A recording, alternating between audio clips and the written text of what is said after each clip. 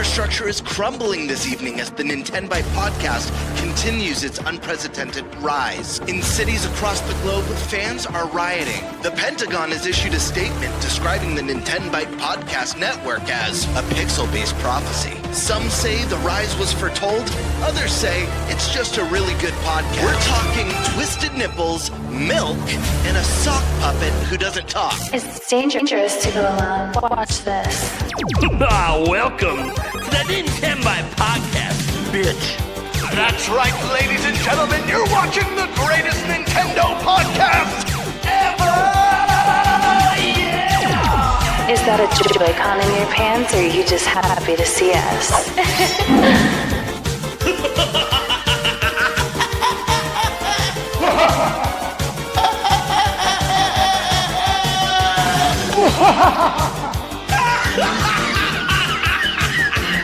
Shut up!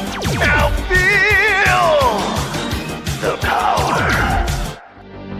Everyone, do you feel that? Oh my god, I feel it! I feel it too, Gamer. What is it? It's the power of our podcast. I feel it! This is rad, Nintenbyte. So rad. Power.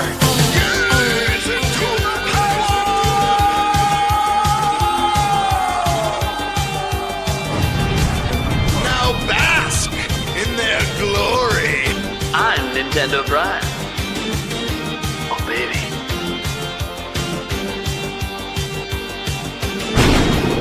I'm ThunderStash.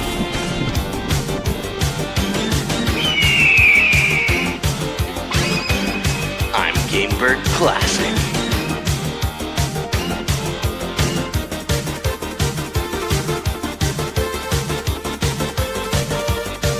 Nintenbyte rules. Let's rock. Hey everyone, welcome to the Nintenbyte Podcast, season 4 or season 3. Gosh, episode 44. See, I knew there was a bunch of 4s in there, just in the wrong spot. We got a patch show for you guys today. We're talking about the state of Switch 2, going over first-party, third-party games, our thoughts on the actual lineup at this exact moment. We'll talk a little bit about Nintendo Directs, because just to make people get even more angry. We gotta go over all the Mario Day updates, because there was at least 3 major things to go over with Mario Day. Most of it being expected things, but still, it was really cool to get some like release dates for Yoshi and the new Mario Galaxy trailer, which we all knew was probably going to happen last week. It was already rumored, and literally, like, it happens every time there's a Mario movie that comes out. So just expect the next Mario movie that comes out in the spring will probably also have a final trailer around Mario Day. Anyways, we also got to go over Pokopia a little bit. I don't know how many people here have played it. I know for sure Gamebird has. Probably for Vlam as well. So I don't think we'll spend a whole lot on it, because most of us haven't played it. However, we still got to talk about it because, one, it is the highest rated Pokemon game of all time. I can officially say that now, because it went back up to an 89 today on Metacritic. So it is now higher rated than Black and White. So there is no other Pokemon game above it in terms of reviews. Also, the users seem to really, really be enjoying it as well. There seems to be a lot of positive feedback. Even the user ratings are quite high. On OpenCritic, they're actually at 100%. On Meta, they're at 8.4. I don't know if there's review bombing going on, or maybe that's just the way that the people feel. I guess we'll find out when we talk about it. And then Pokopia, just kind of breaking news that happened a little bit before the show started. Pokemon Company Nintendo released the sales update, which we always knew they were going to do. They do it anytime the game is performing really, really well. 2.2 million in 4 days, with 1 million in Japan alone. Man, that's the Pokemon. That's crazy. That's crazy. That is insane. Japan loves their Pokemon. And this is all with the fact they undersupplied the physical version. They undersupplied it, and it's been sold out worldwide. Just had some restocks today. Those restocks sold out.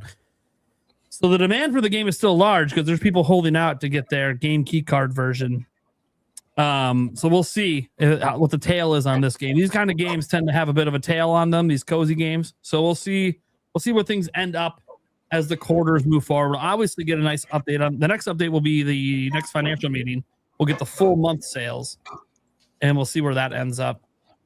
That being said, let's go around the room and introduce everyone, and then get to our topic roulette. We'll start with the Spice Lord himself, Eric Moore.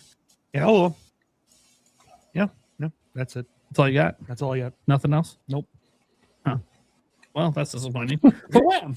All right, bud. It's Flam. You guys have seen me a bunch. I'm a Nintendo Deltron guy.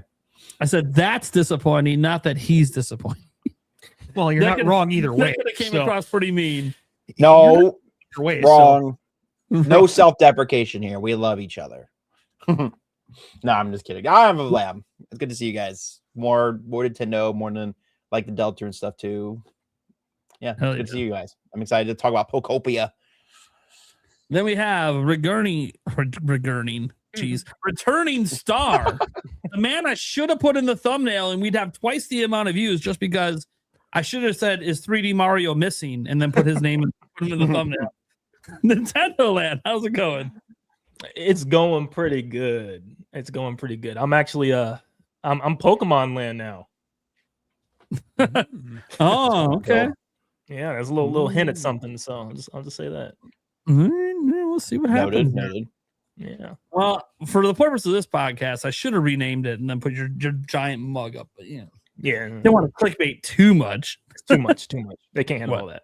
Can't handle this too much. It already happens enough on your end. Exactly.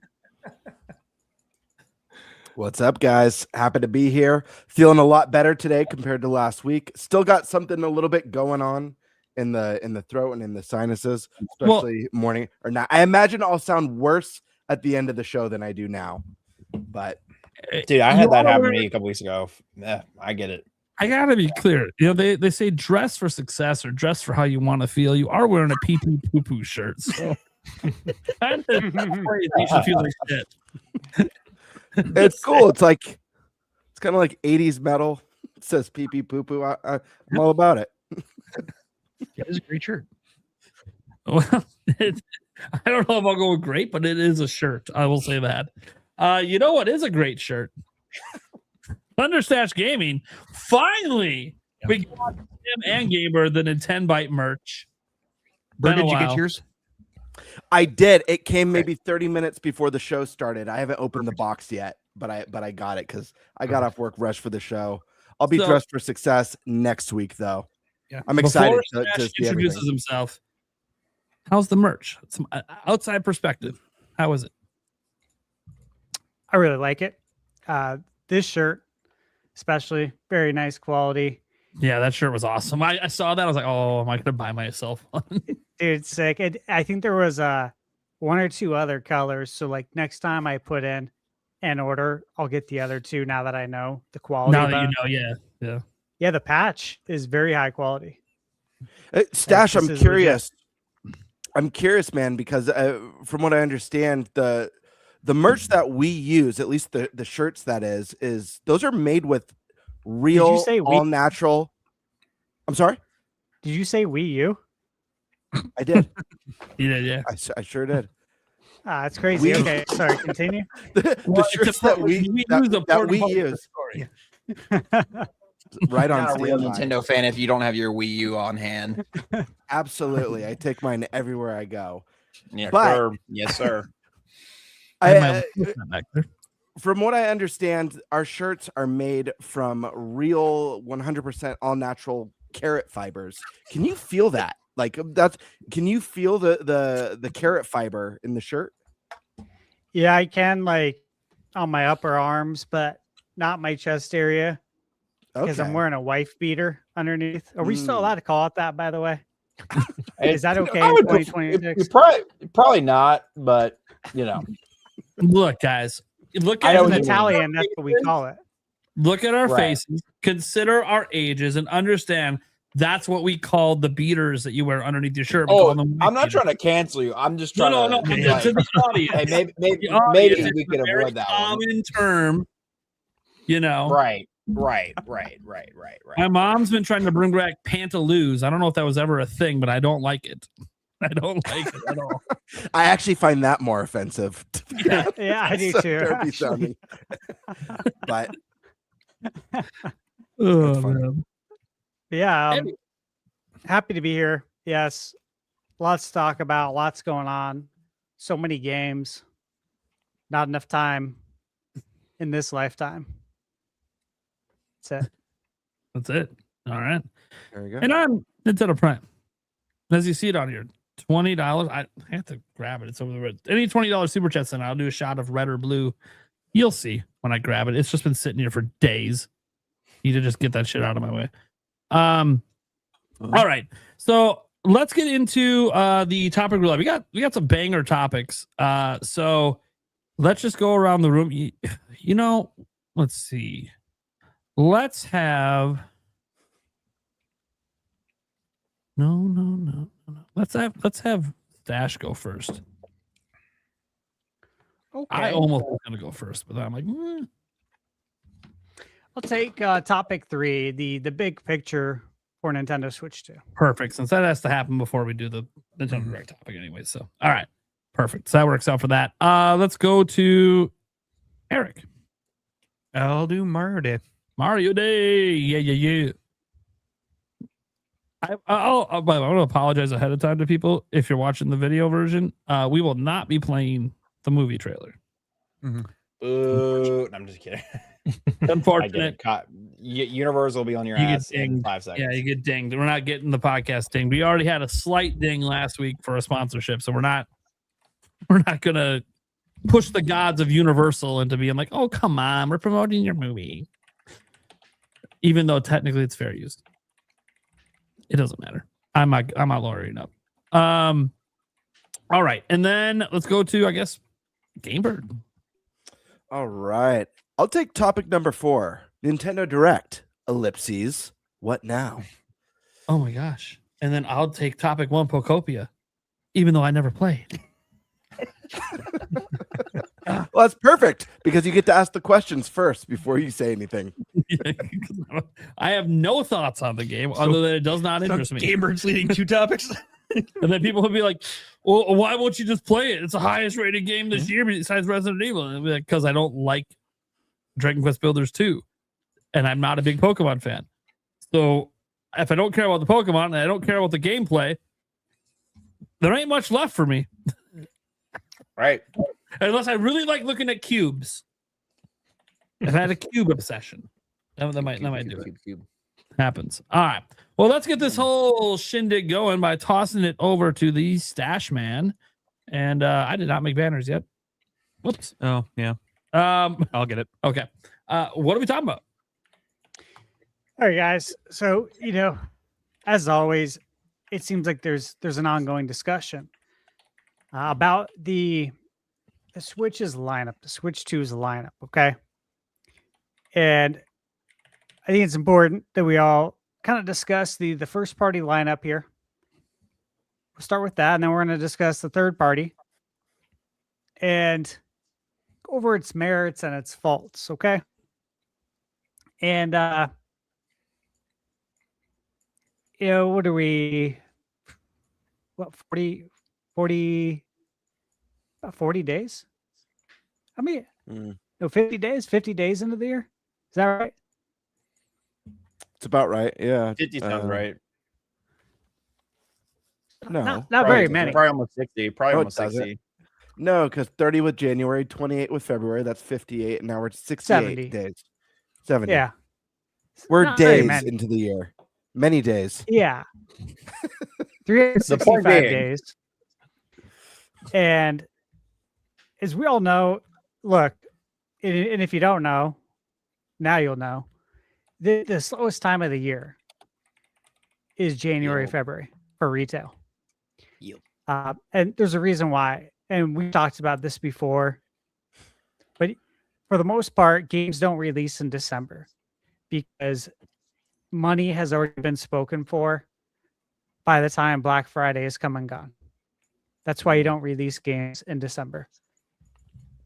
Because it usually means they're not going to sell well. That carries all the way to about spring break every year, which we're about a week or two away from spring break, give or take, depending on where you live. Developers really don't release a lot of games during this period also, because again, people don't have money. They're waiting for tax returns, right? There's a lot of things here. So I think taking that into consideration also, when we discuss this lineup of games that have come out so far. And, I got a list here. It's pretty encompassing. But let me ask you guys, is there anyone who would like to talk first about first-party games, what your thoughts were on them from Nintendo? First-party efforts. Is anyone prepared to give their piece on that? So is this year to date, like from launch to today, or future? No, just this year. Just this year? Yeah, what have we got so far, Yeah, from Nintendo, it's been Mario Tennis. And then we had Pokopia. I think that's technically it that's released so far. But then we also have Bella Park DLC coming up. We have Yoshi coming up here in May. Technically Tamagotchi Life next month in April. It's a Switch 1 game. They've made it very clear it's a Switch 1, not a Switch 2 game. But still, you can play it on either one. And then later this year, we're supposed to get Rhythm Heaven, which I think Nintendo publishes. And then and that's a Switch 1 game as well. Whether or not there's a Switch 2 edition, we don't know. They haven't really showed much of that game yet. The Dust Bloods, which I think Nintendo is publishing in some territories. And then Fire Emblem. There's also Splatoon Raiders out there, but technically is not slated for this year. It's just TBD. So for this year, for sure, Fire Emblem, Dust Bloods, Rhythm Heaven, Yoshi, Tamagotchi Life. Those are like the last ones they have that haven't come out yet. That they've announced. Plus DLC. And there might be other DLC later this year too for other stuff. And then we had any Switch 2 editions outside of Xenoblade? Oh yeah, Xenoblade came out this year. We also had the Switch 2 edition Animal Crossing technically in January. Oh yeah. I think that's it. I don't think there's any other Switch 2 editions announced this year. Or Nintendo for first party. There'll probably be some more. Yeah. Oh, undoubtedly. Yeah. All right. So with that said, Nate, how are you feeling then about this lineup thus far? First half of the year, not good. It feels so. It's not that there's not a lot of good games. I want to be clear about this. I think the games are fine. Pokopia is an 89 for crying out loud. Yoshi's probably going to be pretty good, right? Tamagotchi Life. If you like the first one, you're probably going to love the second one. Looks just as zany as the original. But like one, I don't care about Switch 2 editions for the most part. Even though the Bella Park DLC looks better now, and we'll talk about that later. It still isn't like it's DLC. Like I get excited for new things, new games, not just content added to old games or just upgrades to old games. Like that's fine, but it's the beginning of a gen. I want my upgrades to come later. I want it to be like years from now. Right now, I want new stuff that like when you release DLC, like the Bella Park stuff, a lot of that just feels like, well, they could have did that on Switch 1. They're just not doing it on Switch 1. So I don't really get that excited for the Switch 2 editions from Nintendo, even when the DLC is actually good, which again, the Bella Park one does look like it might actually be worth it. Looks a lot better than I realized it was going to be, which is good. But yeah, besides that, just look at the games. And Mario, when Mario Tennis is the only game in the first half of the year that I have any mild interest in from Nintendo, to me, that's just, I said it before. So far, the lineup for the first half of this year has felt lackluster to me. Now, that doesn't mean the games are bad. It's just for me personally. Look at the lineup that we're getting right now, right? We got Pokopia, then Tamagotchi Life, then Yoshi. All of those feel like cozy games. Different types of cozy games, but still cozy games. Because Yoshi's just kind of become their cozy platformer too.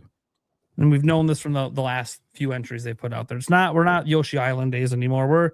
They've fully embraced it being sort of this more, I would say, more targeted at children, but more of a upbeat, very cozy, fun to look at and relax play, not a difficult game. which is fine. There's nothing wrong with those games existing, and I've enjoyed Yoshi games in the past. Just I'm kind of done with that style of Yoshi. They just keep doing it, and while the art style looks gorgeous, it just isn't doing it for me. The gameplay is not doing it for me. It just looks like even slower, cozy gameplay that I'm kind of done with that. I'm more excited for the third parties. Like I'm playing Requiem right now. It's great on Switch too. So yeah, from Nintendo side, this first half hasn't been great. The second half has Dust Bloods and Fire Emblem, and I'm really looking forward to those two games. So if those two games deliver, the second half's already going to be a lot better. But it's just this first half just feels lackluster, and it feels weird saying that, especially when Pokopia is doing so damn well. It's just not a game for me. But that's okay. Like, there's been periods of time where Nintendo's had game releases in the past, where they've had like a series of 6 months, 8 months, 9 months, where they have a bunch of nice games come out. They're just not ones I'm interested in. But I play such a wide variety. I got third parties to fill in. I said this on X the other day. Hey, yeah, well, it's lackluster from Nintendo. I'm good. I got plenty to play. There's tons of third parties and indies to play. I don't need Nintendo's first party. It's just nice to have. So I a little disappointing so far, but I expect the second half to be even better. I expect there's probably 2, maybe 3 games they haven't even announced yet that'll also be in the second half to go along with everything. And I'm sure there'll be more Switch 2 editions that I won't care about, and something for Zelda's anniversary, I'm sure will show up. Hopefully it's something I care about. Because I swear, if it's just like Wind Waker HD's coming, I'm gonna be like, I'm happy for people that have been waiting. I'm not one of those people. I played it on Wii U. I'm good. I'm not one of those people. But I don't know. That's my thoughts on first party. Okay. All right. Who would like to go next? Don't all jump at once. I'll offer a differing opinion. I was like, oh, who was those they want to go? Sorry. It's fine for Vlim. If you want to go first, go for it. Go for it, man. I was just gonna offer a counterpoint opinion because I feel actually I would negative. So I feel not the total opposite of you, Prime, but I think we have gotten a lot of volume, but I think I want to say like the traditional like staples that we get in a new generation is what we're missing. Like we don't have obviously the 3D Mario, we don't have a new Zelda, we don't have like the big what is normally considered in the Nintendo verse the big system sellers. But we've gotten a ton of everything else that is just as good in quality, if not better. And I do agree with you that it's unfortunate that like a good chunk of that is just basically DLC and upgrades with the Switch 2 editions. But I do think a lot of the stuff that we've gotten can stand on its own 2 legs, you know. But that's I don't know, like I think GK Bonanza is the biggest one that stands out to me, and then now Pokopia, obviously. I think also Prime 4 was supposed to be. I think they were expecting that to be more of a smash hit holiday thing than it was. It's fine. It's a great game, but I think that one unfortunately was suffered from the sunken cost fallacy of like it had this massive anticipation and it just didn't live up to whatever hype gamers wanted to give it, you know, or assign to it. Yeah, but I mean, I do agree though that I at least for this year, I think we'll get things that will be more, you know, okay, there's our holiday, there's our summer game, but I do think this might be a little bit more of a slimmer year than it was this past first year. I think we'll have like maybe 1 or 2 big hitters for the rest of the year, and I think that might be it.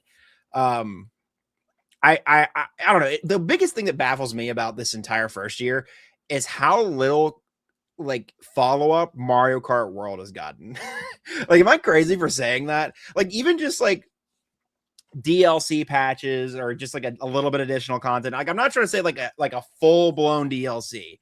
I just mean like little things. We've only gotten like 1 big update really that kind of adjusted that and addressed community concerns and all that kind of stuff. But I just feel like after you saw the success of like the DLC waves and everything and how iterative Mario Kart 8 was, I'm surprised you just wouldn't come out the gate with that strategy with Mario Kart World. There's a reason why. Sure. What's up? You tell me. June 5th. Expectations. Right. 1 year. That's when we'll get it. If we get it now, everyone's going to expect to get it again at the same time frame. But if you do it every year and you trickle it out, then you have that long runway that's going to last for the console's entire life cycle. Because if you look at like when the booster course pass came out, it was quite a few years actually after 8 Deluxe come out. So I think it's coming, but I think they're going to wait until June because then the expectations are set like, hey, we got new content in Mario Kart 1 year later. Maybe we'll get some more a year from now. Right. But if we do it too early, man, going to set them up for failure long term, in my opinion. Right. And I understand that. Oh, go ahead, Prime. Sorry, you have your. Yeah, I just wanted to also say that like Mario Kart's never gotten substantial updates in this first year. So like, you're not the only person I've seen that like was like expecting like this roadmap of even just like 3 updates. And I get it, especially $80 game, right? Like, I get the expectation, but Nintendo's never given us that expectation. It's always been years later that we got DLC.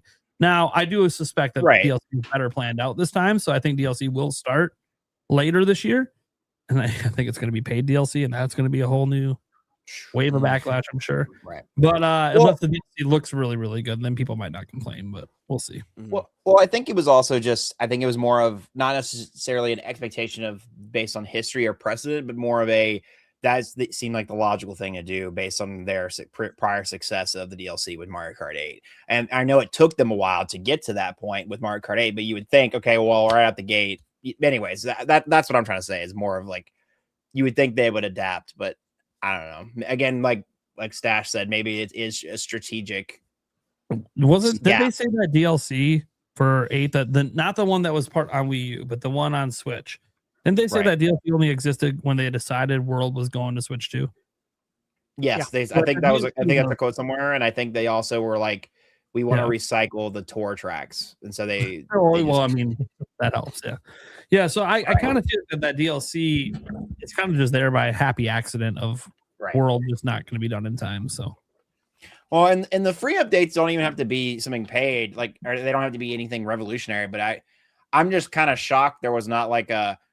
Here's more costumes for Pauline and Donkey Kong for Donkey Kong Bonanza. Here's more like, little easy things like that. Now, I don't need like brand new tracks and all this other stuff, but like, I feel like you could use Mario Kart World as kind of this like launching platform to promote and also just like integrate with other games that are coming out at the time. Anyway, that's getting in the weeds of it. My stance overall though is I think it was a strong year one, and I just think that it was distributed amongst a lot of titles that aren't typically considered the staples and things that push the system, rather than like with Switch 1, you had basically Breath of the Wild out the gate and then maybe Mario Kart, and that was it for like the first year. But anyways, that's my take. Okay, cool. Bird. Yeah. I mean, here's the thing. I think this year so far has been fine. I mean, I really think it's been fine. I don't think there's necessarily a problem with the games we've gotten so far. I think Mario Tennis was surprisingly better than I think a lot of people give it credit for. It's not a masterpiece. Fantastic. We could have gotten more out of the story mode. The story mode's kind of a tutorial. I feel like from those early trailers and from the direct presentation, it looked like they were going to do something a bit more meaty. But it's a lot of fun, and as someone who has a family and people to play with it, to play doubles, it's a good time. Pokemon Poptopia, we'll talk about that a little bit more, but I think the reviews speak for themselves. This is just a fantastic, cozy game. It definitely calls to the Dragon Quest builders or Animal Crossing crowd. I think what the real issue is with Nintendo software for 2026 right now is it's missing excitement. Like there's no announcement that just draws excitement. And sure, you could say Duskbloods is that game. For me right now, I'm really excited for Fire Emblem, but like I'm well aware that Fire Emblem's a lot more niche. Not everyone's going to be losing their shit over that release. Maybe as we get closer and we see more, I know Three Houses was the fan pick of Game of the Year at the Game Awards when the year that game came out. I'm so excited for Fire Emblem. I'm right there with you, man. I just know like the general public, I think they're missing the excitement. And you guys mentioned the next 3D Mario, you mentioned the next Zelda, the next Smash Brothers. These are games that generate that excitement, that hype. I think maybe with how well the new Pokemon kind of presented, maybe that could have been that excitement game even as well, but that we know now that game is going to be a 2027 title. Duskbloods is a big question because on one hand it's FromSoft, it's Miyazaki. On the other hand, it's different than what he normally does, and it's a PvPvE. We don't necessarily really understand the scope or the nature of the game until we see more. This game could be a masterpiece. It could be a dud. We don't know. I think that's the gamble you take when you do these kind of online multiplayer games. So again, I think fine is defining Nintendo's current announced lineup that we know is coming for 2026. Yoshi, this game looks stunning. Every Yoshi game looks stunning. Unfortunately, the art style of the Yoshi games always overshadows the really kind of sterile and simplistic gameplay.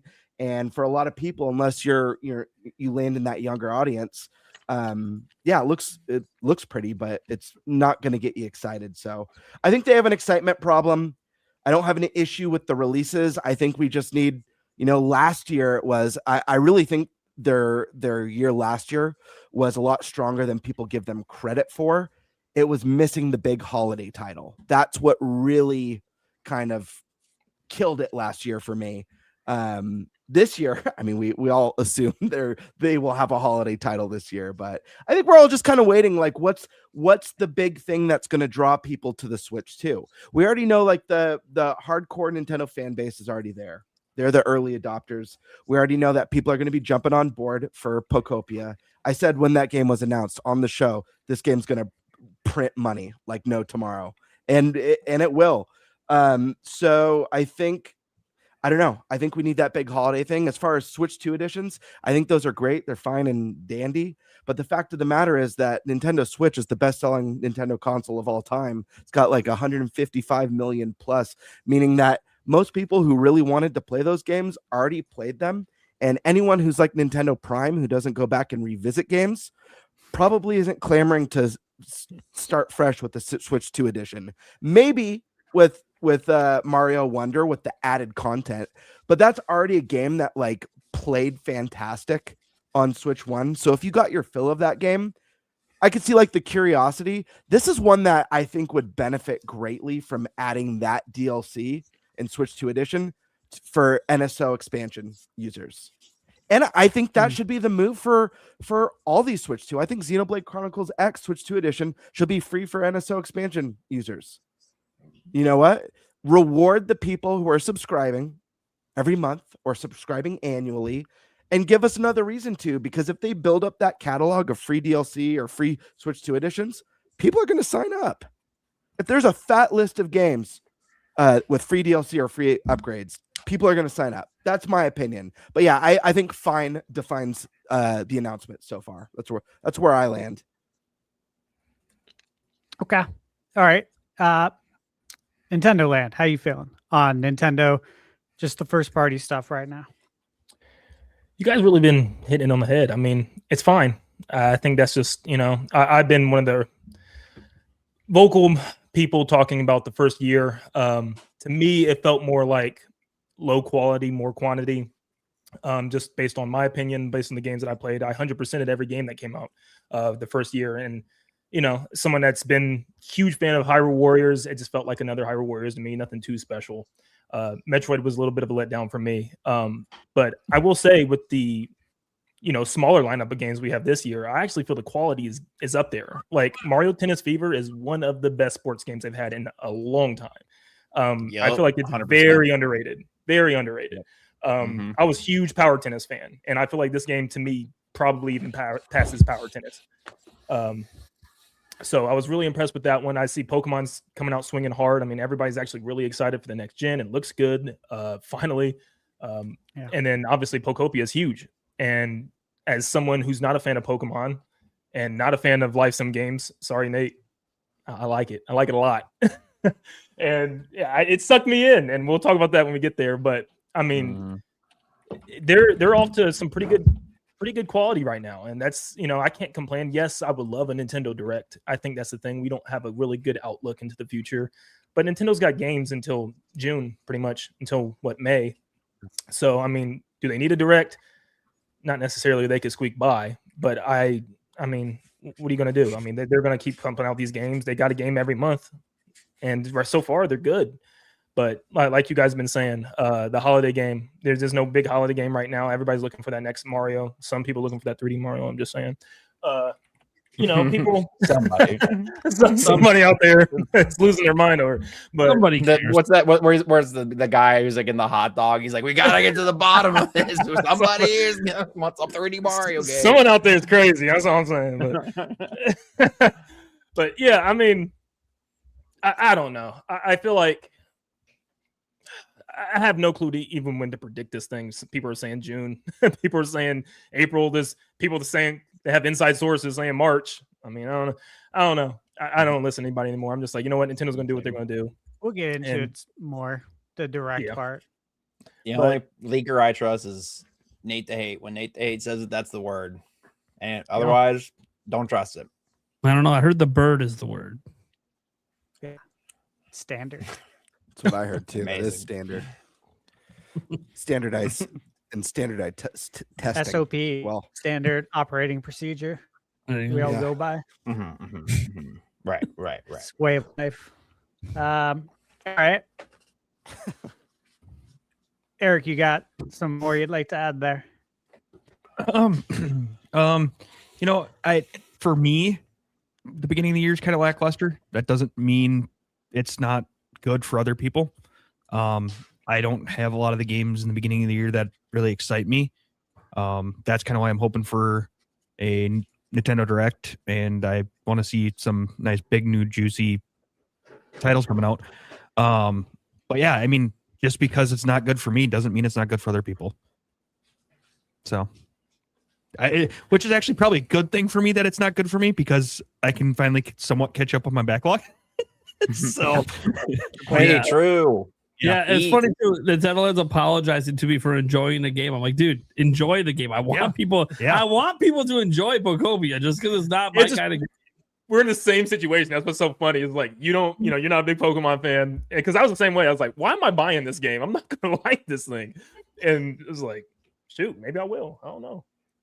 Did you play Dragon Quest Builders 2? I didn't. Yeah, see, I've already played that game that plays very similar to know that I just don't even like the mechanics. So yeah, okay. All right. So first party stuff. Bring the thunder. Again, it's for this year, for what's been announced, for what's came out so far and what's been announced. And I do think it's important to look at your backlog as well. There are some games, of course, that, trickled into the new year for sure for me that I have for review, but kind of talk about those more when we discuss the third party stuff. Yeah, you guys mentioned all the games. I said this last year, right when Xenoblade came out, I picked it up, and I think Nate asked if I had opened it or played it yet. I said, no, I don't have any intention to. I'm waiting for the Switch 2 edition that I know will come out, and here it is now. So you look at that, that's a several hour game that just fell in my lap, right? Nice cheap little $5 upgrade. And again, we're 70 days into the year. I know people, especially online, are all like, hey, dude, what's going to be the big holiday game? Christmas just got over. Christmas like 76, 77 days ago? It just got over, man. What are we talking about holiday games for? I need to consume. It ain't time yet. It ain't time. I'll tell you why. Because a lot of them are like me. This first half ain't shit. We want stuff to look forward to. Right, but we'll get to that. We'll get to some other things here. And I will say, oftentimes, I'm not saying lately because Nintendo's been weird lately with the transition and everything. We knew what the holiday games were well before we got to June. Yep. Most years. So like it is kind of weird to not even have any idea of any game Nintendo's releasing this holiday. That is a little weird. It's unusual.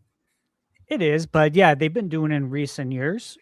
I mean, again, I always go back to 2024 when everyone's like, Nintendo's done, Switch is over, we're ready for Switch 2. They haven't announced anything. And then they announced Super Mario Wonder, Pikmin 4, Super Mario RPG, and everyone's like, holy shit. Well, that was 2023. Mario RPG. Yeah, but regardless, everyone said remake and remaster city. But everyone was like, you know, they're not going to release anything. 1 and 2. And then they released Why are you singing Mario RPG? Every time I hear Mario RPG, it makes me think of that thing. I apologize. The the video, the Wii Shop Wednesday video. Every time, I don't know why. It's like a trigger. It's like, oh yeah. Sorry, continue. Oh, you good. So yeah, I look at that. It's like we didn't learn about those games till very late into the year, when everyone thought literally, everyone on the internet was saying Nintendo's cooked. It's over. They're done. There's nothing left for Switch 1. That was every YouTube headline, every thumbnail. It was annoying as fuck for me personally, just because I know it's just bullshit. It's not true. They're definitely coming out with stuff. They're not going to have nothing for the holidays.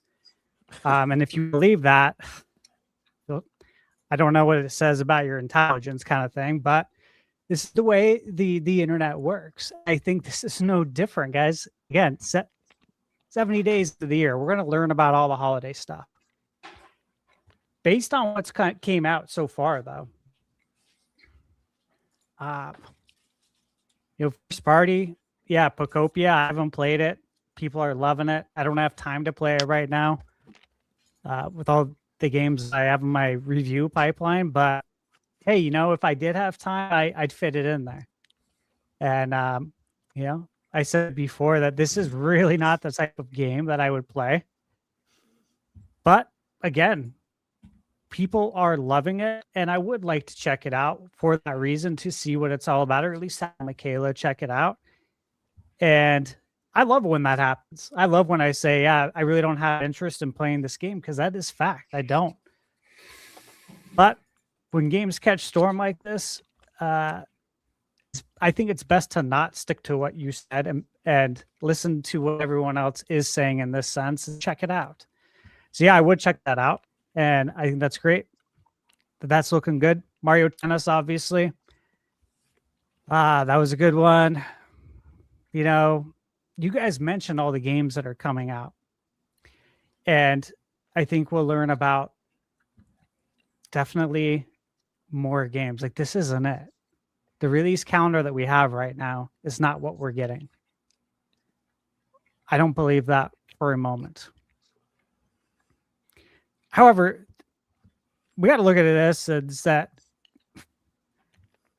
it's not only Nintendo games that release on Nintendo Switch 2. And I think for me, that's the more exciting part here.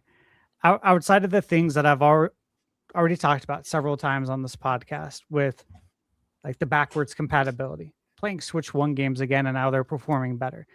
All these nice little surprises, the Switch 2 editions, all that good stuff. We're about the third-party games. So let's jump in to that aspect of it. And we'll go ahead and go in the same order. Nate, what do you think about the third-party lineup thus far this year? And then what we have planned for the rest of the year? Okay. So I think it's good to try to go over some of them. I don't know all of them off the top of my head. It's okay, because I do. Well, rattle them up for me then, so I don't have to try to look them up. Yeah. All right. Here we go, guys. Let's see here. Let me scroll. So this is what has come out so far, and I'll pause when I've announced everything that's came out so far, and then I'll go into the games coming out. Okay. This is gonna be like 40 minutes. Now, again, some of these games, they may not be household names to you. And that's because, not everyone plays third-party games on Nintendo. But these are games I've reviewed, so they're obviously on my list. Traveler's Refrain, nice little indie style Zelda game. We had Animal Crossing Switch 2. Legend of Heroes Trails Beyond the Horizon scored very high on Metacritic. Mio Memories in Orbit also scored very high on Metacritic. I drafted the game. I reviewed it. Great game. Final Fantasy VII Remake Integrate. Huge flagship third-party release. Escape from Ever After. Again, indie title. If you're a fan of Paper Mario, you should play this. Dispatch. Jimmy and the Pulsating Mass. Still playing through that. If you're a fan of Earthbound, you should play this. Go look at the Metacritic score. Dragon Quest VII Reimagined. Very long game. Definitely get your money's worth. PGA Tour 2K25. Super Bomberman Collection. Mario Tennis Fever. Yakuza Kiwami 3. Rayman 30th. Reanimal. A lot of these games scored very well on Metacritic. Under the Island. Again, game I reviewed. Very much like Link's Awakening. Awesome game. We got Virtual Boy NSO. First Squadron, which, again, like Star Fox. Ease X Proud Nordics. 4K 120 frames per second on Switch 2. Very impressive. Fallout 4. Michaela's playing that right now. Fallout 4 Anniversary on her Switch 2. Looks amazing. Frame rate, awesome. Disney Afternoon Collection. Got Hunt the Night. Pokemon Fire Red Leaf Green. Resident Evil 7, 8, and 9. All absolute bangers. Tales of Berseria Remastered. We got Blueprint Switch 2 Edition. We got Mini Shoot Adventures, which I'm working on that for review. Scott Pilgrim EX. Back to the Dawn. Planet of Lana 2. Also working on that for review on Switch 2. Awesome Metacritic score so far. And tomorrow we get Fatal Frame 2. And Friday we get Monster Hunter Stories 3, which I already reviewed that game and posted my review for it. But it comes out on the 13th. That's what we have so far for the first 72 days of the year. That's a shitload of games. These are all games that I've either reviewed or I'm working on the reviews. And I've recommended them. Like, highly recommend. And I don't do that lightly. You gotta remember, I worked in finance for 10 years. I take people's money like really seriously. So let's pause there if you want, or do you want me to continue to go through the rest of what's coming out now? Pause there. Yeah, sure. Pause. Yeah. I'm just gonna say, and I've been thinking this on Switch 2, even dating back to when it launched. I'm very satisfied with the third party and indie lineup on Switch 2. I think it's hard to complain. I understand people sometimes want all the AAAs all the time, and I get that. And we are getting more of them than we were accustomed to on Nintendo since like the GameCube days, and even probably the SNES days. Yep. But so I've been really satisfied. I do want to see more. The only critique I have is more and more of the games I like to see be day and date. We are seeing that more often, but we're not quite there yet where everything's day and date. I think that's going to change as the generation goes on and people have dev kits for longer. I'll just give an example. Like, obviously we couldn't give Final Fantasy VII Remake and Rebirth day and date because the system wasn't even out yet. But I think Part 3 is going to be day and date. So and Pragmata is day and date, right? That hasn't come out yet. That want to get mentioned next. Obviously Resident Evil Requiem, that was day and date. So we're starting to see the day and dates happen more frequently, and I think that's going to continue. That's like my only critique is like just having to wait sometimes when it feels weird that everyone else is enjoying that day one hype, but then Switch 2 owners got to wait. Feels weird. One game not mentioned, Borderlands 4. I'm mentioning it. It doesn't have a release date. I think that game's coming out. I think it's not even on my Excel sheet. Yeah, I think it's canceled. I think that game. That's how I feel about it. Yeah, sucks too because I was looking forward to at least trying it on Switch, and it's like I just don't think that game's ever. Well, I mean, at least we did. I mean, I got to play it. Yeah, technically, I did play the demo, but I was say, didn't we all play the demo at West? It was rough. Yeah. It was not in a very good position. Yeah. Yeah, and that's probably why they didn't launch it. And then, well, there's a whole lot of reasons. That game just had issues all around. That said, I've been very, very, very happy with the third parties and the indies. This is why I said in my post, like, even though I find Nintendo's lineup for the first half lackluster for me, that doesn't mean that I'm complaining that I have nothing to play because I don't just play Nintendo games. I've got lots to play. I'm literally playing Requiem right now. And then after that, going back to Dragon Quest 3 on my backlog, so I can hop over to 1 and 2, and I might take a break after that and go to Octopath instead of 7. Yeah, because lots I want hours zero in. Yeah, I want to. That means these are RPGs, so like there's a lot of hours in these. So I definitely won't be 100%ing them. Probably just beating the main story, but that's good enough for me at this stage of my life. It's not a whole lot of games I even 100% anymore. I think the last one I 100%ed was, I mean, Tears of the Kingdom, but besides that, Zelda's just different for me. Maybe Odyssey. That's how long it's been since I've 100%ed something. And I didn't really mean to. I just got kind of addicted to moon hunting for some reason. Yeah. I don't know why. That's like the best way to 100% a game. Yeah. Yeah, a lot of it wasn't even like hard. Like there's moons everywhere. It's like a little dopamine hit. So I'm like, oh no, I gotta find them all. I can't leave this level until I find every single one. But yeah, besides that, I look, the third party stuff I've been very pleased with. That's really all I have to say on it. It's not perfect if you're looking to get everything day and date and every single major third party over, but it's getting there. And the important part is when we do get them, they're looking and running well. And that's awesome. The indie wise, of course, that was always going to be the case, but the AAAs that everyone was worried about, they're looking and running just fine. Yeah. Even Fallout 4 Anniversary Edition that, Michaela's playing, that runs really well. That's without DLSS that they said they're adding to it still. Yeah, she was like showing it off to me. She was like, taking her Switch. She's like, look at this. Look how great it looks. I'm like, yeah, it's awesome. I'm happy you're happy. Awesome. Yeah, Fallout 4 is awesome. Yeah. Not my favorite Fallout, but I mean, look, the last taste of Fallout was 76. So I loved it, man. I saved it. I saved it for COVID. That's when I started it. And it was like, this is the perfect COVID game, dude. Perfect. Especially the apocalypse and everything. Yeah. So good, dude. This is what the world's gonna be like in a year. Yeah, it hit off my mountain.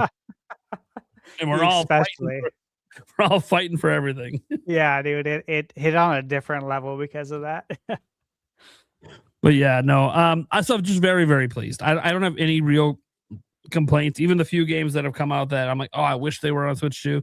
That's all right. There's other stuff, but there's just so much. Like you even mentioned, I've watched a ton of your reviews this year. All it's done is make my wish list grow massively. Like when my game buying freeze is over, which might be when I peel through the rest of my backlog, I was like, I don't even know where to start on the wish. Probably the games that don't take as long to beat. but yeah. Thanks, man. Appreciate you watching them too. And happy to hear that. All right. So Nate, you get your piece on that. Let's say for Vlam, what are you thinking about? Again, this just those games I went over. We'll go around with everyone, and then I'll go with what's coming for third party. I mean, I think third party is the thing that's the most impressive about the Switch 2. I'll be real, especially within the first year. I think, like the fact Resident Evil is on, the brand new Resident Evil is on there day one. It looks as good as it does. It runs as well as it does. I mean, I'm like about to pick it up on the Switch just so I can do that. I think you probably saw my tweet about this. My Blueprint is on Switch 2 now. And I was Prince, talking yeah. about this on the podcast. I was saying that would be the perfect game to grab and play a run, do a run right before bed, and then call it a night. Yeah, which I've done multiple times now. Yeah, that's a great game of 20. That's like one of the best games of 2025, in my opinion. One of the best indie games. If you haven't played that, you should play that like yesterday. Yeah. Excuse me. Sorry, I'm having my dinner.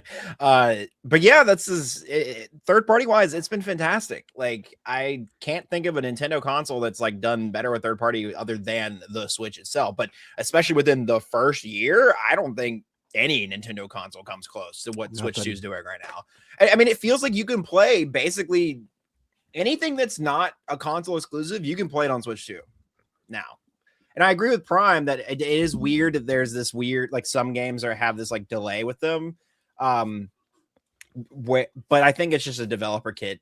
Like there's just a lack of them and like the developing issue. It's less about marketing and whatever. It's just more of a lack of resources and availability. So eventually we'll probably get there where it's all dropping the same day. But like it's mad impressive that we see the graphical fidelity and the games that we see on Switch 2. Period. Absolutely. Bar none. Yeah. All right, Bird, what are you thinking? Yeah, I mean, I've said it before on this show that especially after that first partner showcase we had this year, that they are following through on the promise of killer third-party content on the Switch 2 in a way we've never seen in a Nintendo console before. And I mean, Favlam's right. Like, in some ways, certain things are we're going to be waiting on. There's going to be some delays, but the fact that we're already seeing like huge day and date third-party releases like Resident Evil 9 that really pushed the envelope for what a lot of people thought was possible on the Switch 2 tells me that, yeah, maybe like this first year and a half, we're going to be getting some of those older ports that, a lot of us maybe would have wanted a couple years ago, your RE7s and 8s and Kingdom Come Deliverance and Cyberpunk. But as we move along and we start to get these releases, Fallout Knocked Out and Elden Ring, which is yet to get a release date. Once we get kind of caught up, I feel like we're going to be seeing that very consistent day and date with most major third-party releases. We've never seen third-party support like this out the gate. Right. This is before obviously Switch 2 is the fastest selling console of all time right now. But before we got those numbers, before those statistics were in, we already had the promise of strong third-party support. And everything we've seen since then, it's gotten bigger, it's gotten better, and it's gotten stronger. And more developers are getting more and more vocal about how they'd like to see their games land on Switch 2. Like I said, it's only a matter of time, in my opinion, before most releases are going to be launching day and date, because it makes the most sense for the companies too. This is a time in the industry where like sales really matter. The success of your teams depend on the success of the games that you're pushing out, especially with the cost of development. That mitigates a lot of the risk having your games everywhere. Nintendo's a big platformer, and a lot of people say, especially people who are hungry for that meaty, epic Nintendo reveal for Switch 2, that, people don't play Nintendo consoles for third party. They play it for Mario and Zelda. That's like, yes, that there's definitely a core group of players who feel that way, but you have to keep in mind that the Nintendo Switch was a phenomenon that reached 155 million people's hands. It's a lot of people's first Nintendo console ever. So that notion that those 155 million people just want Mario and Zelda isn't true. It's not true. They're going to be growing up and experiencing new IPs and new franchises for the first time. And with PlayStation 6 coming down the road, and the next Xbox console coming down the road, and the Steam machine coming down the road, consoles that could potentially be anywhere between $1,000 or $1,500 with the prices of the chips and the tariffs and all the other bullshit that's going on. This is going to be the most affordable way to play these huge AAA third-party titles. It may not be the prettiest and most crisp or highest performing version of the game, But at the end of the day, most people don't place graphics first. If they did, the top place for playing would be PC for most people. Yeah. Period. Yeah. Graphics matter to a degree, Yep. but they don't mean anything. And if they did mean everything, the Wii wouldn't have been the best-selling console its generation, and the Switch wouldn't have been the best-selling console this generation. People want a low barrier of entry with great games that are a ton of fun to play. The third-party support we're going to see is going to do that for Switch too. There's room to improve, I feel, on the first-party side, and that's just like, again, like I said in the in the last part of this topic, I think it's been fine. I'm happy with what we've received. I full on understand that there's going to be big surprises to come. People are hungry though, and I get that. Third party should satiate that. And if you are a person who only, and I said this last week, if you're a person who only plays Nintendo consoles for first party games, the big ones like Mario, Animal Crossing, Zelda, or Smash Brothers, try and get out of your comfort zone, broaden your horizons. There's so many great offerings there, and not just from games like Resident Evil 9. We have phenomenal indie games. We just had an indie showcase, some really cool stuff that launched. All those games Shadow I just Drop mentioned, several that indie day. games. There's a game, you're a Zelda fan, there's a game that released that Stash reviewed on his channel. What is it called? Under the Island, yeah. Under the Island. 16-bit Zelda-like. Phenomenal reviews, not just Stash's review. I think it's like sitting at like an 84, 85. Yeah. That's excellent. That's a higher review than a handful of Nintendo's offerings so far on the Switch 2. So try and broaden your horizons, get out of your comfort zone a little bit. I do encourage it if you feel like you've got nothing to play. That being said, I think if there's anything while you wait for the big main courses from Nintendo's first party side, enjoy what's happening right now, because it's only going to be good for this platform. And not just that, it's going to be good for the industry as a whole. It's going to be great for these teams. If RE9 does well on Switch 2, that's going to be great for Capcom.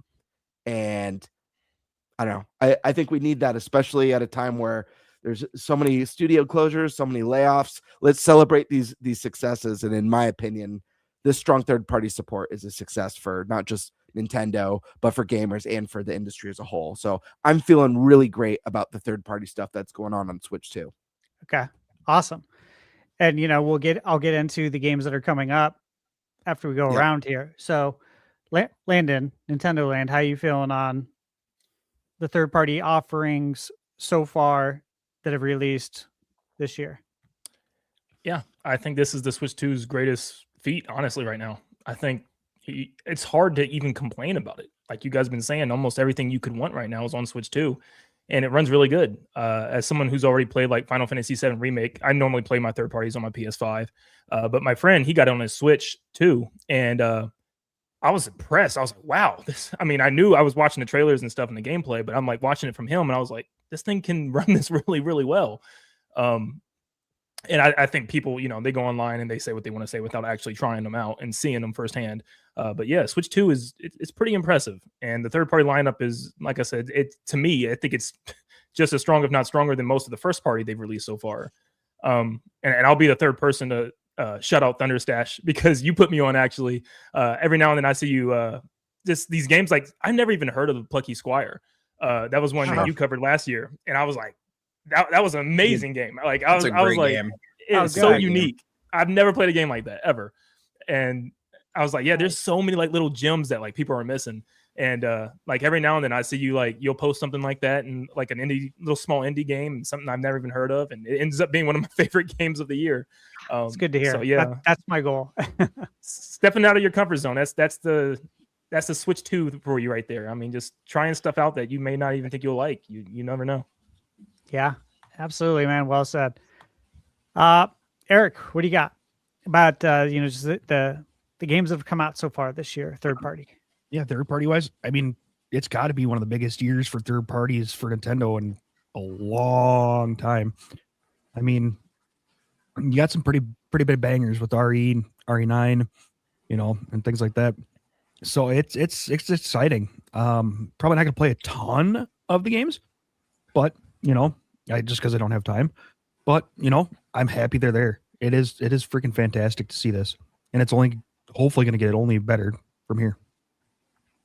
Yeah, absolutely.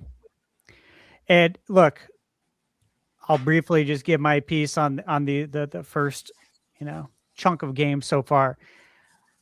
I think I say it every week. I'm really busy. Like, I'm not kidding. I'm like jam packed, and I'm trying to be as efficient as humanly possible and try and find new ways to be more efficient every day. I did this 20 years managing in restaurants and then in mortgage. Every day, like, you try and get a little bit better, try to get a little bit faster so you can reward yourself, right, with more time. That's the whole point, right? So you can enjoy your life a little bit more instead of working all the time. Now, for me, what I'm doing now, it's work, but I love it. Don't mind doing it at all day. For me, I'm just trying to fit in more games to review because there's just so many games I want to cover. There's so many games I'm aware of. And again, like indie titles that I know nobody knows about that I've been following. Some of these games I've been following for years. Like, you could look at my Steam wish list and it'll show you the date that I started following this game. Some of them are several years ago, and they're going to finally like break off this year. And I'm like, dude, can't wait. And again, some of these games, these indie games, they get signed up with a PR team. They'll hire a PR team to, go on social media, and some don't. And the ones that don't, fortunately, it's a major uphill battle. And the only way anyone's going to learn about these games is if someone covers it like me. And as you guys know, most review websites are not going to cover these games because they're not going to get the views that they want. And it's sad. But that's the reality of it. But I don't care about that. And that's why I cover it, because we got to cover the games that you believe in, right? Or the games that you think you're going to believe in because you've been following them in previews and they look good and you want to see if they're actually going to be good.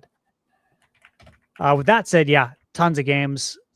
I have a lot to review, and I'm working on a lot right now.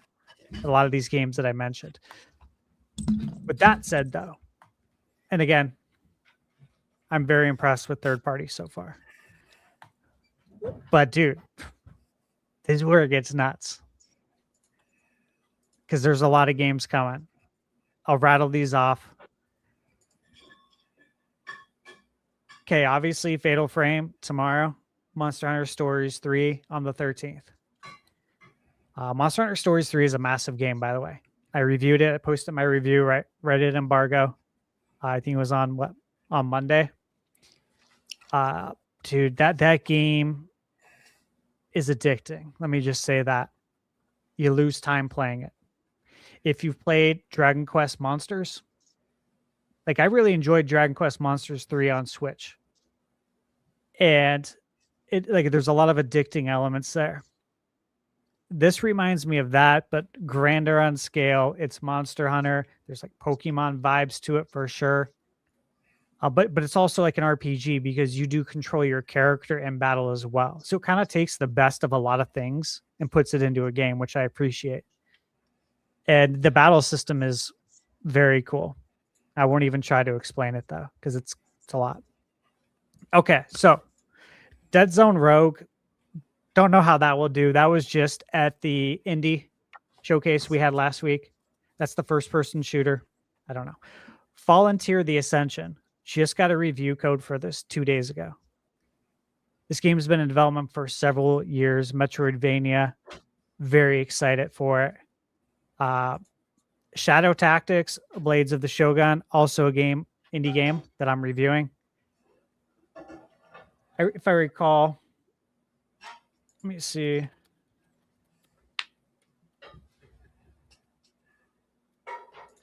think that game did really well. 85% on Metacritic. Okay, that's coming to Switch 2 on the 18th. Mouse Joy-Con controls as well, which is nice for this type of game. Dynasty Warriors 3 Remastered. Ariana and the Elder Codex by Idea Factory. Looks very cool. Machine Gun Fury, which is a game you probably haven't heard of. And if you go through the eShop, you may have seen it, and you may have thought it looks like slop. I'm here to tell you it's not, because I've played it. Obviously, it's not out yet. But if you grew up with the NES, it combines a lot of really cool games like Cobra Triangle, Contra, Jackal, which, dude, I love Jackal by Konami. Love that game. It's the game where you control the tank. Great music. But it combines a bunch of games that we enjoyed, like Metal Slug, and puts it all into one. And it's super cheap. Mario Wonder Switch 2 edition. I'm also working on for review right now the Midnight Walk. That comes out on the 26th. That was at the Indie Showcase. It's the game that looks like Nightmare Before Christmas. Right. Virtual Fighter 5. Coming out on the 26th. It's $20. Pretty cool. Yeah, I'm like, is this price right? All right. Yeah. So I was like, oh, that's nice. All right. We got Legacy of Kain Ascendance. Now, beginning of the month, we had Legacy of Kain Defiance Remastered. This is a new Legacy of Kain, and it's a Metroidvania, which looks really cool, and that's why it's on my list. South of Midnight also comes out on the 31st, and console exclusive, Little Nemo and the Guardians of Slumberland comes out, which I should be getting very soon to start working on that. And I did a preview on that. Little Nemo is really cool. Again, it was a Capcom NES game. It's back now, and it's a Metroidvania.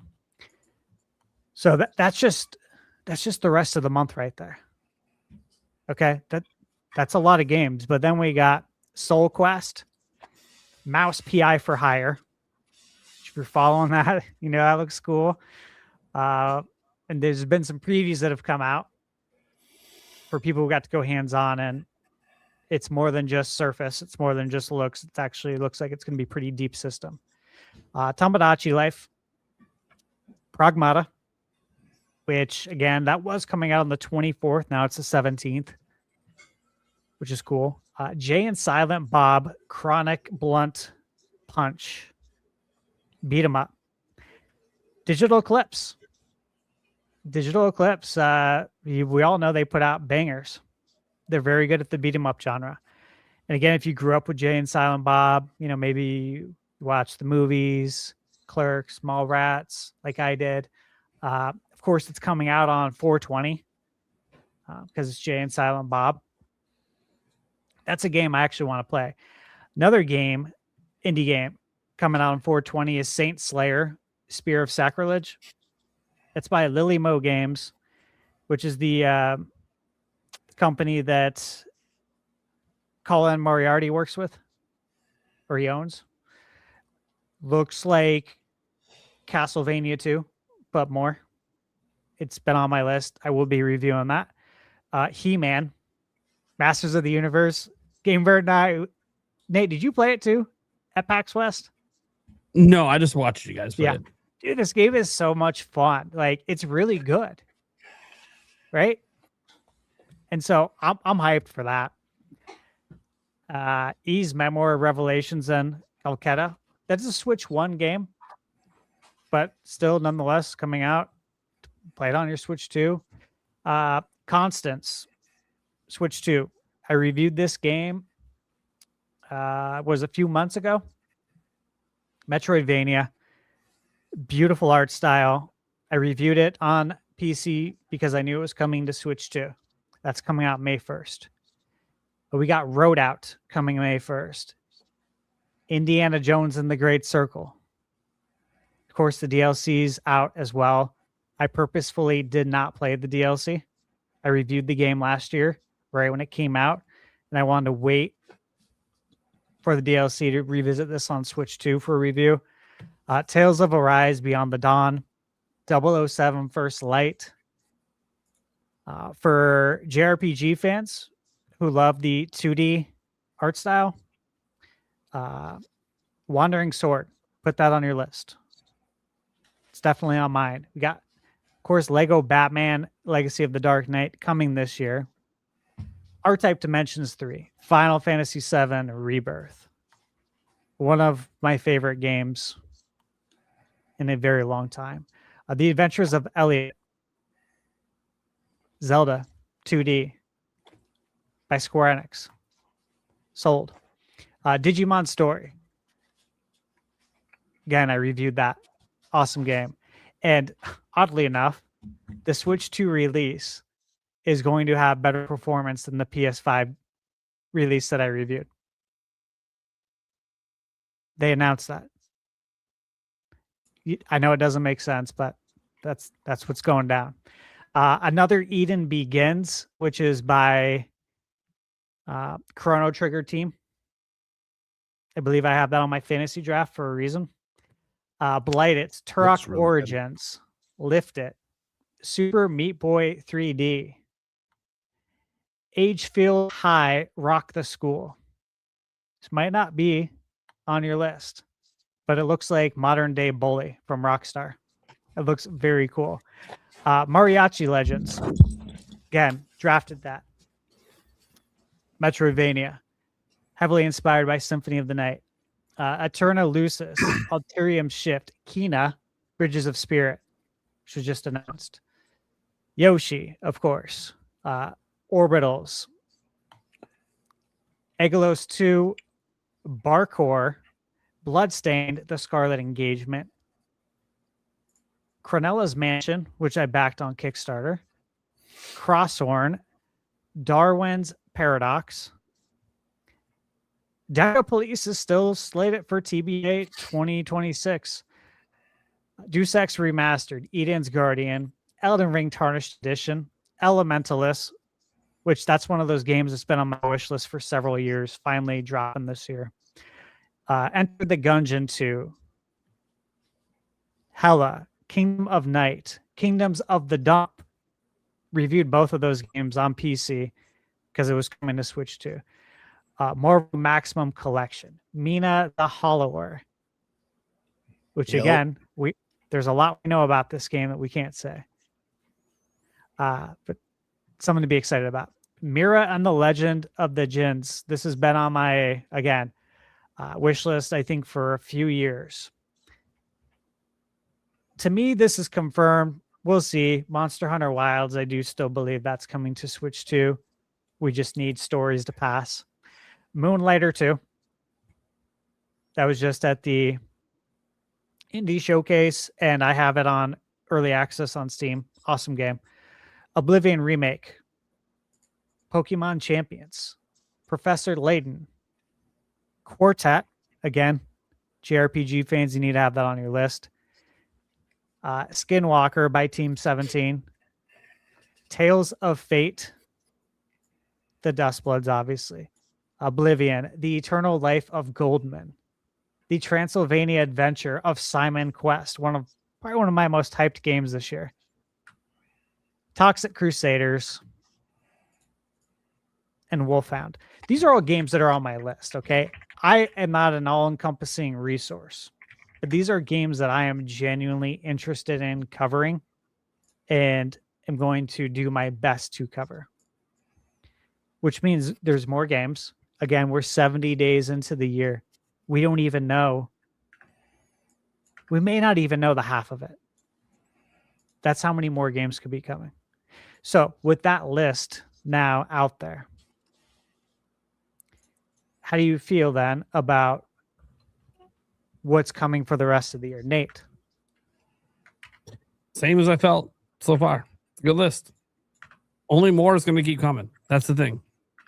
There's going to be other partner showcases, other Indie World, Summer Game Fest, and everything in between. There's going to be so many more even announcements beyond all of that. So, I mean, look, as everyone said before, third party has been one of the best things about Switch 2 because we haven't seen this level of third party support. I mean, the indies have been pretty strong for a while, but the AAA space, we haven't seen this level of third party support. I mean, seriously. It might be, I don't want to quite say it's a SNES days because SNES got literally everything and we're not there yet. But it feels already better than the N64 days that came right after it. So easy.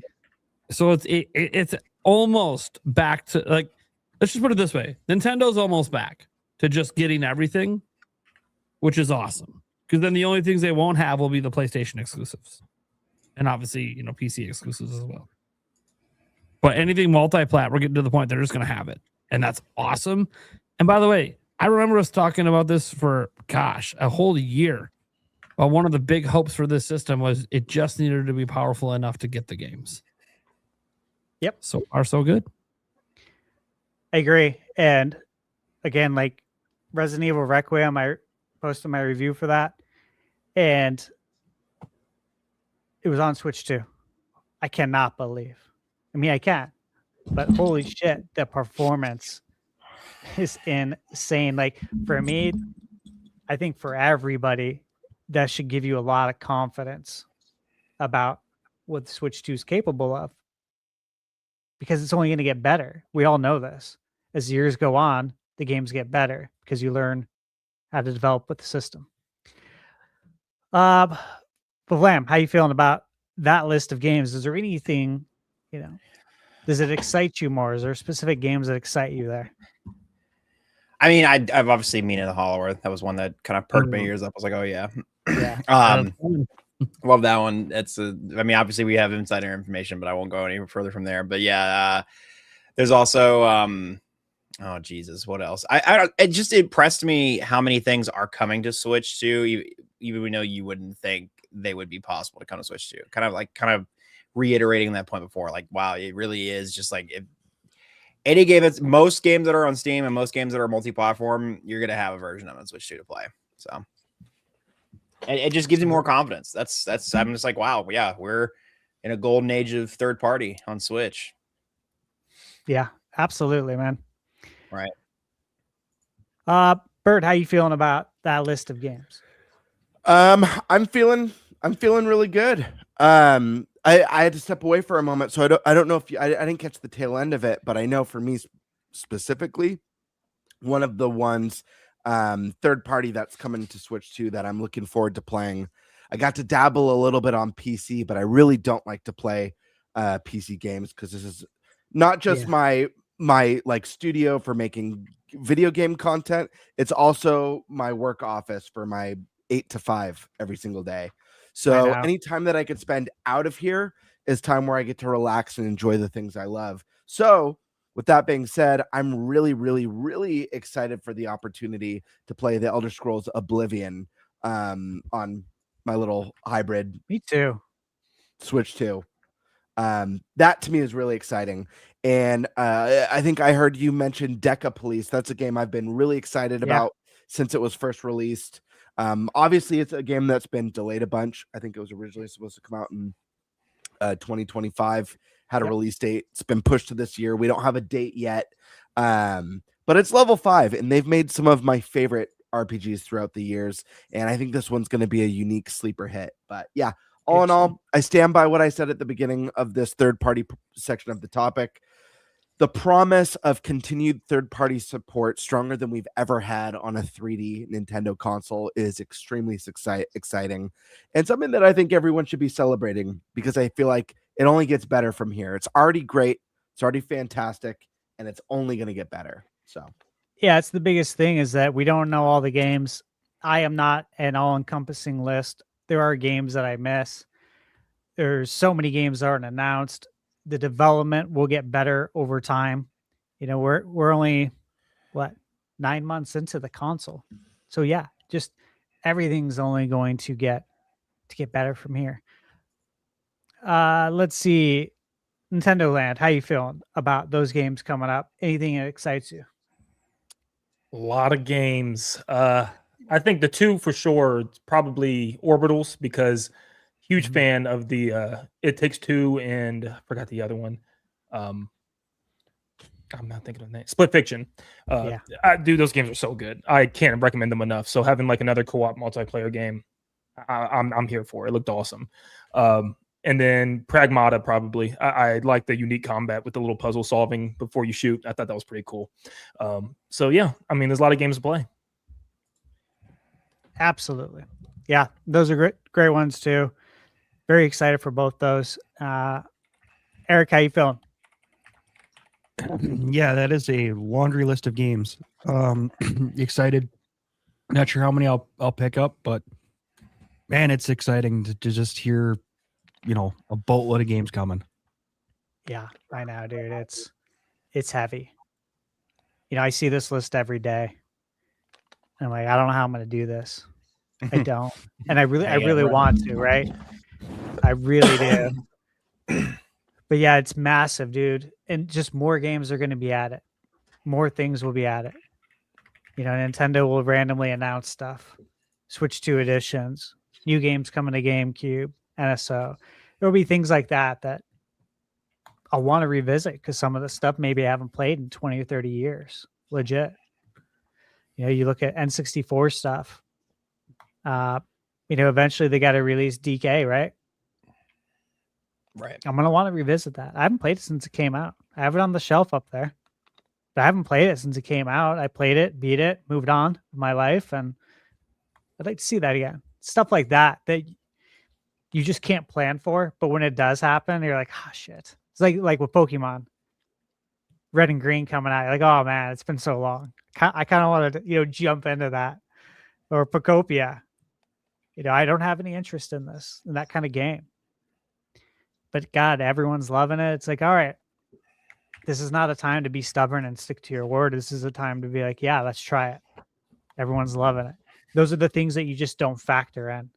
Or those random things you'll see on Twitter from some developer, some indie developer saying their game's coming out soon and you've never heard of it. And you're like, oh my God, this game looks so good. Now I have to put this on my list. Stuff like that is just going to make this year absolutely nuts.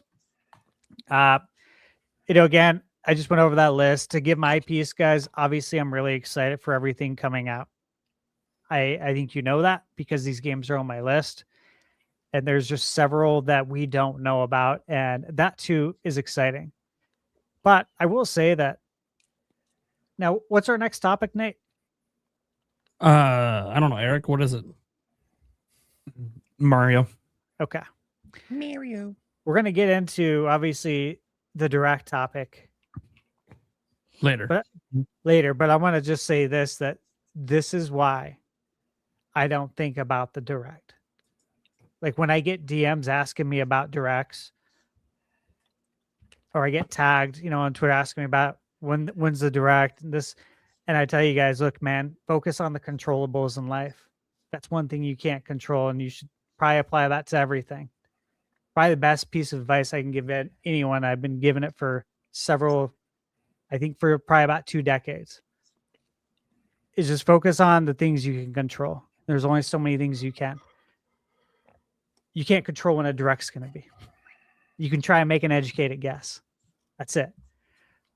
But when you have this many games out right now, look, the games I mentioned are just Switch 2.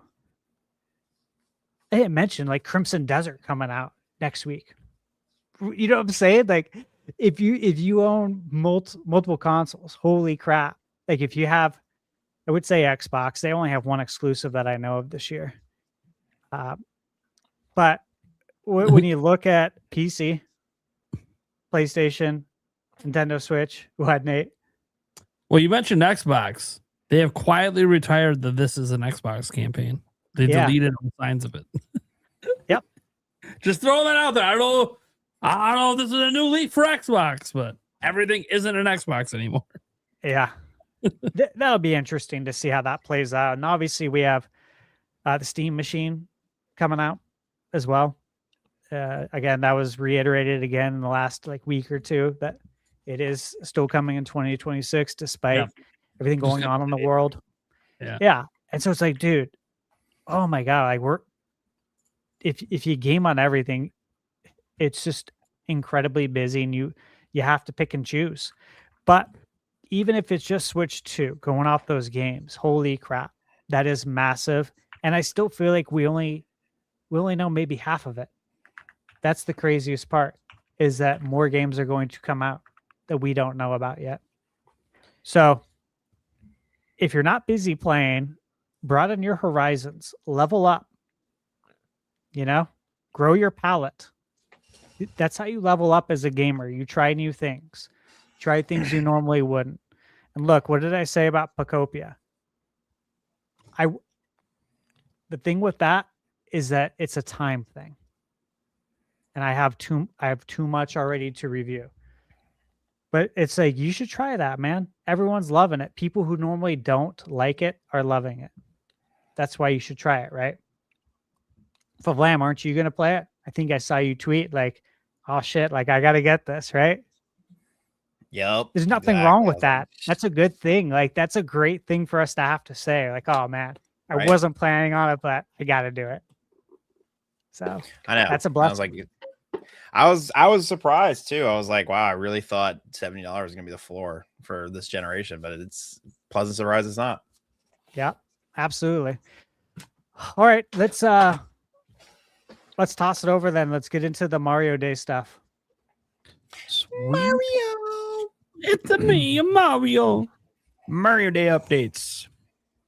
Let's go. Let's kick it off with the new movie trailer. I'm pretty sure most everybody saw it here. I'm not sure about Stash, just because I know he likes to avoid those things. I gave in. Oh, you did? Okay. I gave in. I did. Okay. So that's at least good. Yeah. We can talk about it without giving you spoilers. So thoughts on how it looks, and do we like the new castings? Lamb, what are you thinking? Childish Gambino is the most surprising one there to me. I'm pleasantly surprised, but I was just like, oh, wow, didn't see that. Yoshi's gonna start coming out rapping. He's gonna start singing Bonfire before we know it, No, but sorry, I love Childish Gambino. He's a great artist. Do you see Yoshi and Bowser doing a song? Wait, what? There's a Yoshi Bowser song? No, I'm just saying. Do you see it happening? That would be cool. Got Childish Gambino and Jack Black. I'm just saying. I don't think Yoshi goes like full talking though. I don't think he does that in the movie. I don't. If Yoshi doesn't talk, why'd they go with such a high profile name for his voice actor if he doesn't talk? Well, I could see them doing a bit where he doesn't talk most of the movie, and then there's like one scene where it's just Childish Gambino. He's like, "What the?" And everyone's jaw just drops in the. Yeah, exactly. He's like, "I've been able to talk like this the whole time." You fucker. It is just this smooth, like Marshall Lee voice from Adventure Time. Yeah, exactly. No, that I could see happening. Unironically, though, I don't think Yoshi. I don't think he says more than just like Yoshi. I don't know. That's just. I think that's just what I. But I mean, maybe who knows? We could see. Right.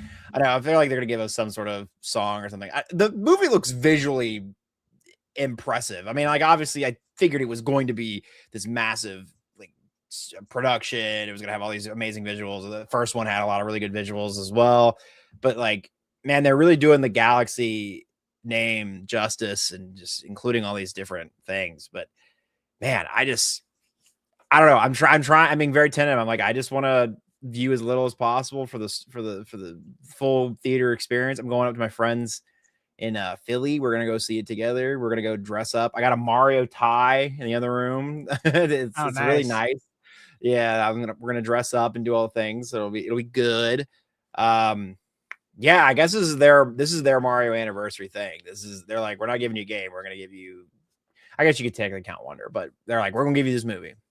Here's your Mario Day, Mario anniversary thing. And the baseball bases. Don't worry about that. Maybe they're teasing Mario baseball this summer. Please. Dude, I hope I see the Titterland shaking his head over there. Oh my, when they showed Tennis Fever, man, my heart sunk to my butt, man. I was like, are you kidding me, man? Dude, I want a Mario baseball game so bad. That I feel like would get some buzz. That would get some people talking. Just put like Shohei Ohtani in there, then they'll print 1 million of them. There you go. They did it with LeBron back in the not LeBron. Who they did it? Was it Kobe? I think it was Kobe back in the day with the other Mario basketball game. Do it with Shohei baseball. Come on. No. Anyways, I've talked enough. It's late. I want to know what you think about the Mario trailer. Mm-hmm. I was on the fence of watching it because as I'm doing like these deep analyses of all the trailers, I'm like, dude, we've seen so much. Like, what is left? I know. And I'm like, and then of course I watched it, of course, and I did all the deep diving and all the stuff, and I even looked into the little it was the little website they put up showing all the different galaxies, and they showed like the Honey Hive galaxy and everything. I was like, dude, this is really like they are pulling from so many things. There's like little Easter eggs from like just different galaxies and stuff. Then they're like whole entire planets now. Like Honey Hive is one whole planet, and I was like, that's pretty cool. And they got all these different kids. They're throwing Rob in there. They're throwing in Sunshine references. There's Piantas in the movie. I'm like, this is like Galaxy plus like everything else. This is the ultimate. And as I'm watching this, I'm like, what in the world are they going to do for the third movie? Like, genuinely, of course, there's like characters like the Koopalings and Wario, but like, dude, they are going all out with this movie. And I'm one of the people like, dude, for one, let's be honest, it's a Mario movie. It's going to be focused for children first and foremost, but everybody can enjoy it. But people are like, oh, it's going to be too much going on. The story's not going to be there again. It's going to be too fast-paced. I don't care. It's a Mario movie, dude. Throw me some galaxies from Mario Galaxy. Throw me some Easter eggs, big Easter egg fest. I don't care. Like, I'm not expecting the deepest level of storytelling for a Mario Galaxy movie. This isn't supposed to be Toy Story, guys. No, this is like, Mario. It's supposed to be fun. And that's exactly what the first movie was. It was just from beginning to end, just huge smile on my face, dude. It was just the most fun experience ever, dude. And I know this movie, I mean, this movie's throwing in references from everything across the board. So everything I've seen so far is just, I'm thankfully the last trailer, they didn't show too much new. They kept it, just kind of mostly recap of everything we've seen already, but it looks perfect, dude. Like, I have no complaints. The casting is awesome. I do think it's funny how they give a casting for the Honey Queen and not like Birdo. They showed Birdo like a million times, and but Yeah, that was I mean, a little wild. Yeah, maybe Honey Queen has like this huge role we don't know about, but no, I love everything I've seen about it so far. Obviously, this is going to be their money maker, so I get it. Of course, a big game announcement would have been nice, but yeah, I mean, the movie's it's going to go crazy. Nice. Stash Man, what did you think? I'm surprised you watched it. Yeah, I know. Just gave He's in, like man. disappointed that he watched it. Oh man, I watched an amazing trailer. Fuck, my bad. Boiled all of it for himself. I more like wanted to tune in for the other stuff, like the little snippets, little scenes with Miyamoto and Oh, and, sure. and the cast. I'm like, yeah, I'll check it out. Whatever. Look, I'm really excited for it. Obviously, I was there opening day for the Mario movie. Michaela and I already have our tickets. She was at work. I'm like, babe, the direct just got over. Tickets went up. I said, I don't know what the stock level is going to look like for the Yoshi popcorn bucket. I said, it's while supplies last. It's supposed to be limit one, but who knows? Who knows how that's going to go down by each theater? And obviously, it comes out on Wednesday, which is podcast night. So I was like, we're probably going to have podcast on a different night. Well, no, that's a podcast on Thursday kind of day. Well, it depends because midnight showings. Yeah, true. Yeah. Well, I had asked her too. I'm like, is there any way you can get off early on that day so we can, see it before the podcast? And she figured it out. So we have tickets for a 4:15 showing. We should be good. Might need to call in for the beginning of the podcast, but yeah. So obviously I'm excited. As far as the trailer, look, I've heard some stuff, some theories. We've heard the Fox McCloud theory. I'm sure you guys have heard that. And I was thinking about that too. That and like the Pikmin stuff, which you guys probably heard that theory as well. Yeah. And it got me thinking a little bit more about it with Pikmin. Because the main character, Captain Olimar, obviously Mario, backwards. And the whole goal is to get him back to his home planet in space. Like, dude, I could totally see him being in the movie because of that. Just like how it makes total sense to see Fox McCloud, Star Fox, out in the stars. I think there's going to be a lot of cool stuff. And then Andres had a video earlier today, and that's what got me thinking about, because he talked about Pikmin, and I'm like, you know what? What about What about more than that? Because Captain Olimar makes sense because of the Mario tie-in with the name. It's Miyamoto's baby, and he literally needs to get back home to his planet. I could totally see that happening. And then the guy from Universal had mentioned there's going to be really big surprises. And then, or he says there's going to be big surprises and then very small ones. Honestly, that made me think too, Pikmin, right? Very small. And I give credit to Andres because he mentioned that. And then I was thinking Olimar too, dude. Like that, I could totally see that. So it'd be interesting. I was really happy to see Wart. I'm a big Wart fan, honestly. Love Mario too. Love that boss. Happy to see that. So it should be a lot of fun. Again, I try not to think about any of this stuff too much or go in depth with the picking it apart. Because obviously you want to go into the movie and be surprised. And I still feel like I'm going to be. But yeah, there's a lot of exciting stuff there. Obviously, we got the games. The Virtual Boy games at it. And Mario vs. DK for GBA, which was a game I bought back in the day when it came out. And I bought the remake for Switch and reviewed that on the channel. I was very happy about that. And obviously, yeah, you have the collectible cards with the Nintendo Today app. That was a thing, right? And so that's interesting. What else was there really? You know, obviously we're getting the Mario Wonder Switch 2 edition, the things we know about. I think the biggest thing, I guess, was getting the Yoshi release date, which is something that we all talked about last week on the podcast. Right. I think we all realistically said that. I know I did. I think you guys did too. That is one thing that needs to drop, and it would make most sense. So they dropped that on Twitter. I was like, we're not getting a general direct. You know, like we're not getting one until the summer at the earliest. I was like, nope, that's it. We'll talk about that later. Yeah, right. Sorry, I just about Yoshi though. Did the trailer sell anybody?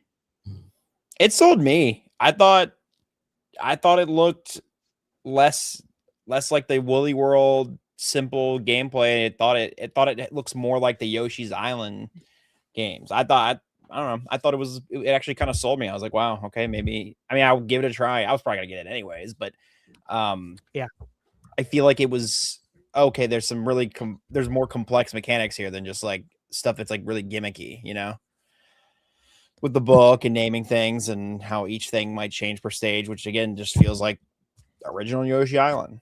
So yeah, I think they did a good job demonstrating that, like with I think that plant that blows out the bubbles and how you can feed it something different and it will change colors and then blow out a different bubble that will respond differently. That could be a really good gameplay loop, actually. Yeah, make you think a little bit on how, because I'm sure you can get past levels without doing some of the stuff, but it's like if you want to unlock everything and get like all the coins, right, for each level, you're gonna have to probably think outside the box a little bit. I'm like, okay, I like that. And that's how I think that's how they serve both audiences too, right? Right. It's like the more hardcore will go for the 100%. Yeah. Right. And they hadn't really been doing the hardcore 100% thing in the most recent entries of the Woolly World and whatnot, Crafted World. I don't know. At least that's what I felt like. I felt like it was way too simple. Or if there was that like challenge content there, it was like really deep into the game and not something that was like kind of built into the base experience from the get-go. So what about it being like 20 gigs? Some people have talked about that. And, you know, obviously when we were growing up, file size was more of a talking point, right? Like I think Resident Evil 2 on N64 was one of the biggest carts, and that was a big talking point, and it meant something. nowadays it can mean a lot of things, right? It could mean that the studio didn't optimize it, but we are talking about Nintendo, and they do optimize.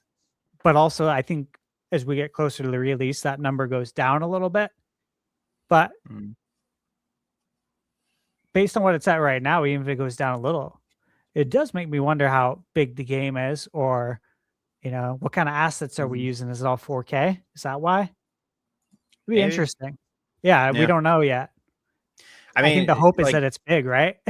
Right. I mean, to compare, like Tears of the Kingdom is 18 gigs. So like that's just wild to me. I'm like, wow, it's a bigger game than Tears of the Kingdom. And Tears of the Kingdom is massive. Like I know they had a lot of time to compress, but it looks great. I was to say my hope would be that it's not 4K assets. That's like 1440p, which is great.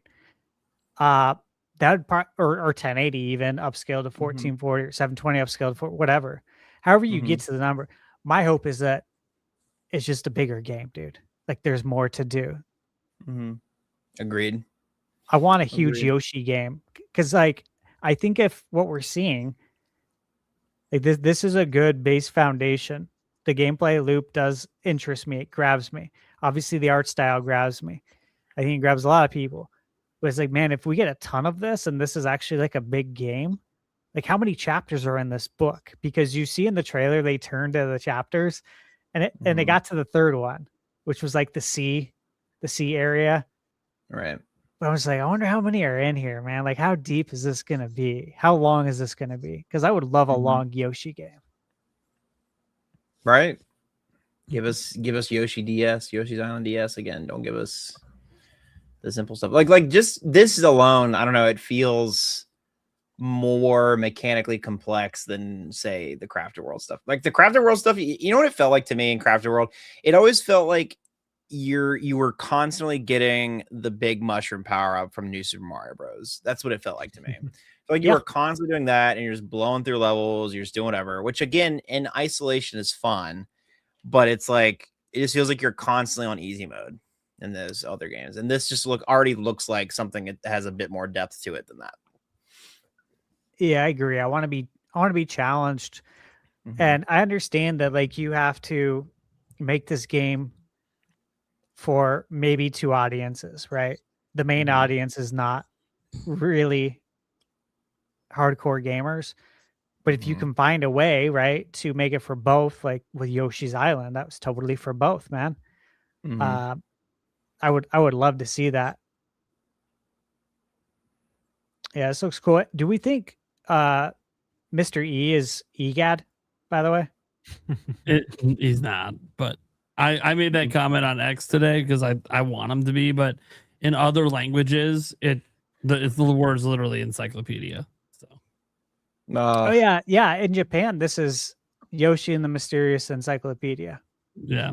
That's the title of the actual game. So it's not EGAD. It's just short for encyclopedia.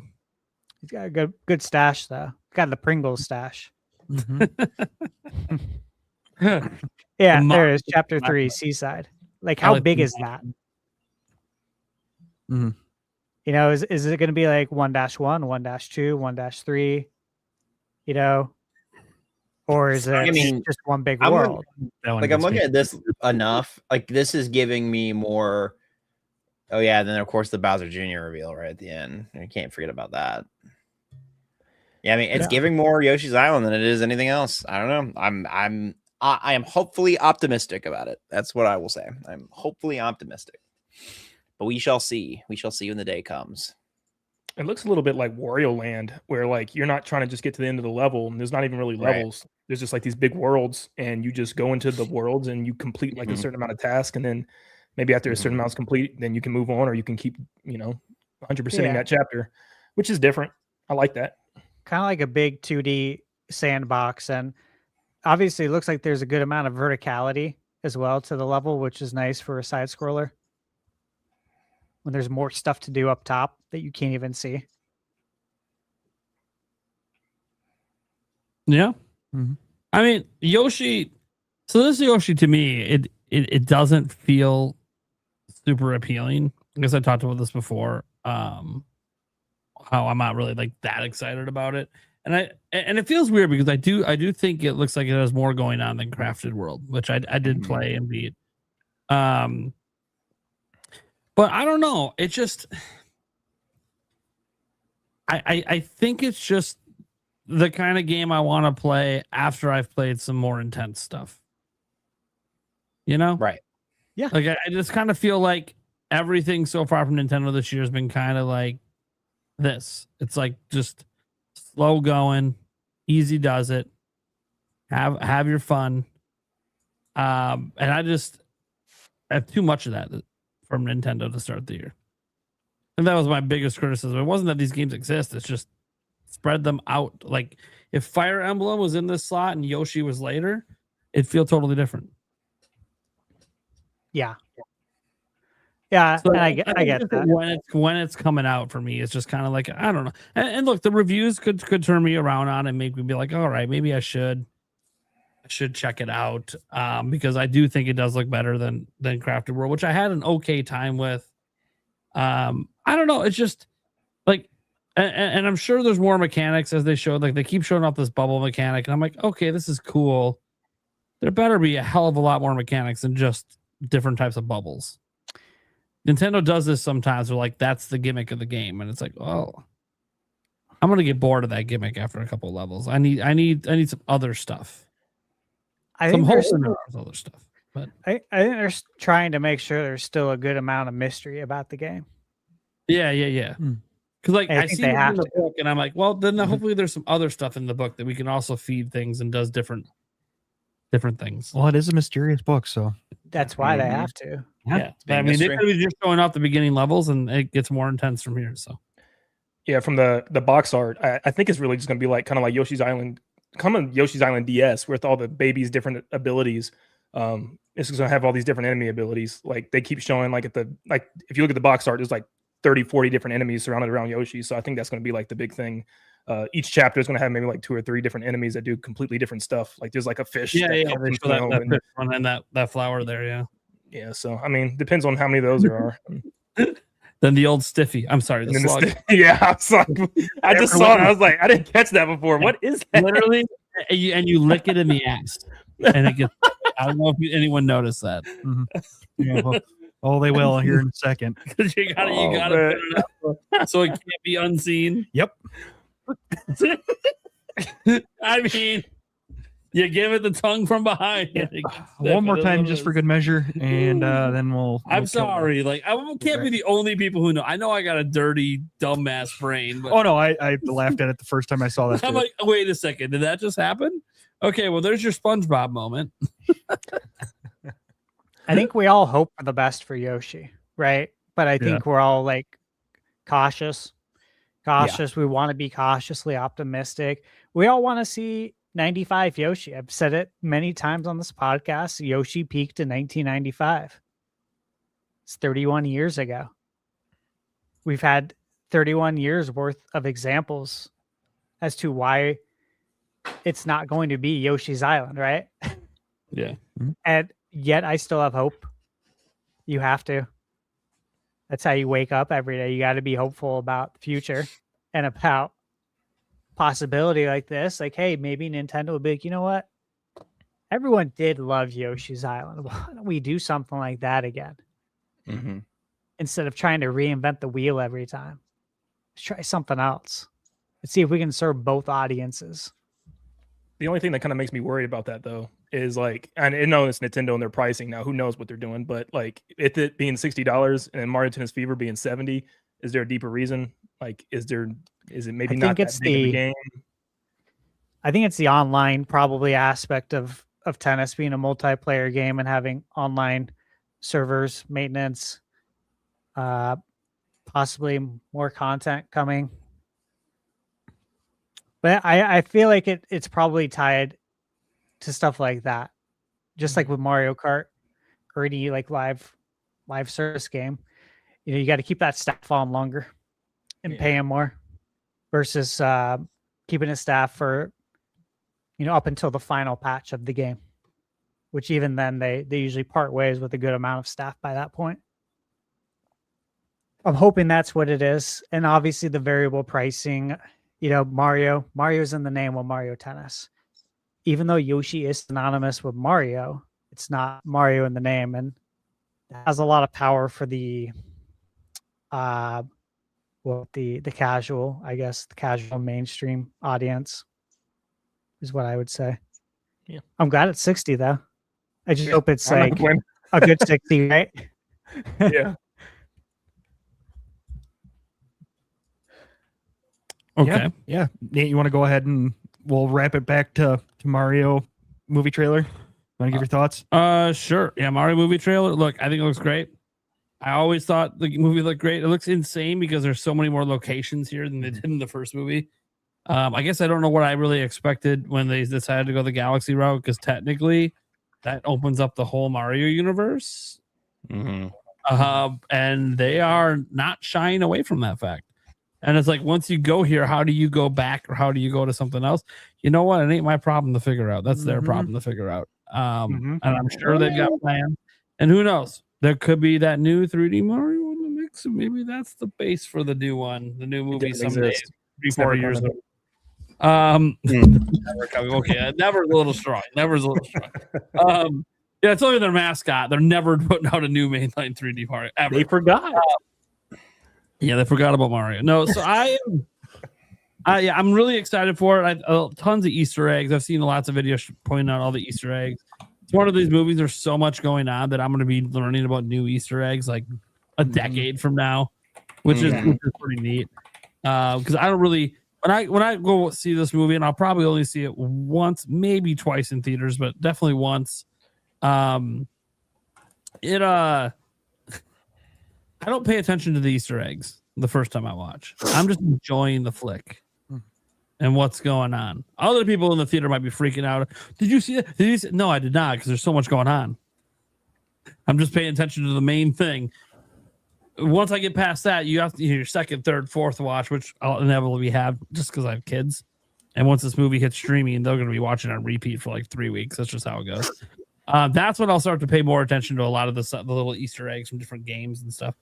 But no, it looks great. The voice actors they added. Yeah, obviously the one for Yoshi was the one that kind of made people go, wait a second, Yoshi doesn't really talk, and anyone can go Yoshi. So I don't like. Did you have to hire a big name to just say that, or is there something else going on? And maybe there is something else going on. We don't know, because it's not like they're showing us. They haven't shown us a lot of dialogue from any of the characters really. So, so it'll be really interesting. Obviously, having Luigi there for the entire adventure is going to be cool. Love Charlie Day. Him having a bigger role in this movie is going to be sick.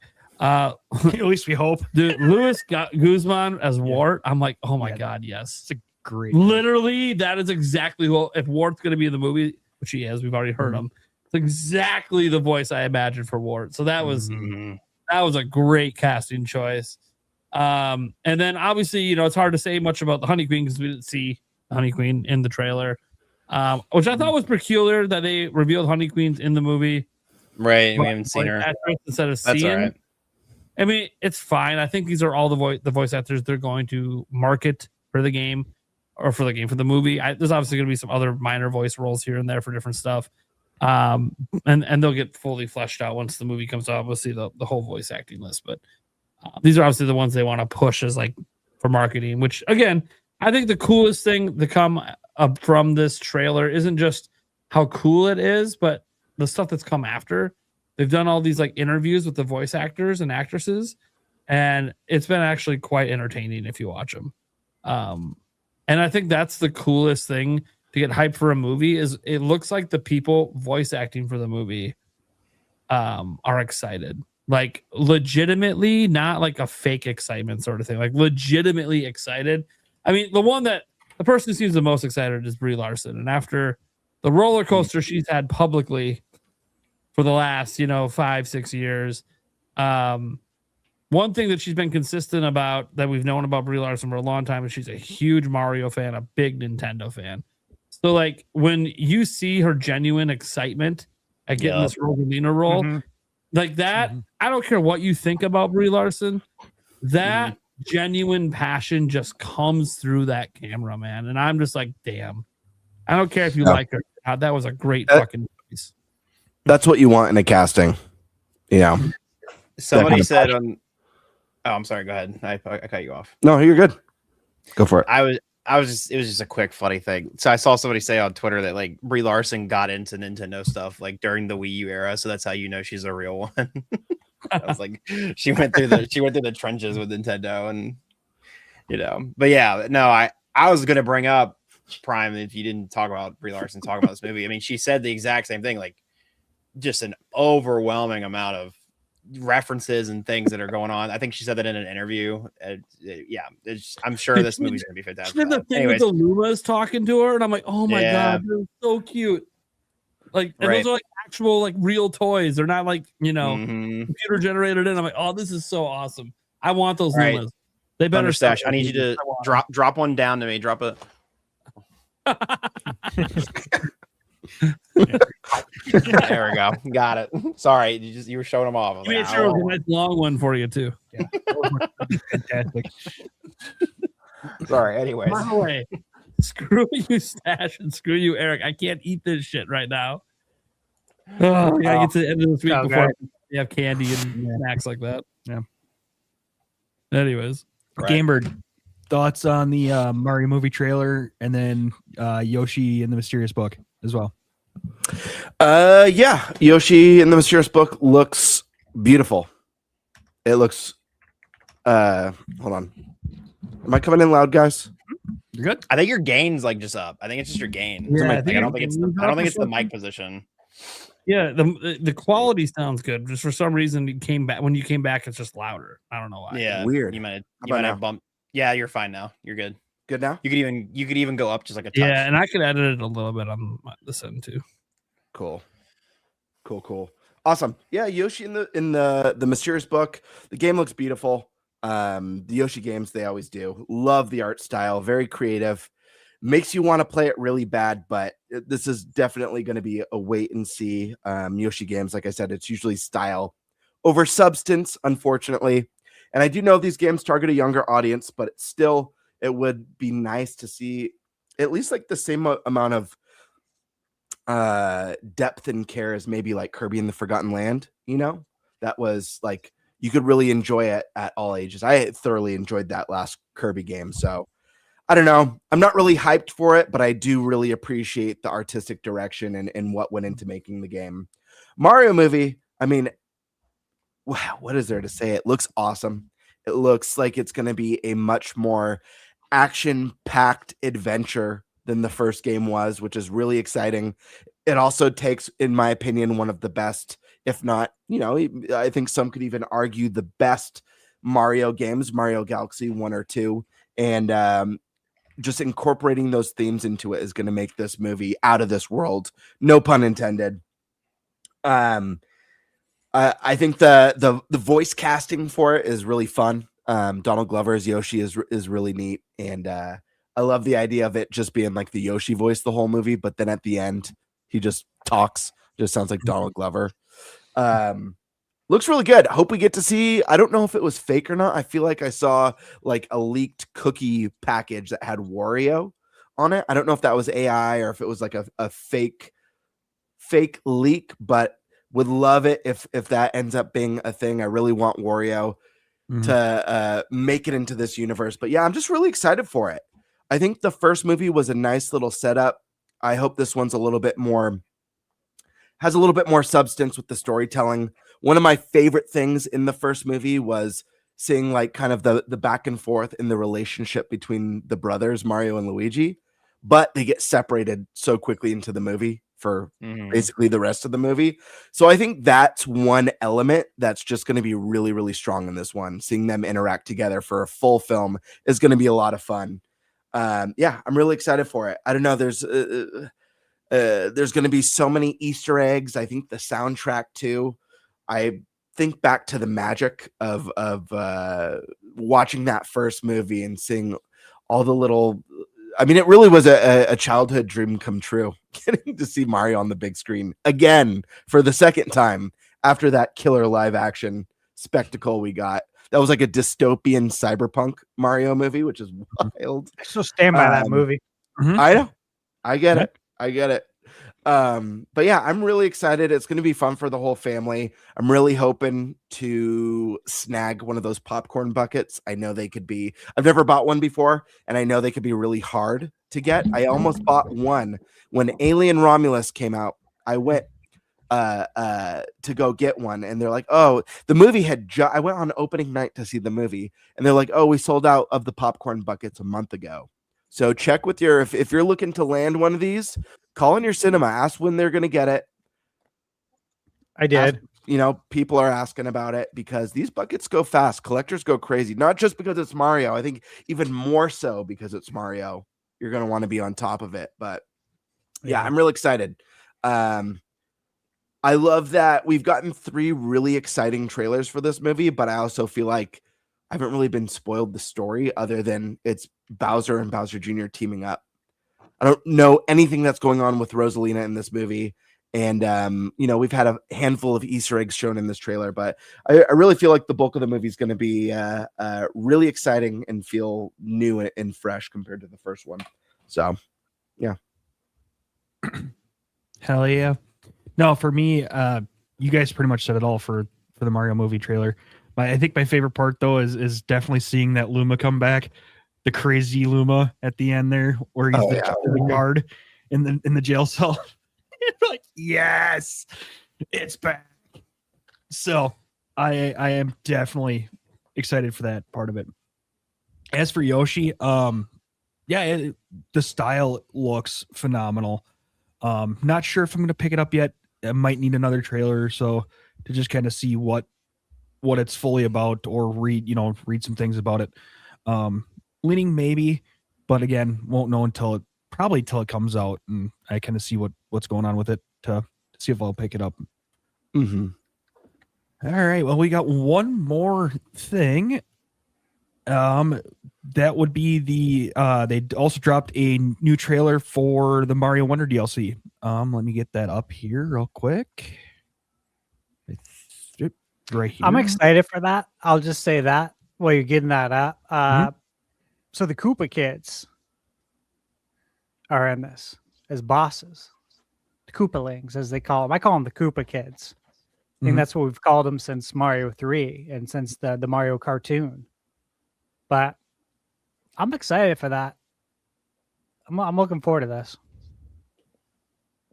Yeah. Vlam, I know you're probably heading out here pretty soon, so I want to get your thoughts in on what you're thinking here. I'll be real. It's cool, but I also, the fact that there's just not, like, there's the online multiplayer in that one little area, but the fact that there's not more just makes me even more sad about this game. Like, I just want to be able to play through the normal worlds and with my friends. But I guess this looks good. Like, I mean, I'm not trying to say this like bad. It's just why is there these weird restrictions, and like why didn't we just have the full online multiplayer to begin with? But same thing. I mean, it happened. They did the same thing with what's it called, the Mario Party Jamboree DLC. It, like, the majority of the DLC you can only play in person local multiplayer, and I was like, what? It's like that's like 2/3 of the whole pack. I don't know. Sorry, I don't mean to be a Debbie Downer about this one, but this one just definitely, like, it looks cool in theory, and I'm sure it's very fun. It's just really disappointing. It's like a very core thing that's missing, and it's just really disappointing to me.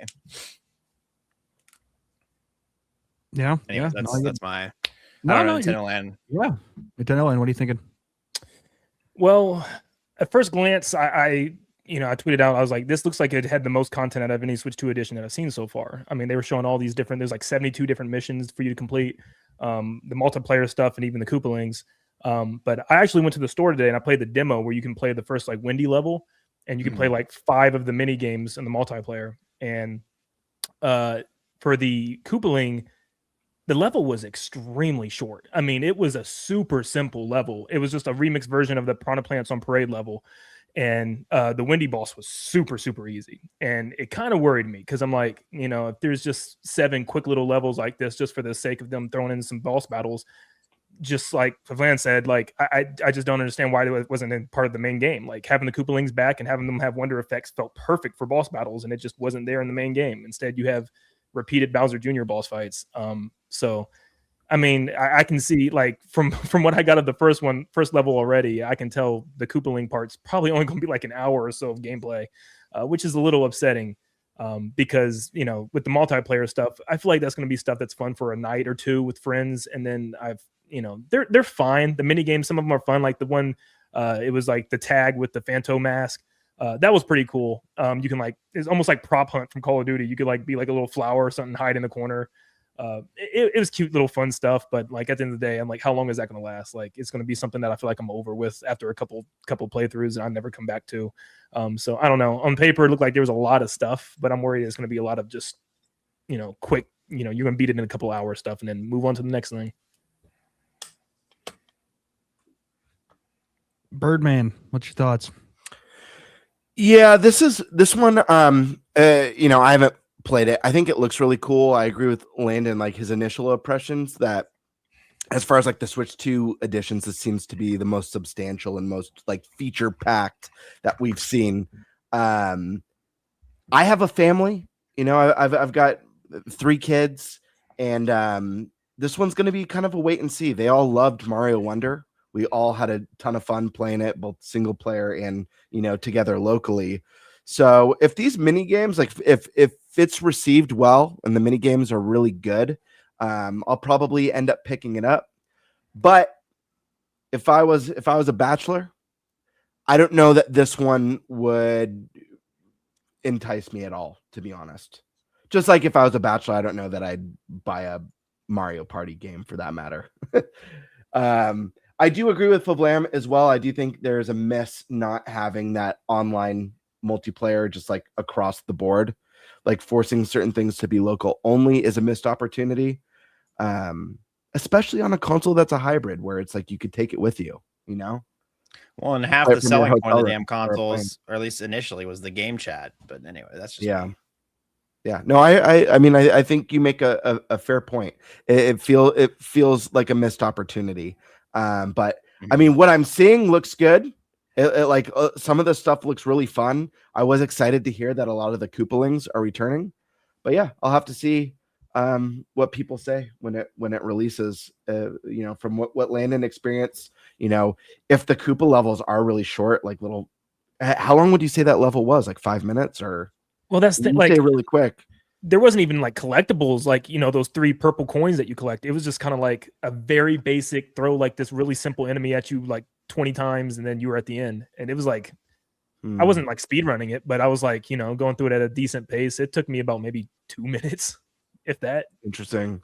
Yeah. So like if it's just like if that's like the first one, it's like, hey, this is kind of what you're going to be doing. And then the other ones get bigger and better and crazier and have collectibles that you're trying to get while you do it. That'll be pretty cool. But if this is representative and indicative of what's to come with just these Koopa levels, that won't be for me. I do think the bosses are going to get better. I mean, like for instance, with the windy one, it's not a 3-hit boss anymore. They made it like a 6-hit. It's like a 2 phase, which I was like, okay, that's cool. But I mean, it's still 2 easy phases at the end of the day. So that gives me hope that maybe the later bosses and the other Koopalings get kind of crazier. So yeah, I mean, we'll have to wait and see. Stash, are you going to be reviewing this?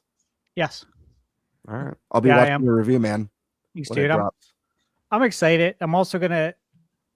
You gotta look at this from the perspective of people that haven't played it. I think that's really important that you cover it in that sense in your review. And do look for people who have not played this game. This is hype, right? I would presume people are really excited. They're getting, for them, a new 2D Mario for people that are new to this. So that's exciting stuff. I love the Koopa kids. I like Wendy. I like Wendy a lot. She's tough. Oh yeah. She had that the rings that she would fire at you. You guys remember that in Mario 3?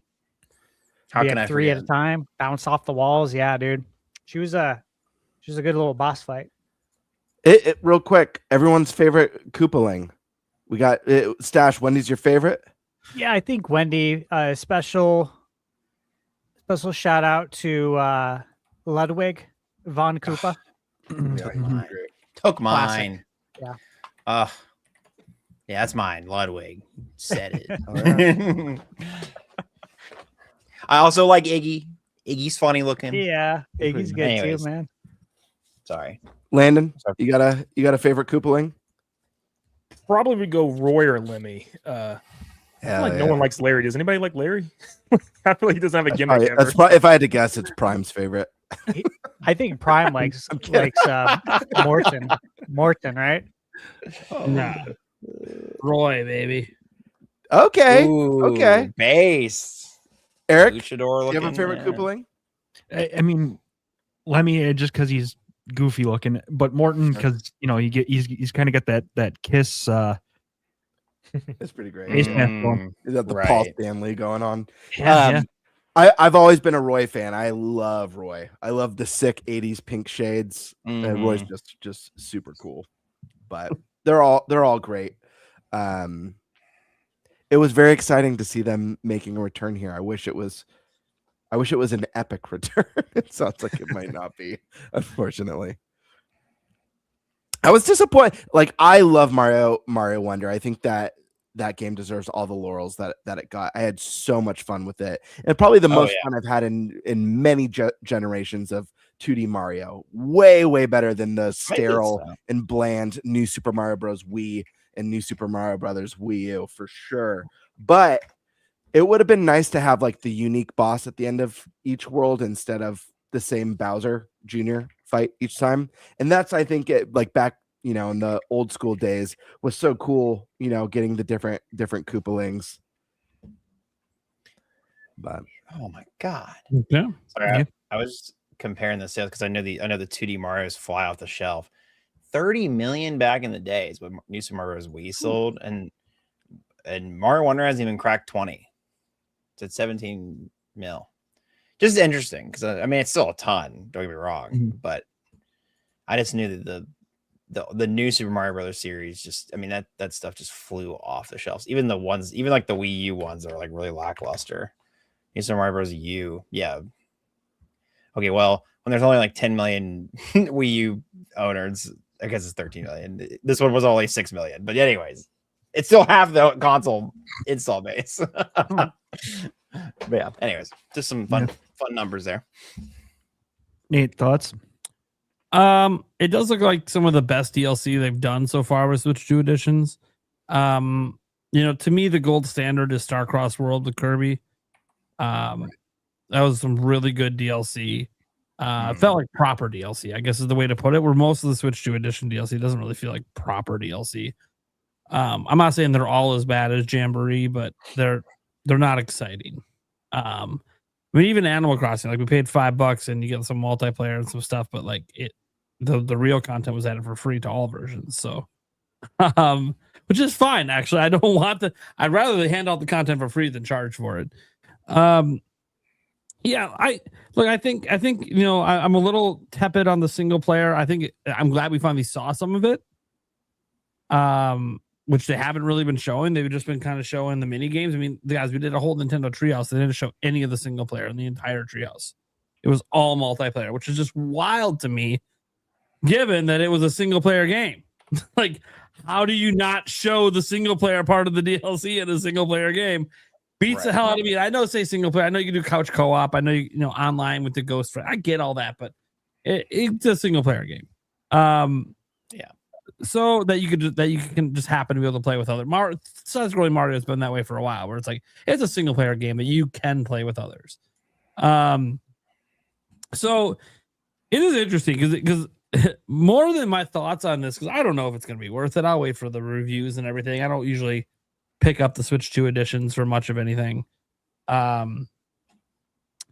Is the comment Stash made about having to review it from the perspective of people who haven't played. And I find that interesting because we're talking about a game that's only like 2.5 years old that had 150 million install base to sell to. I don't think there's anyone who owns a Switch 2 who hasn't played this game or been having the opportunity to play it. Like To me, the Switch 2 editions are just about squeezing a little bit more juice out of games that have already sold. I don't see, unless like super hardcore people, but I don't see a lot of people picking up the full Switch 2 version of this, because if that's the case, the same selling points as 2 years ago. It was a fantastic game in 2023. Those same selling points are the selling points for this game for new people, and those aren't the selling points they're showing off. They're showing off the DLC, which is not what a majority of the game is like.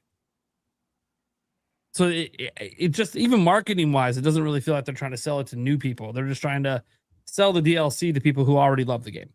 Which, by the way, that's pretty much what they've done with all the Switch 2 editions. They've pretty much just marketed the new stuff and not the end of the old, because I think they realize, especially this early in the life of the system, the people that own Switch 2 are the same people who own Switch 1 for the most part. And when you look at the price point of some of these Switch 2 editions, they're like $80-$90 for some of them. And that is not very appealing to new consumers. Especially when you can find a lot of these games on Switch 1 for on sale, like the physical versions, you can find them for like $40 a pop, brand new, at a lot of places online. And that's without sales, guys. Just in general, you'll find retailers discounting them because they don't sell anymore. So, and that doesn't even get into the used market, where obviously you can get an even better deal, but then you got to hope that there's no shenanigans, the game wasn't dumped, et cetera, et cetera, et cetera. So I understand some people that stay away from the used market, especially on Switch 1 with how rampant piracy was with every Switch 1 release, because it was hacked day one. So yeah, setting that aside, where I don't really think the new consumers is what matters for this, I think it's fine. I think my kids are going to want me to pick it up just because they're going to want to do the multiplayer stuff together, because they played the piss out of the original game. So, and I think that's really the appeal here so far, especially if the single player is just kind of a joke. That the appeal is really for the families, for the kids to get together and just go nuts.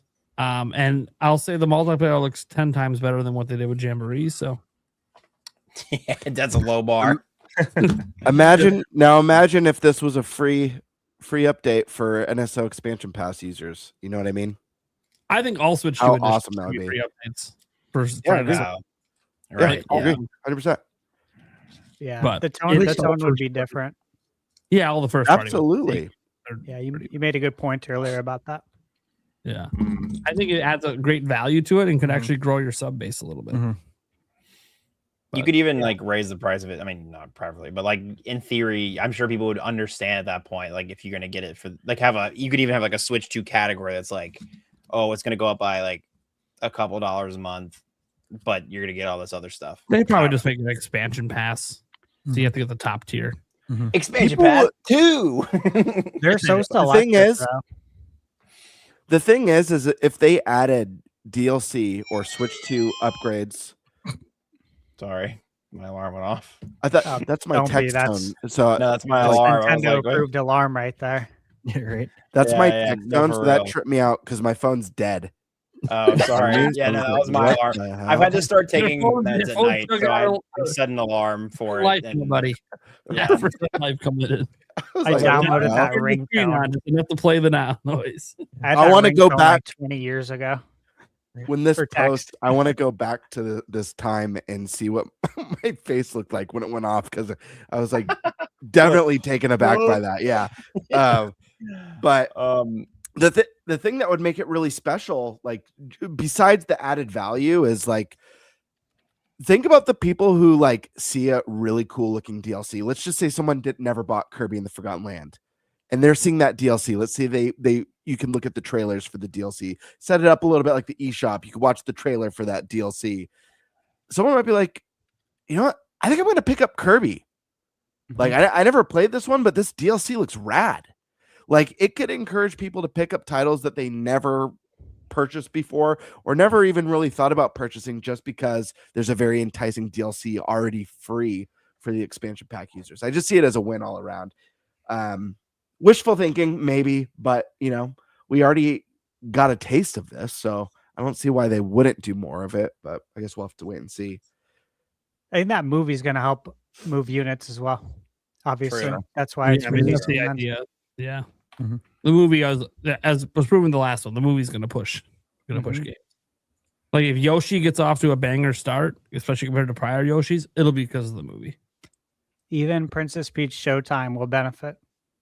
No, legit, it will, and it would be wise to do a Switch 2 edition. It could actually benefit quite a bit from that performance bump. You know, sorry, I'm just the game's not for us. You know, no, I know, but you know can't even find physical copies in the store anymore. They don't even carry them anymore. The Princess Peach Encore Edition. That's how bad it's sold. It's like it's not even in stores. Oh man. Let me give Vlam. I know you're gonna head out here. Let me give my comments here real quick, and then I'll get it over here. For Mario Wonder, for some odd reason, I couldn't get into this game, which is really weird for me. Especially with the Mario game. I plan on going back to it to try to see if I can actually get into it. But so that this DLC is not really for me right now. Yeah, that's pretty much all I got. Okay. Vlam, I think you're heading out, right? Yeah, a professional Nintendo enjoyer. Yeah, I'm also a professional sleep enjoyer. So, yeah. Thanks everybody for having me on as always. Oh yeah. Not this next week, but the week. No, I canceled that week because I'm going to PAX East. That's right. Yeah, we at PAX East. You're not back on until end of April. That's right. Oh man, I could do a big get. We could talk. Anyways, I'll be at PAX East. So if you're at PAX East, hit me up. I'll be there. Feel free to say hi to me. I'm the big tall blonde guy. So if you see me in the crowd somewhere, I'll be like, I saw you on this or whatever. I'm also going to be on a panel on Sunday, so that'll be really cool. Nice. My first panel ever. Yeah, it's about like making Pokemon evolutions. I have a lot of really dumb ideas. It's going to be really funny. I'm excited. No, but and then I got a video coming out sometime early next week about the entire of the rise and fall of the Mario Sports franchise. So I'm excited to see. I'm excited to see you guys how everybody reacts to that one. So, anywho, thanks everybody for having me. Oh, go ahead. Real quick, Favlam, before you go, what's your favorite Pokemon ever? Yeah, I love Turtwig. Turtwig is my. Hang on. All right. Turtwig is my goat. He's my boy. The Turt. My boy. He's big Turt. I also like Scorbunny. He's also really good. But yeah, that's my favorite Pokemon. Thank you. Anyways, all right. Good night, everybody. See you around. Good. Nice. See you, man. Bye. What's our next topic? Is Game Bird, right? Yes. Sure. Let's see. What was my topic again? I don't know. I have no idea what you picked. Oh yeah, that's right. I don't remember what mine is. I just know I have the last topic. That's right. Okay. Nintendo Direct. What now? So that's right. I have the topic on the game that I didn't play. Right. Sorry. The direct. No, currently. Sorry, I gotta recalibrate. Currently, there is no mainline direct scheduled or happening anytime soon, at least as far as we're aware. Unless Nash is right about one before the end of the month, which, if that's the case, we'll know pretty soon. So, with that being said, what now? A Nintendo Direct keeps getting brought up publicly. Fans and content creators alike are anxiously awaiting its announcement. Almost every single announcement Nintendo makes, people are wondering what's going on with the Direct. And we have a new date right now. We got a trailer for the Yoshi game that we talked about earlier. So it just, for a lot of people, feels like no Direct until June. So let's set aside all the rumors and talk about when we realistically think a Direct could happen. The first Direct of the year. And what, after going over all the games in our prior topic, do we think this Direct needs to do beyond giving release dates for already announced games? Plus anything else that you guys wish to discuss that pertains to this Direct.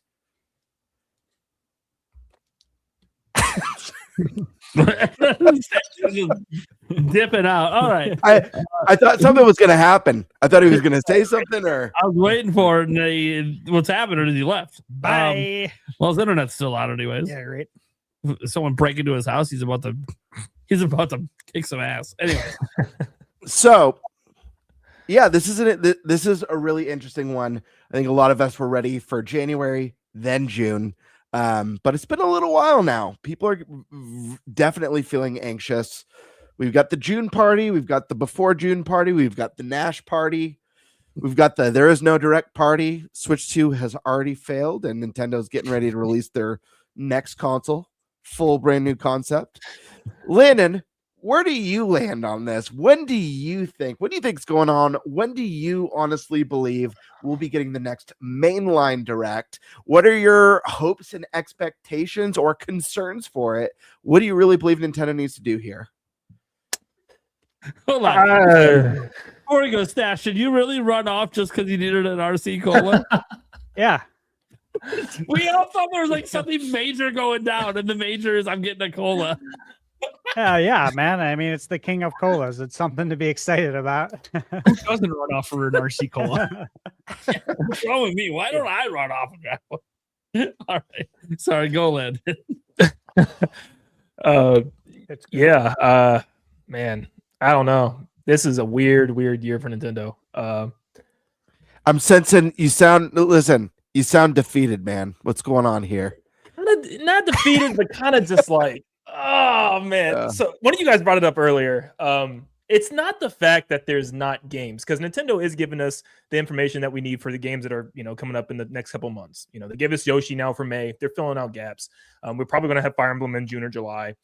So like they're keeping us, they're keeping games coming out, but there's just that lack of like excitement in the community. You jump into a lot of people say 2018 was like really bad for Nintendo. It was the year they slowed down after that, incredible 2017. But I'm like, but also it was the year that we were so hyped for Smash Ultimate the whole year. Nintendo's having that big, like, yeah, I mean, Nintendo's having that big, what was that thing they was going around all the different, campuses and stuff for like game day and having the Smash truck. And like me and my friends went to that at Ohio State, and it was so much hype about the game. Like, just the whole year, even though there wasn't a lot to play, we had something to all be excited for, something to speculate, something to talk about nonstop. And that's just, I think, something that everybody wants right now, that next big thing. And for me, I was just really happy because I'm one of the few people that think that if Nintendo has already a lot of games that they have announced already, that's where I found the Nintendo Directs to be the most, interesting. When they have stuff like they had Splatoon Raiders, Fire Emblem Fortune's Weave, Yoshi before they started talking about it even more, Rhythm Heaven Groove. They have all these games that you can fill in, because we know Nintendo Directs, mostly the new announcements are the beginning of the show and the end of the show. Maybe the middle of the show as well, sometimes, occasionally, but those are going to be your big heavy hitter announcements, lots of smaller stuff in between. So when you have all the stuff that we don't have any information about, that's normally when your directs are like pretty good. You're getting new stuff, you're getting informational stuff that you don't know about that's already been announced. So I was thinking, like, man, now's the time. Like, this is a really good time to start, fleshing out the rest of the year. Zelda Anniversary. You could do so much stuff right here. And on top of that, it's the end of Mario's anniversary. You have Mario Day right around the time. So I really thought, beginning of March was a really good time frame to have some really good announcements and stuff for the Direct, but it never happened. And I don't even know when to expect. I mean, a lot of people are saying June. I'm not 100% sure. I know it depends on the year and stuff. Obviously for Switch 2, they didn't have anything in June. I think also in 2022, they didn't have anything besides a partner direct in June. So I'm like, you don't know. I mean, they could just say, we're not going to do anything in June. Let's just give more trailers for the Splatoon, for Fire Emblem. I personally think they kind of have to, though. I'm saying April or May for me personally. I'm thinking for sure before June still. But I mean, yeah, I just think we want that hype back in the community right now. We don't need a direct, no, because there's stuff coming out. But I mean, it's just something that would shut people up with certain things, with prices and with game key cards and stuff that Nintendo is doing. Just having those big, exciting things to look forward to again. So I'm hoping April or May. I just want to see Splatoon Raiders, for crying out loud. Like, I want to see what this game is. I've been asking for a single player focused Splatoon game since the beginning. So like, I just want to see that. And that's a game that I wouldn't be surprised, Landon, to. I feel like whether or not that appears in a mainline direct, I wouldn't be surprised if it did. It makes sense to be there, but it's also a game that I fully expect to have an announcement for like a standalone direct as well to talk, do that full breakdown of we're doing a Splatoon Raiders focused direct to go over what makes this game unique and special and what separates it from the mainline series. I think we'll get a good dose of that. I'm very anxious as well to see what that game is. I have a lot of speculation and thoughts on what it could be, but I'm with you there. I don't think enough people are hyped at what that could be, given that the Splatoon single player has been more of kind of like a training type courses to get you prepared for the multiplayer. So I hear you. Yeah, and even with like I just jumped into Fire Emblem for the first time last year with 3 houses, and I loved it. And I am like already turned around, so excited for Fortune's Week. Absolutely. So just literally seeing some of that right now would be awesome. And Totally. it's looking like it's going to pull, be very similar to 3 houses. There's even like story tie-ins I've seen, and I'm like, yeah, let's learn about it. I feel like this is the time. And it's just weird because when they're really like conservative with their directs, their general directs, it's because of a reason. It's because it's like, there's nothing to show.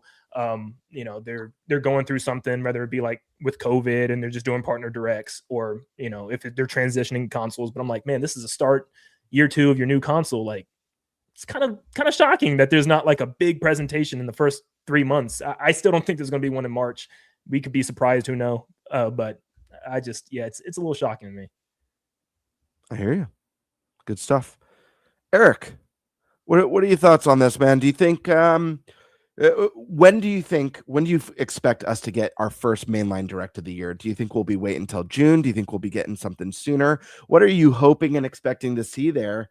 And like what are your overall thoughts on this? What I'm hoping versus what I'm expecting is probably about as far apart as you possibly can get. I want it now because I want to see what Nintendo has up their sleeve for the future. Just because I'm excited for it. And when I'm expecting it, at this point with Nintendo, like Landon said, this is just an odd year. I have no clue what they're doing. And it's both exciting and nerve-wracking at the same time. So this is just kind of toss the cards up in the air and play 52 card pickup, and we're going to get what we get. So, all right. Let's see. Let's go with Thunder. Let's go with the Thunder Man. Thoughts on this? When are you expecting this? Do you think we'll be waiting until June? Do you think it's possible we'll get it sooner? What do you think Nintendo needs to have there to get everyone excited? And what are your kind of hopes or expectations for the first direct? Okay, so to get everyone excited, everyone, for everyone, you would need Mario, 3D Mario or Zelda to get everyone excited. Possibly both, if you really want to get everyone excited. But again, look, hey man, there's no pleasing everyone. We know that.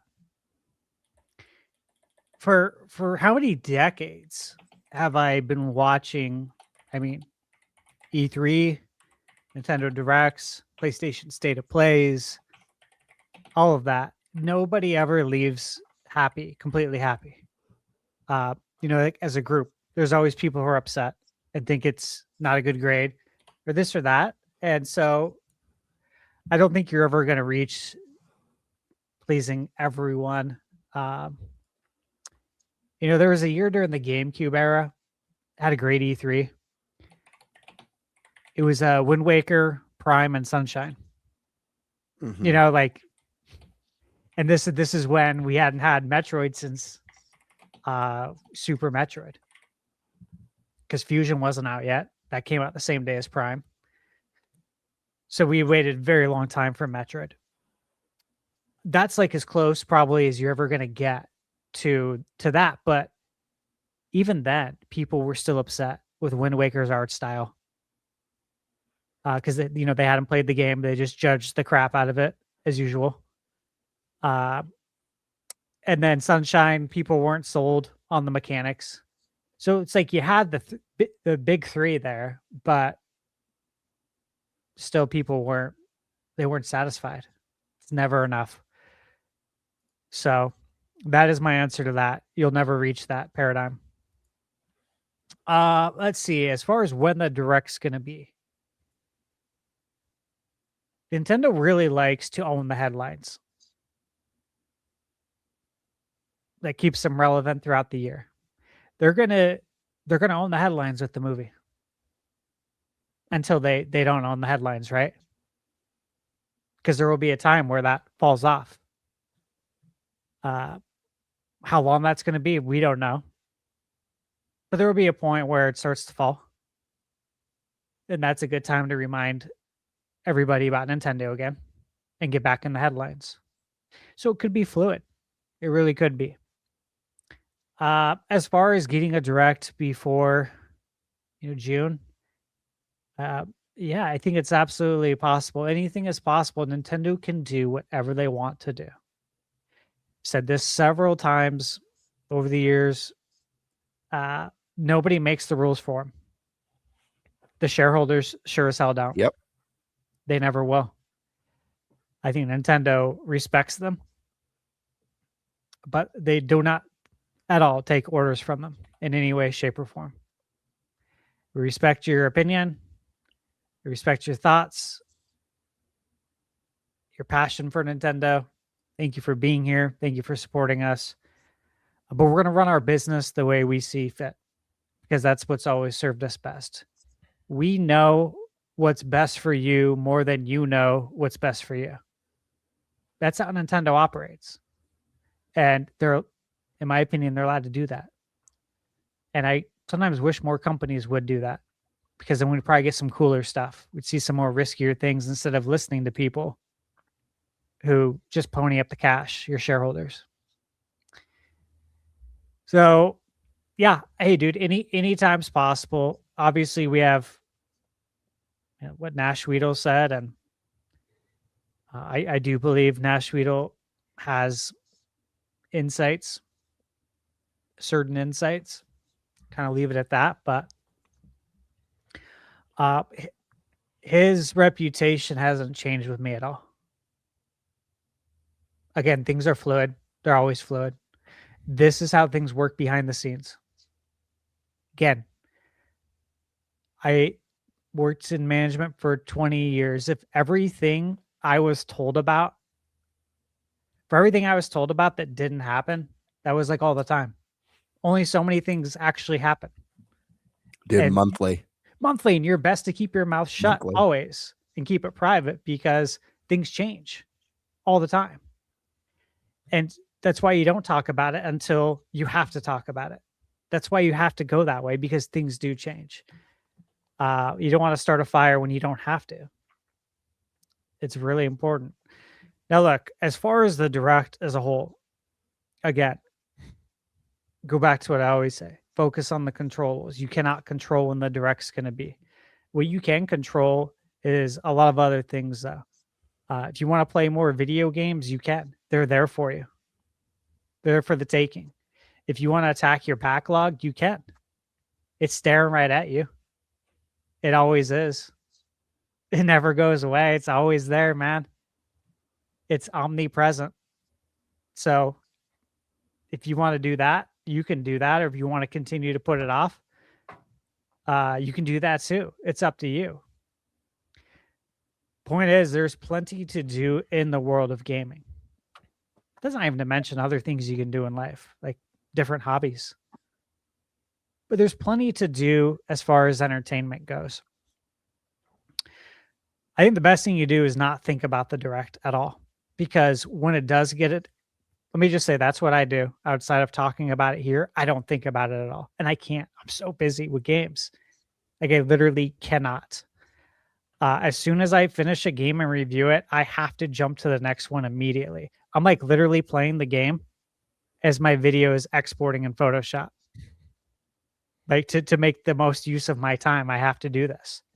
So I don't even think about Directs. And it's like, what happens if a Direct gets announced and a bunch of games get announced to be coming out?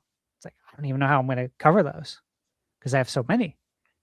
So I don't even like to think about it in that sense too. the best thing is to not think about it at all, because when it does get announced, it's so much more fun when you don't think about it all the time. It is such a nice surprise, like a genuine nice surprise to be like, oh my God, we're getting a direct, versus these people that just are chronically on the internet wondering when we're going to get the next direct. Stash, I think part of the problem is that a lot of people these days don't like surprises. You know, I've talked about it on the podcast multiple times, how I love when games have lots of unlockable characters, unlockable courses. Getting Mario Kart 8 Deluxe, the worst thing about that game to me was that it just starts you with all the characters. Obviously, you can unlock car parts and stuff like that, but that's what people like. Most people don't like to find all the hidden secrets. They just want everything everywhere all at once. So yes. I think people just don't like surprises anymore, which is weird to me, because I value that so much. I love them. And when I booted up Mario Tennis Fever, and I was like, oh wow, I only start with like a handful of characters and like 2 Fever rackets. Hell yes, game on. It's one of the reasons why I still have such a deep love for so many old retro games. Or, you know, I've talked about when I first joined the podcast, I used to always rave about Super Mario World. I used to talk about all the secret levels and how for years, even into like my early adult years, I was discovering things I had never seen before in that game. I love that. I really value that. Surprises are awesome. And I think leaving yourself vulnerable to be surprised with good things, not vulnerable with bad things. Yeah. Right? Leaving yourself vulnerable to be surprised by the mediums that you love and really care about is a special thing. You guys should hold on to that, especially in an age where like leaks and spoilers are like so hard to avoid now with the internet and with social media. You just gotta have some self-control, you know, like that's how you preserve it. Have some self-control. Don't click on it. Don't watch it. Don't pay attention. Don't think about it. Focus on the present. That way you can enjoy the future. This is how life works, you know? It's not that hard. It's really not, but I know people struggle with it. That's the reality of it. But there's just so much out there for you right now. You know, it's funny you mentioned the unlockables, though. Like with Mario Tennis, my cousin Jim texted me like 2 days ago. He's like, hey, I'm really thinking about getting WWE 2K. Which version should I get? And I'm like, well, are you asking which console to get it on? Or are you asking which version of the game to buy? Because there's like 4 versions.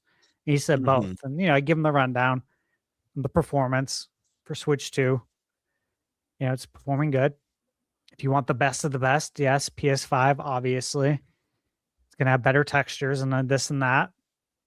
We were going over what edition. And, you know, Jim and I, we grew up watching the Attitude Era of wrestling. We've been to WrestleMania together. We used to go to Hooters back in the day when they showed the pay-per-view wrestling for free. You know, as long as you go there and buy wings and drink beer. This was when I was a little bit younger, though, which made it even more fun when I was like 15, 16. Was not supposed to be there. But he said 150, you know, that's a lot for this Ultimate Edition, because I was telling him what it comes with. He's like, can you just like unlock this stuff by playing the game? You know, enough? I'm doing challenges. I'm like, Jim, those days, man, those are long gone, my friend. I hate to break that to you, but the days of unlocking things in a lot of these games is gone. You got to buy packs now. Random elements. You got to buy packs of cards to hope you can get whatever it is you think you're going to unlock. But he was hoping that it was like back in the day with Revenge and No Mercy on 64, where you could, you know, play the game and unlock all the good stuff. And I'm glad Nintendo still does that. Yeah. I just wanted to say that. I'm glad that you could still, you know, I got Mario Tennis right over here. And it's like, I'm glad that I can still boot that up. And there's things for me to do, like unlocking characters and rackets. And I don't have to pay for it and be nickel and dimed for it. after I already spent absolutely X amount of money on it. So that's kind of where I'm at with the direct. I don't think about it, and I think that serves me really well. So when it happens, it's a ton of fun, and I know that I'll be jumping right on with Nate, no matter what time it is here. No matter how early I got to get up, it feels like Christmas morning every time for a big, for a big direct.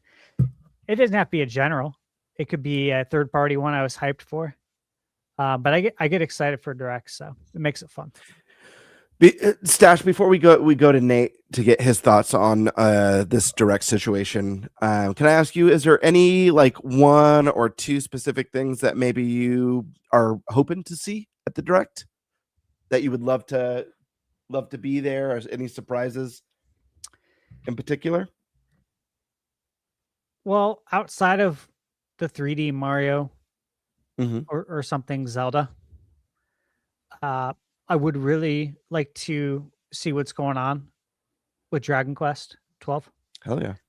Also think that could be a Dragon Quest Day thing though. So I would like a nice surprise, something unique from maybe outside of Nintendo, from another developer like a Square Enix, right. like Chrono Trigger, something nuts like that would be really cool.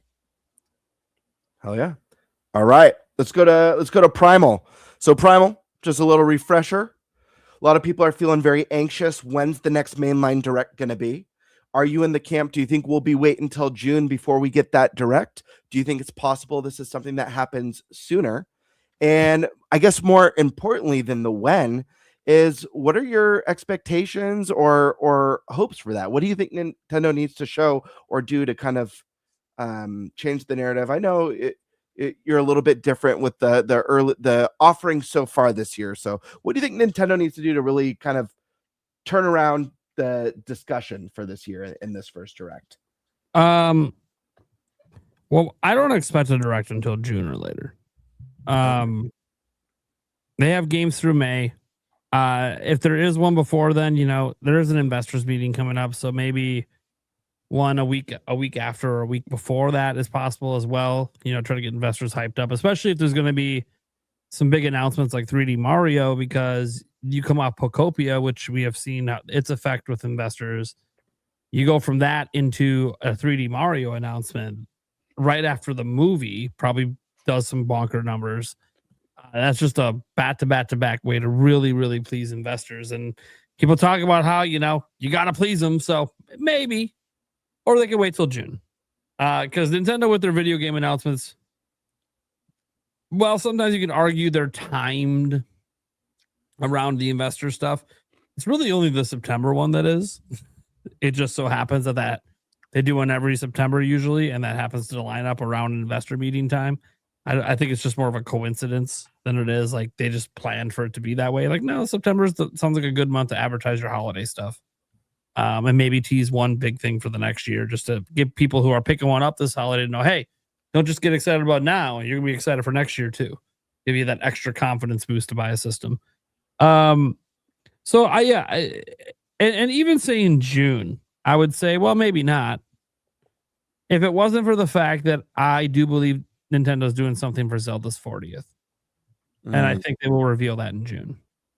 And so if not for that, I would say they could even get away not doing June. They could literally do a Nintendo Treehouse in end of April, feature, Yoshi, and then toss in Fire Emblem, and there's your June game.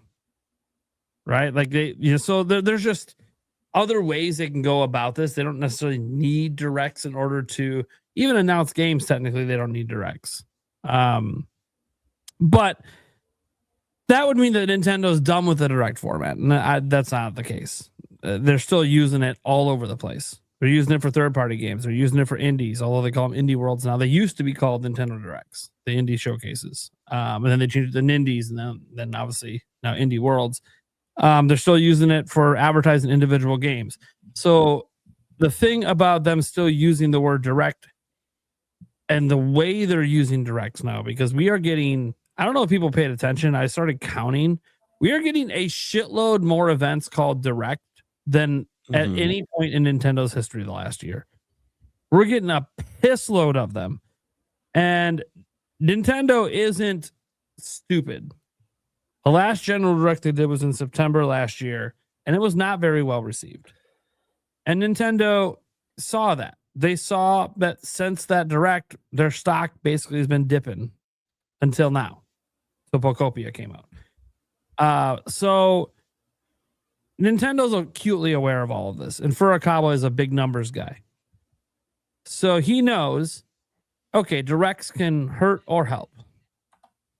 Well, let's make sure a Direct helps. And maybe we're just going to change things up and we're just not going to do 3 big General Directs a year. We're going to stick to the holiday advertising one, which, I mean, maybe they stick to it or not. I have no idea. They might decide to do tree houses or something instead. But you look at the history, September is the safest month for a Direct. And then just do a big summer one where you tease not just the games for the rest of that year, but, you tease a little bit into the future because, we technically have a game in the future in Winds and Waves, but we just don't have anything by Nintendo yet for 2027. So, yeah, I think that there will be one in June.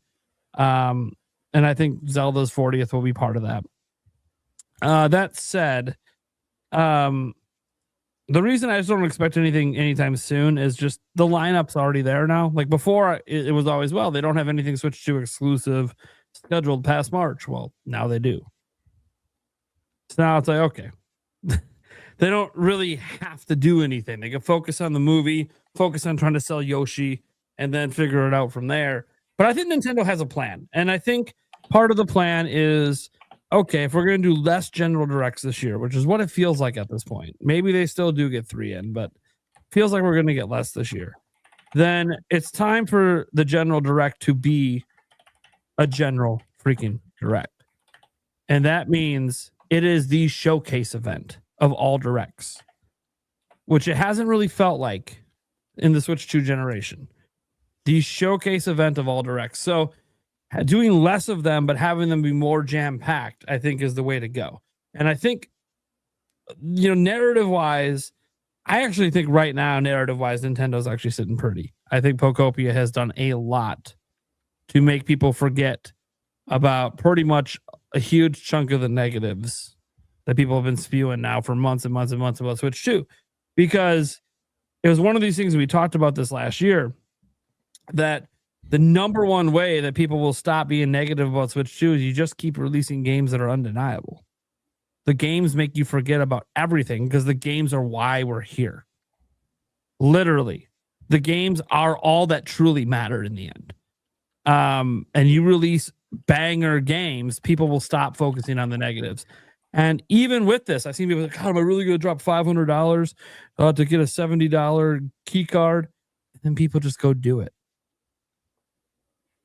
And everyone that I've seen do it for Pokopia hasn't shown any online regrets at this point for doing it.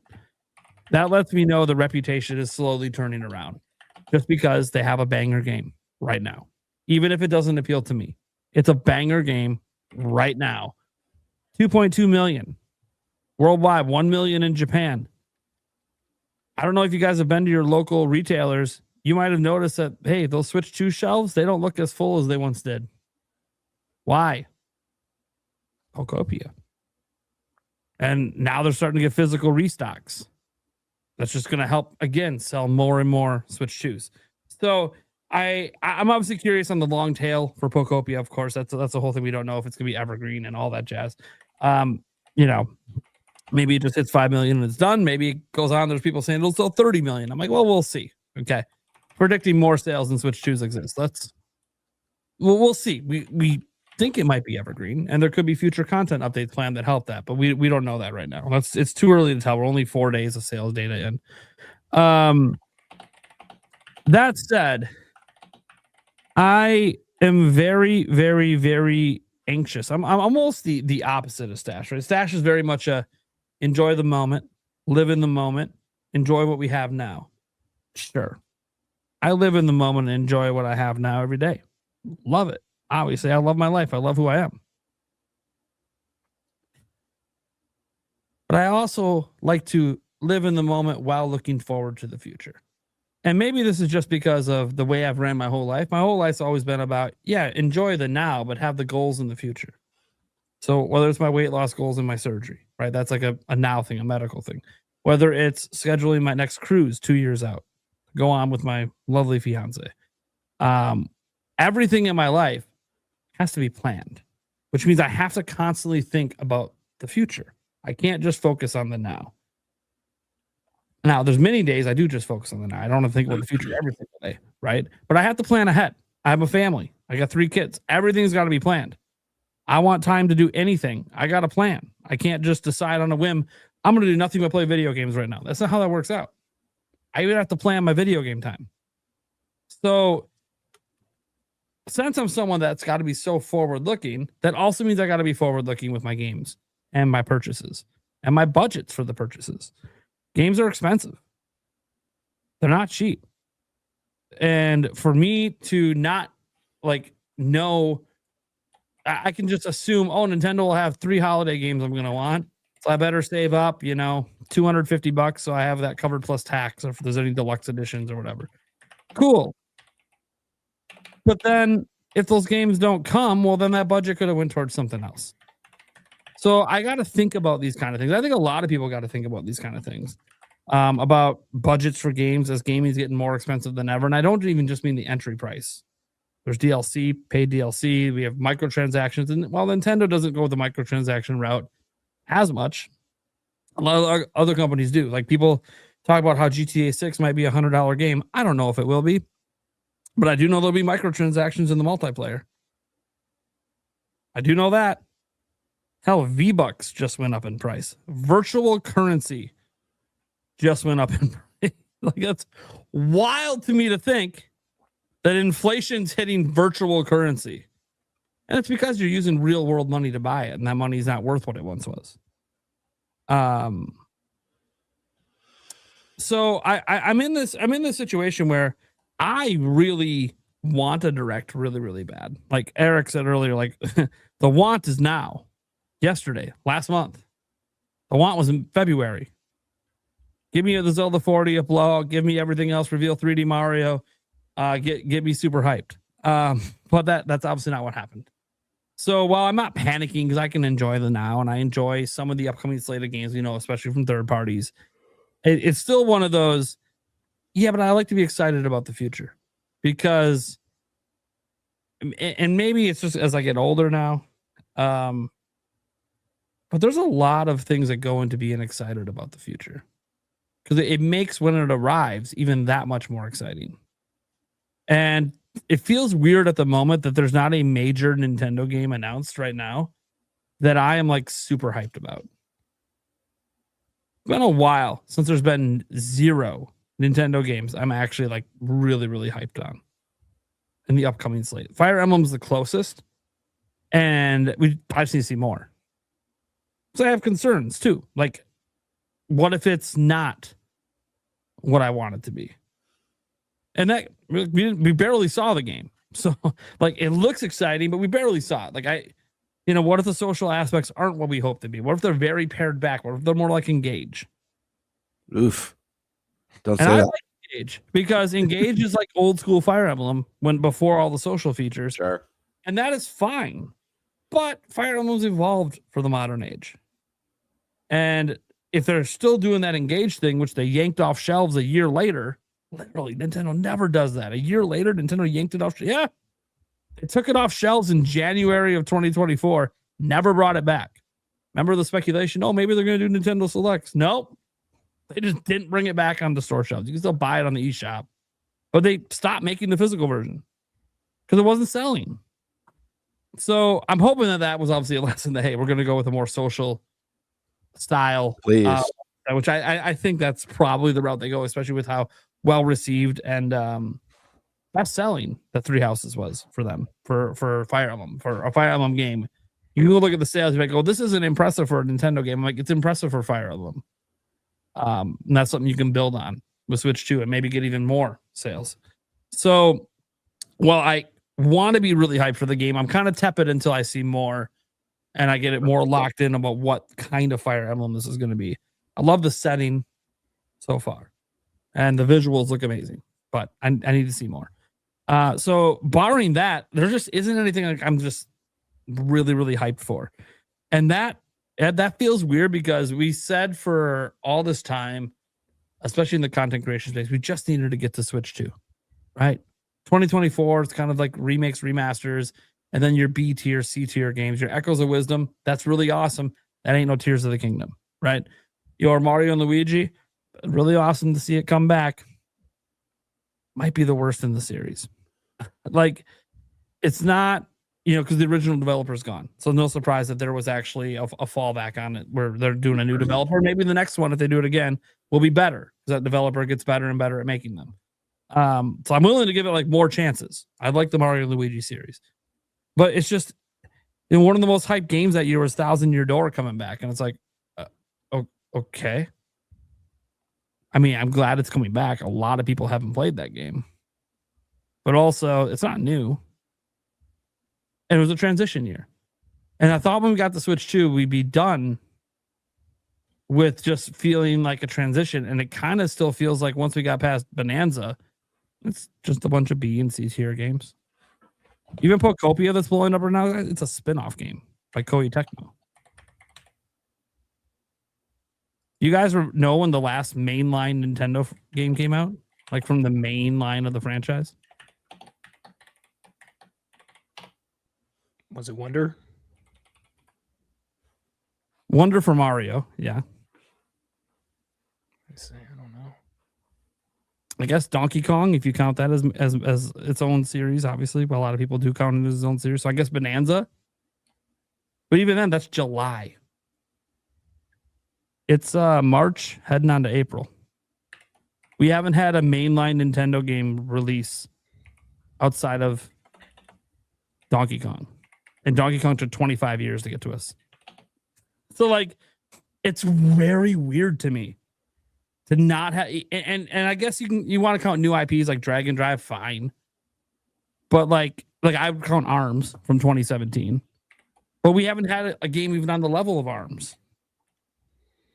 So, it just feels really weird because I thought we were done with the B and C tier Nintendo stuff being the primary releases, and here we are, and we had Kirby Air Riders and Age of Imprisonment as our big exclusive holiday games. Now, some people are going to point out in the chat, well, what about Metroid Prime 4? Yes, that is mainline, not an exclusive. I'm obviously talking about Switch 2 exclusives, just like Legends EA. It's mainline, but it's not an exclusive. I'm looking at just the Switch 2. Forget cross-platform games. Just Switch 2 because exclusive sell platforms. That's what Nintendo told us. Exclusive sell platforms. Okay. Well, then I'm still waiting for the next mainline game after Donkey Kong. And what is it? Is it Yoshi? Is Yoshi considered mainline now? When it was a spinoff from Mario?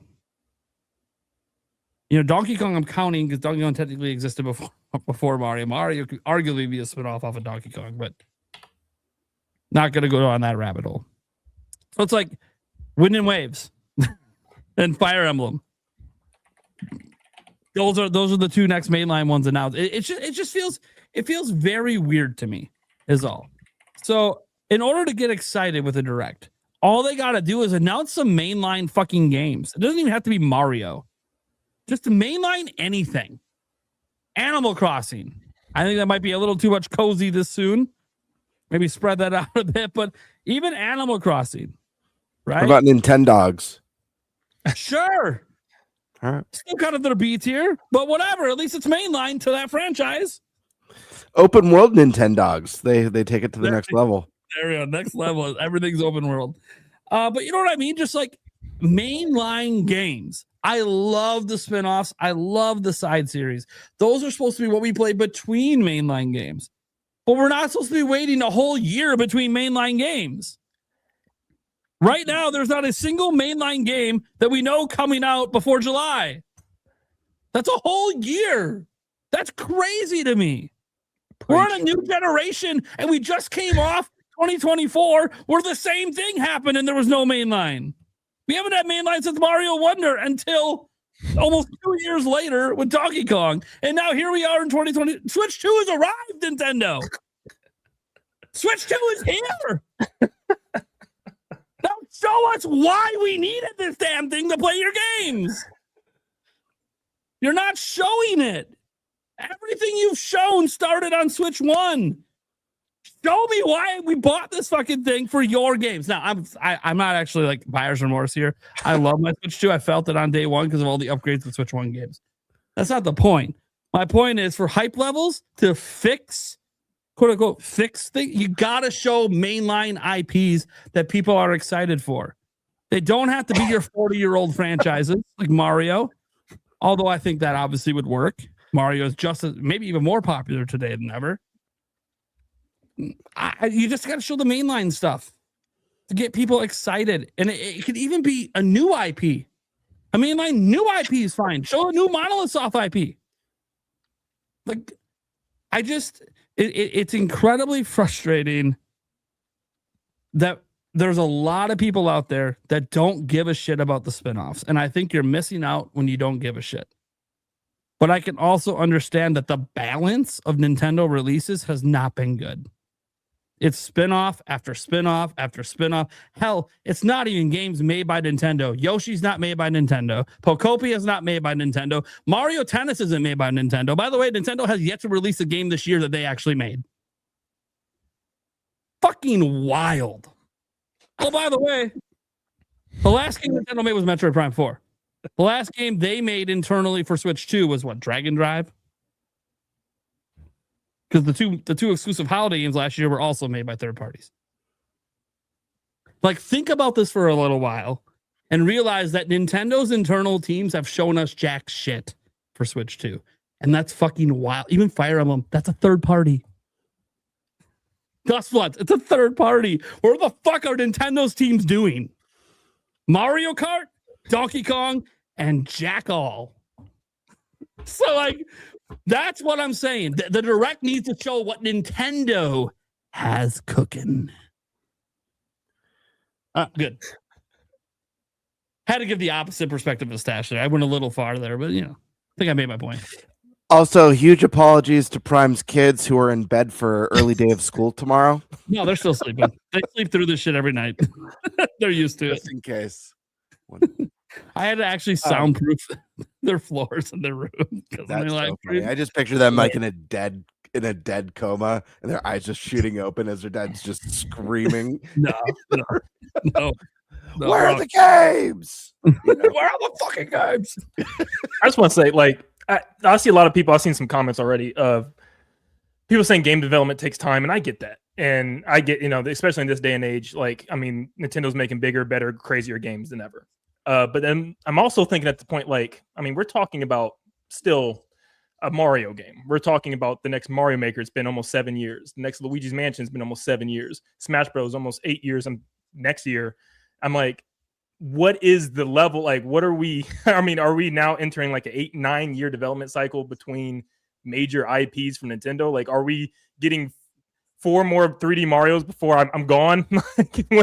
What is the development cycle period? And like, I mean, of course, if this 3D Mario comes out to be freaking Breath of the Wild levels of insane, sure. But I'm like, it's getting to the point where it's like, okay, what's too long?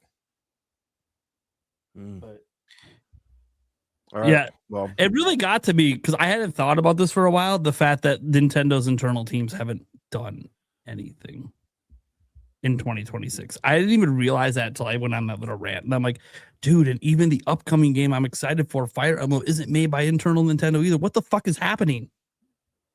Like, what is going on? And I know game development takes more time, but we literally weren't getting mainline games last year besides Mario Kart and Donkey Kong. And the year before, we didn't get any.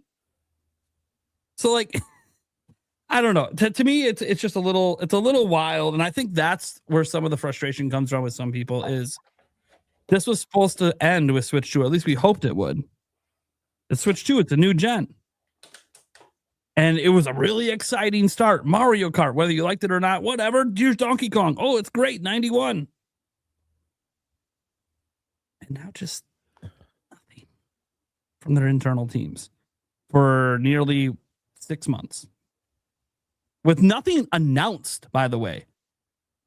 upcoming from their internal team. That's the crazy part. It's not just in 6 months. Like they've had plenty of periods. They've had 9-month periods where nothing internal from Nintendo released. It was all spinoffs or side stuff. But we at least knew about a big internal game, and we don't even know. We're guessing 3D Mario, maybe. We're guessing Luigi's Mansion 4, which would now count as internal because they own the studio. We're guessing, but we don't know, and that's wild. Yeah, I think just knowing is very important. I mean, I was thinking about the fact, like, I think we talked about it on Twitter real quick for yesterday, but it was just like, yeah, of course, we're out of the Mario anniversary at the end of March, but I'm like, I mean, they could have just threw a bone and just said, hey, here's something to look forward to, and just gave us a tease or something. I mean, Pokemon did it. That's not coming out until 2027. So, I mean, like something for the anniversary, something to just tease. That could have been a good little excitement thing. Even if the Mario game isn't until 2027, just having a tease would have been just like, ooh, just like a little feel-good feeling. Having everybody talking about it again, everybody excited about something together. But yeah, I agree.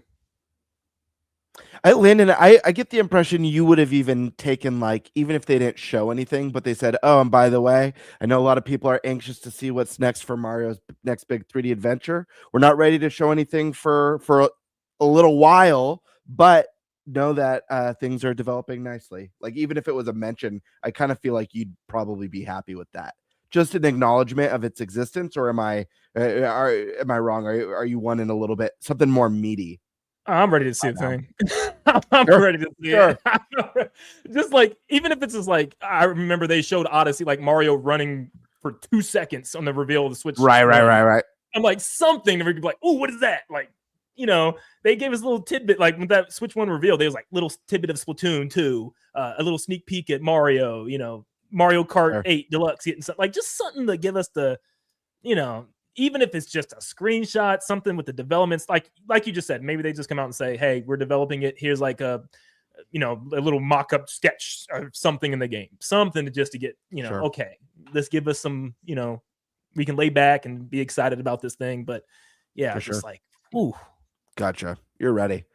I'm All ready. right, Prime, before I share my thoughts on this, was your hopes / expectations just to see Nintendo, like first party Nintendo developed stuff, or do you have anything like specific that you're really hoping to see in this first mainline? Look, I always want to see 3D Zelda teased, even though it's years away. But I mean, whether or not they decide to do that now or not, I don't know. Tradition says they will, but traditions are made to be broken. Just anything first party. I mean, obviously Mario is the big one that I think a lot of people like to see just because 2017 since the last one.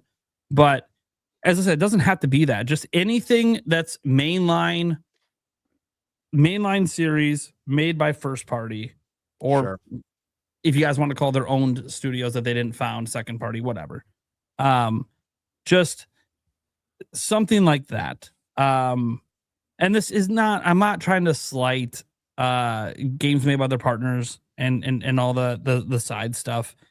I mean, Pokopia is literally highest rated Pokemon game ever, right? Like, I'm not bitching about that game's existence. I'm so glad games like that exist. It's just, it should be in addition to big stuff from Nintendo. And I understand like they should reveal their games when they're ready, and I don't want them to rush reveals. Like, that's fine. I think the plan is weird. They released the Switch 2 at a weird time, and their plan for their cadence of games for it has also been equally weird. Gotcha. All right. It feels like maybe a good way to put it is it feels like a complacent Nintendo. Which, by the way, the nice thing about the complacency is that does mean future years of Switch 2 are going to have a bunch of fucking bangers. So the longer we wait for them, the more the middle to back half, maybe we're in a PlayStation situation now where it's more like the middle, the back half of the system is just loaded. And that could be true. But this is why you enjoy the present. Stop worrying about the future. Serious. I knew you were going to say that. It's true. I was singing it the whole time. But it's true. I know. One other thing I would tell everyone is practice having some faith. I've been playing Nintendo since the 80s. Have faith. They always deliver. May not be on your timeline, but that's how the world works. It's how God works. It's always been this way. You guys got to accept it. Life's a lot easier that way. Absolutely. True. Well, I feel like this direct situation is it's tough because I feel like it's very multi-layered.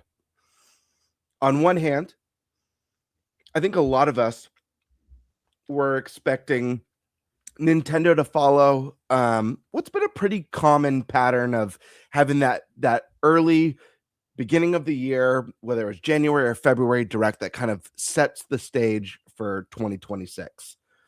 We got the third-party showcase, which I think was great, just showing that the strength of third-party support on Switch 2. I think it was lacking that big one more thing at the end. And while I do think that not Fallout, but Bethesda in general blowout was really awesome to see.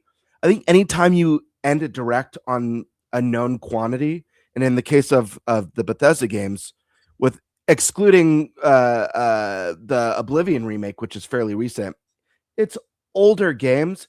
It's hard to get that hype and that excitement as opposed to a brand new announcement, something no one's played before that's either coming exclusively to Nintendo Switch or revealed first on Nintendo Switch. Two of those games were already previously announced for Switch 2. Right. Sure. Yeah.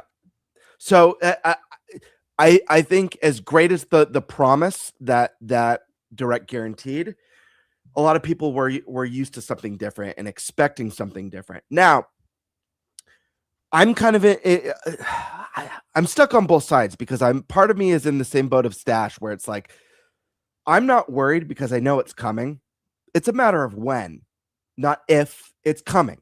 There's going to be, period, a big major mainline direct that lands this year that's going to show off a bunch of great Nintendo games and most likely show off what we might expect for this year's big holiday game, whether it's Mario, whether it's Zelda, whether it's the next Monolith game.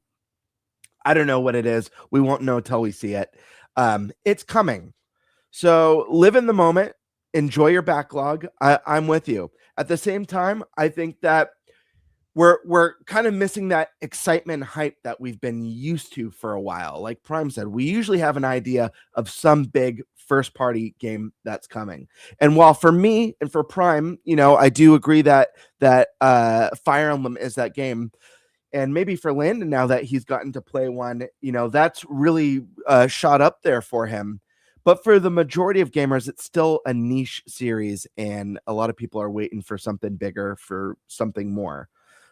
Also, I got to take into consideration this is a brand new gen. We're not even 12 months in.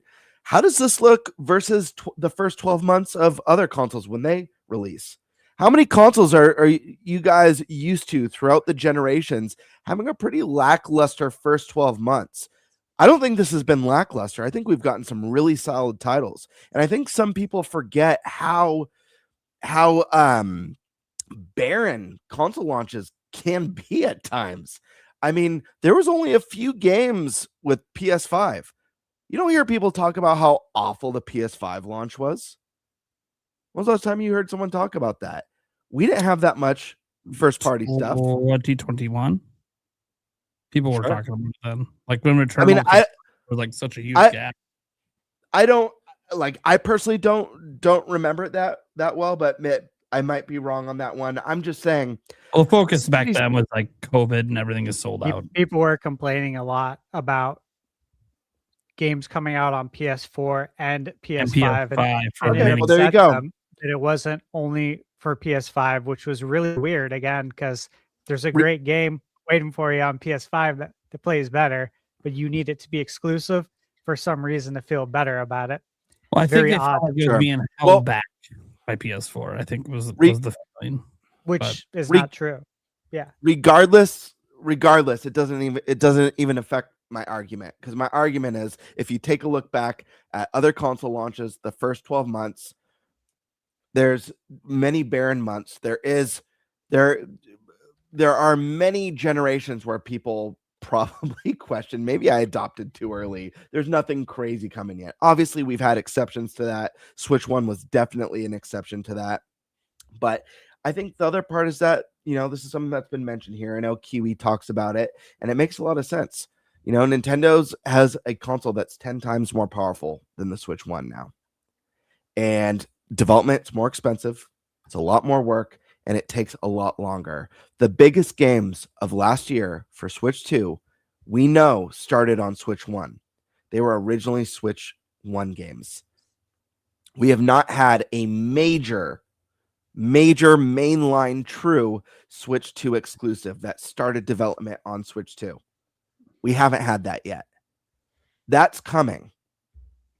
I think we're in for some really special releases, and I think we're going through just the growing pains of a brand new generation. I think some of the messaging has been a little bit odd. Oh, that helps. Yeah. And that's something that I stand by since the announcement. I think some of the messaging has been a little bit odd, and I don't think it's done them any favors. Oh, Devin, you run the show now here. Let's get some better messaging, please. But the thing is that whether or not this is going to be in June or sooner, I have no idea, and I don't lean towards either. I know I feel like most people are leaning towards June right now based off of an old pattern from when? 2023? Is that when they did the beginning? The E3 patterns. Ever since E3 ended, so they did the final digital presentation in 2020. Nintendo's only had 2 of the last whatever amounts of Junes, the last 4 or 5 Junes that I've done a general in. Got it. So there is a little bit of a pattern with this. But the thing is, and I've said this a million times on this show, Nintendo's the king of curveballs. It doesn't even matter that there's past patterns because Nintendo is faster than any other company in the industry will throw a pattern out at the drop of a dime for something new. So, yeah, maybe it is not till June. And maybe they're going to have a massive blowout to cover the whole second half of the year and teasing what's coming in 2027. Maybe that's the case. Maybe next week they're going to have a massive blowout. I have no idea. Sit back, enjoy the ride, and you know what? Enjoy speculation, because as a fan of Nintendo, as a fan of PlayStation, as a fan of gaming in general, that's part of the fun, talking about what we think we might see or what we hope to see or what we think the next Mario game. Don't let it be to a point where if your hopes and dreams aren't met, that it ruins it for you. You shouldn't let it do that. But part of the conversation of speculation is a lot of fun, at least for me. I enjoy it. When I think about what the dedicated 3D Zelda could look like on Switch 2 or play like or mechanically be or artistically go, the game doesn't have to be that. But it's fun to think about what could be possible, because oftentimes, and I think Stash mentioned that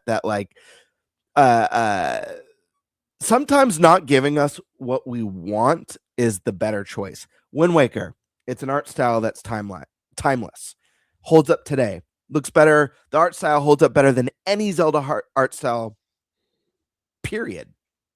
Fans didn't want that. Look at it though. Look at how beloved and revered that look is. I'm not talking about the sales at the time, but there's a lot of things, whether it's mechanics, that people didn't ask for. I'm sure a lot of people who were excited for what Zelda could be on Switch or on the Wii U weren't like, you know what I really want from Zelda is for them to get rid of dungeons, get rid of items, get rid of story. That's my hopes and dreams. They threw away half the staples of the series and people ate it up. If they had asked people like, oh, how do you feel about us just getting rid of all these core staples of the series? People would lose it.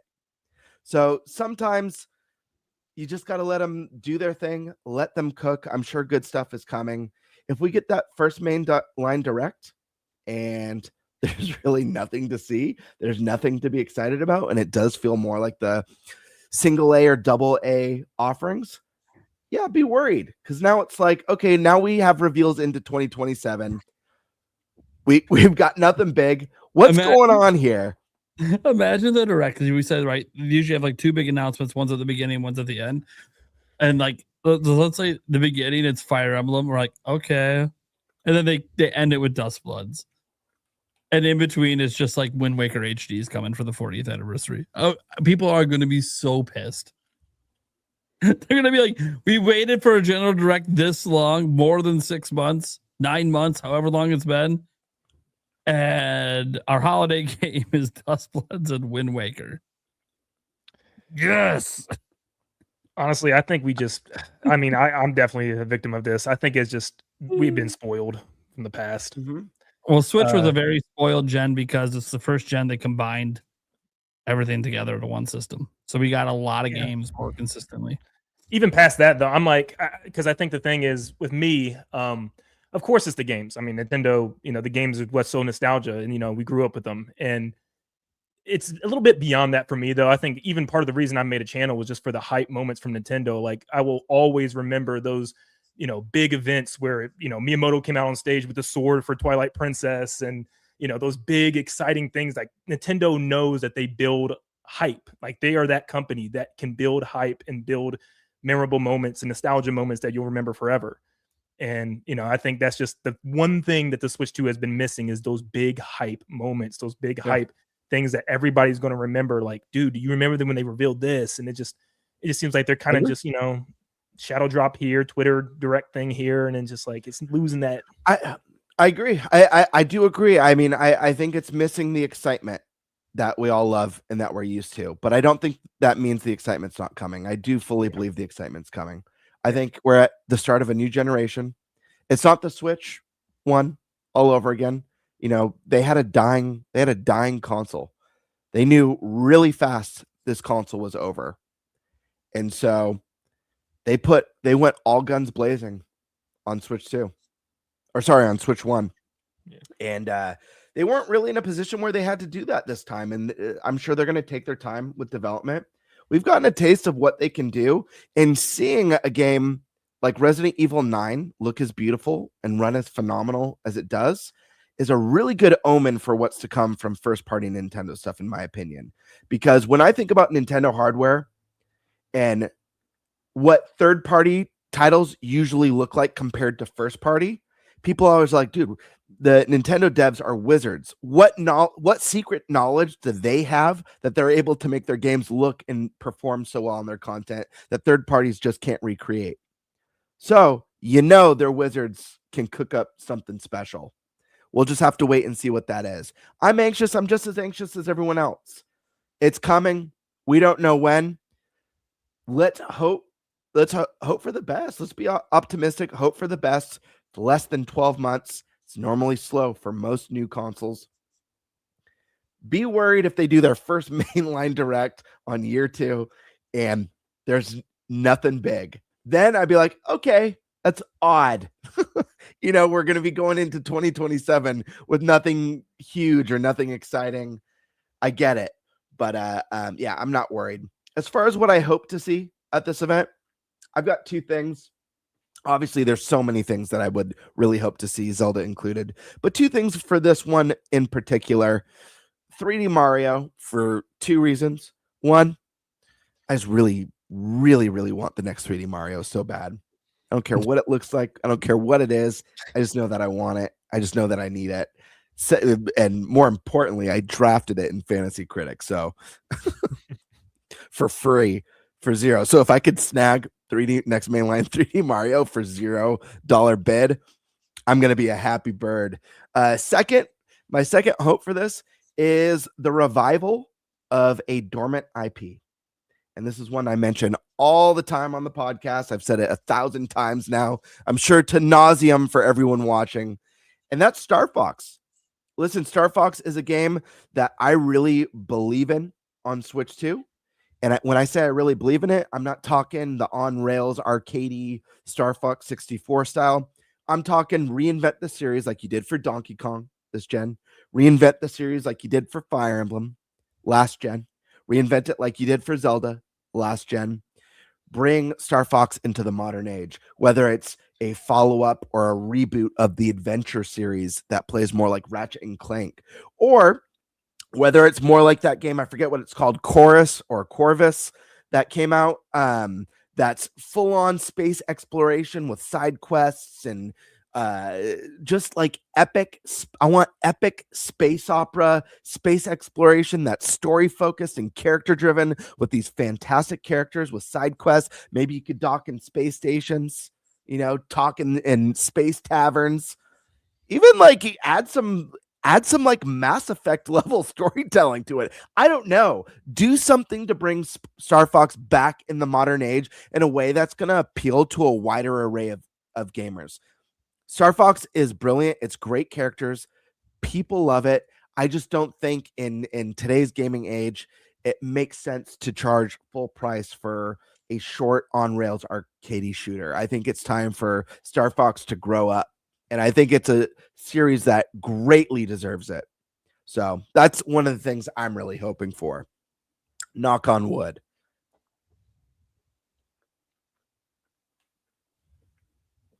Okay. Is that everyone then? We're good? I think. All right, let's get to our final topic then. Pokopia. It's a thing. It's out. I haven't played it. Don't plan to play it. Has zero appeal to me. However, I understand that it's got a lot of appeal to many others. Okay. It's made by the Dragon Quest Builders 2 team, which pumped out like an 85, 86 with that game. Jake Randall has been swearing by that game for years and trying to get everyone in the world to play it. He still thinks Dragon Quest Builders 2 is even better than Pokopia. That's how much he loves Dragon Quest Builders 2. And so while I tried out and bought Dragon Quest Builders 2 on his recommendation, just didn't like it, didn't enjoy it, which is fine. It's okay for these games not to be for me. But I understand the appeal of these kind of games in so much that there's a huge audience of people that are cozy gamers that love these kind of games, these kind of living in a world and creating connections to different characters and building things and having your own town and village. Like I get it from the perspective of the cozy gamer, but Landon is not one of those people. And yet he is sucked into the world of Pokopia right now. So I'm going to throw it to him because we have two people here who have played it, Landon and Gamebird. Gamebird's too busy chowing down In and Out, again, making me jealous of shit I can't eat.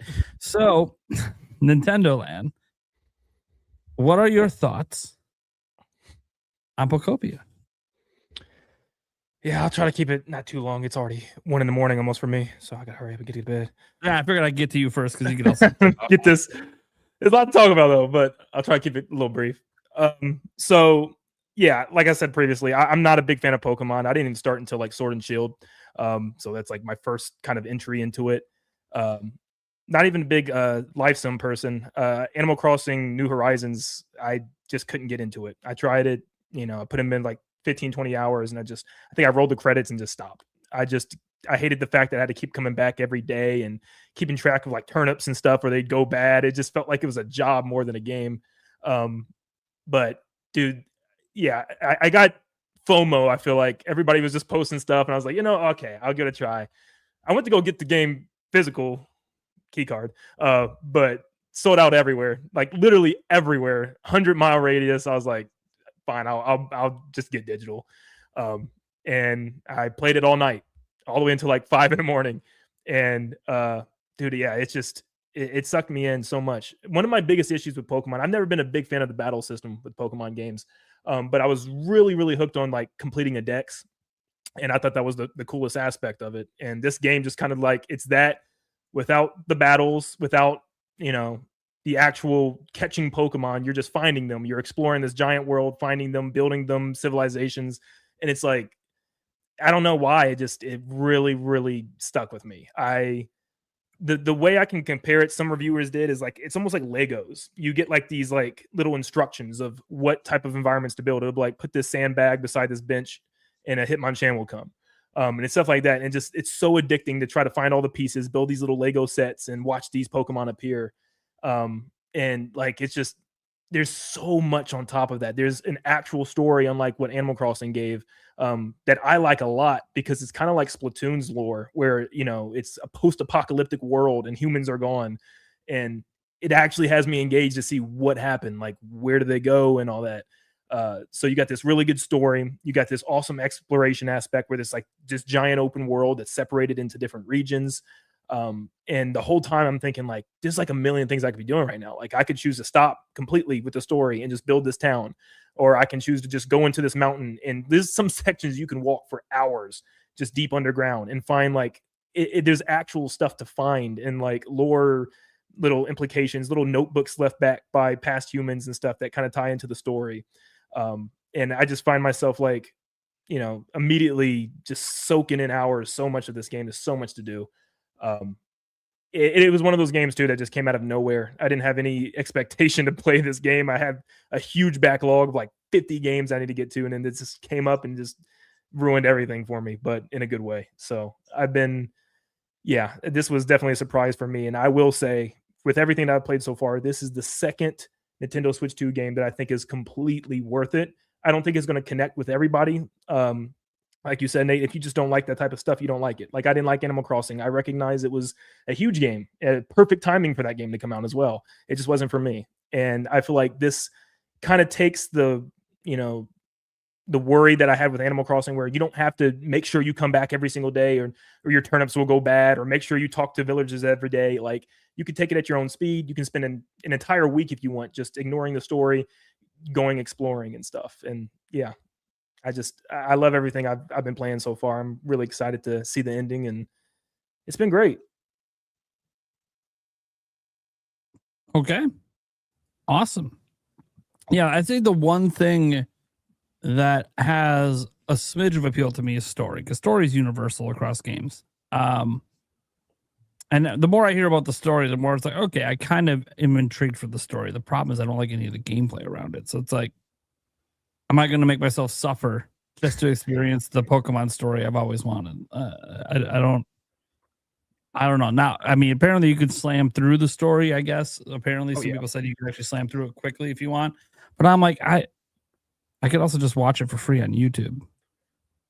I don't actually enjoy playing. I wouldn't recommend. Yeah, I wouldn't recommend it then, because like you could slam through the story, but I can definitely feel like the main appeal is after, you know, the post game of just taking hundreds of hours to just build each area out and flesh it out to your own liking, like build houses and stuff. And you know, if that's not your thing, you probably won't want to waste your time. I swear, Nintendo. I did say I'd play the game if Nintendo sent me a copy. I swear, if you guys send me the copy, I play it and I get hooked. You might. I'm not going to know who I am anymore.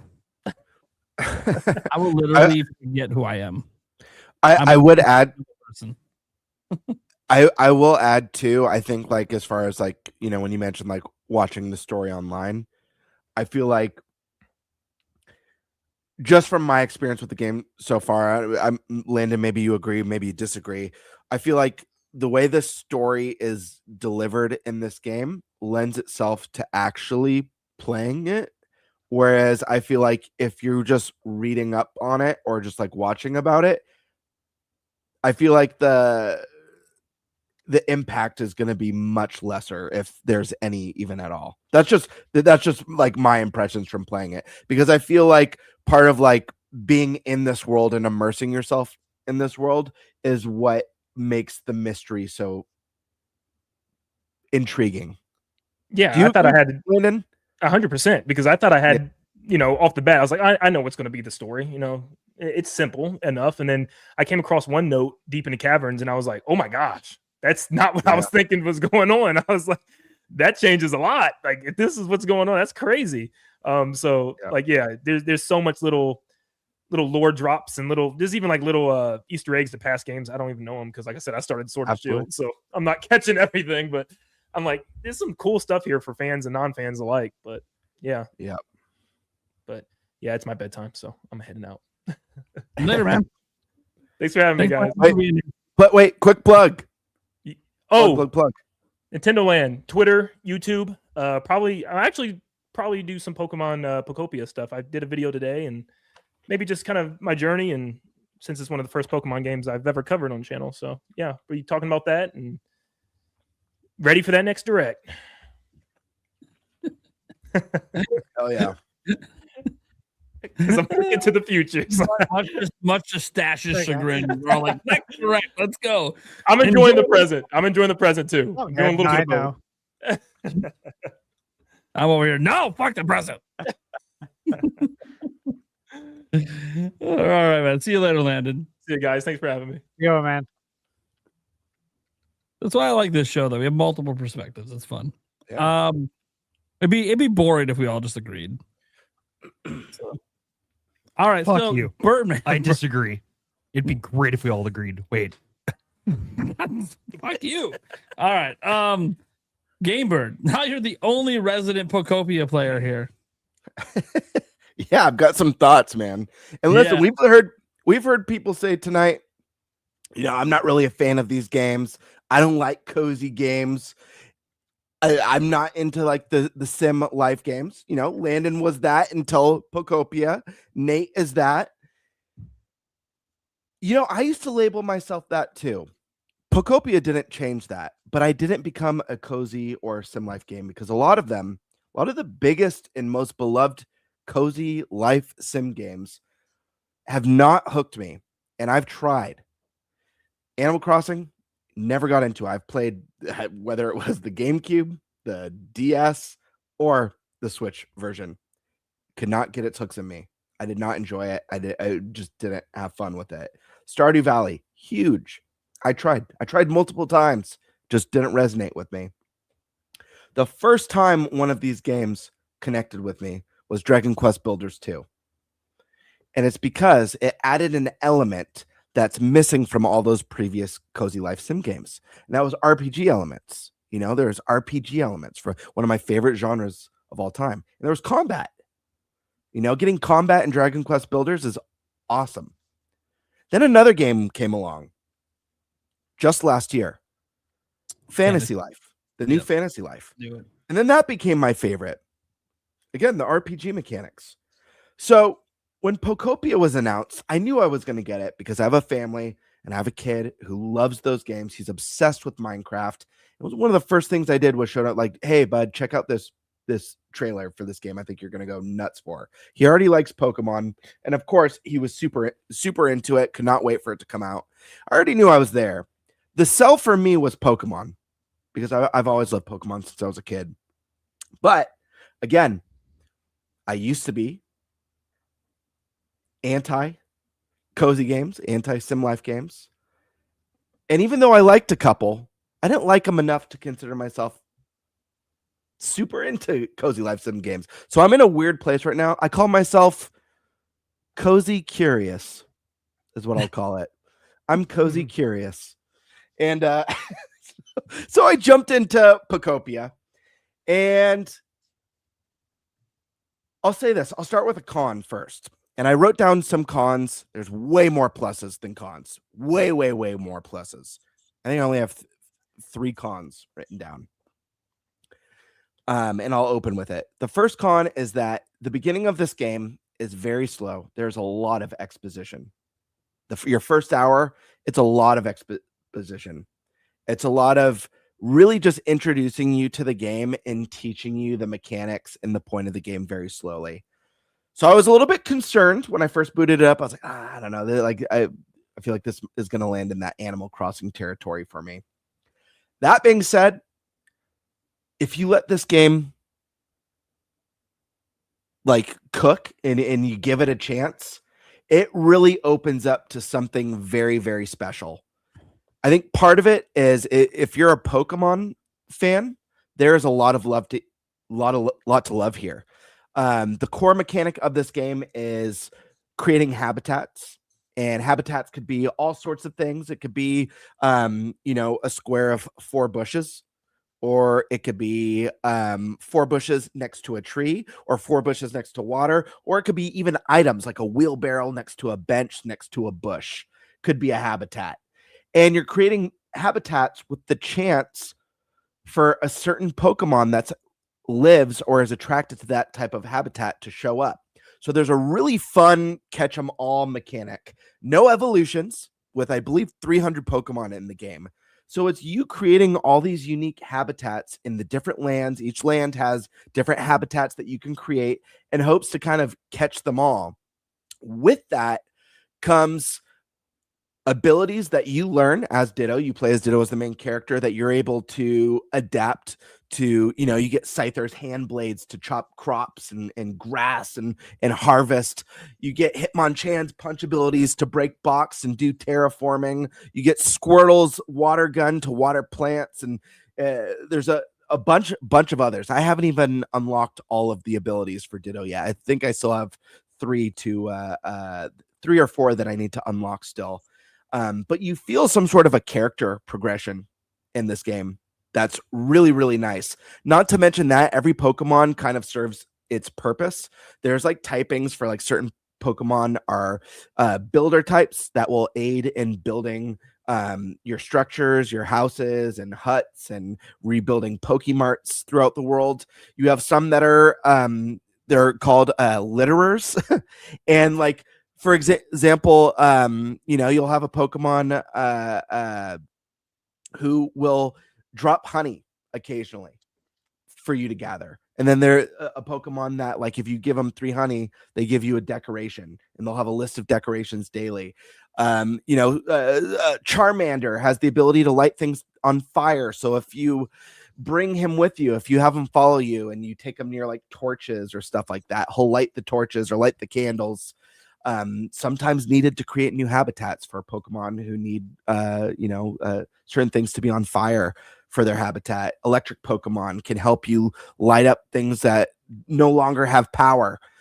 So everything kind of serves a purpose, and the Pokemon have a lot of personality in this. They hang out, they have conversations with speech bubbles that are really comical and charming. So it has all the cutesy stuff that you'd want from a Stardew Valley or a Dragon Quest Builders or an Animal Crossing, but with the Pokemon and the fun habitat system. The art style looks great. I'll say that. Like, it looks better than the modern Pokemon games. Looks better than Scarlet and Violet. Looks better than Sword and Shield.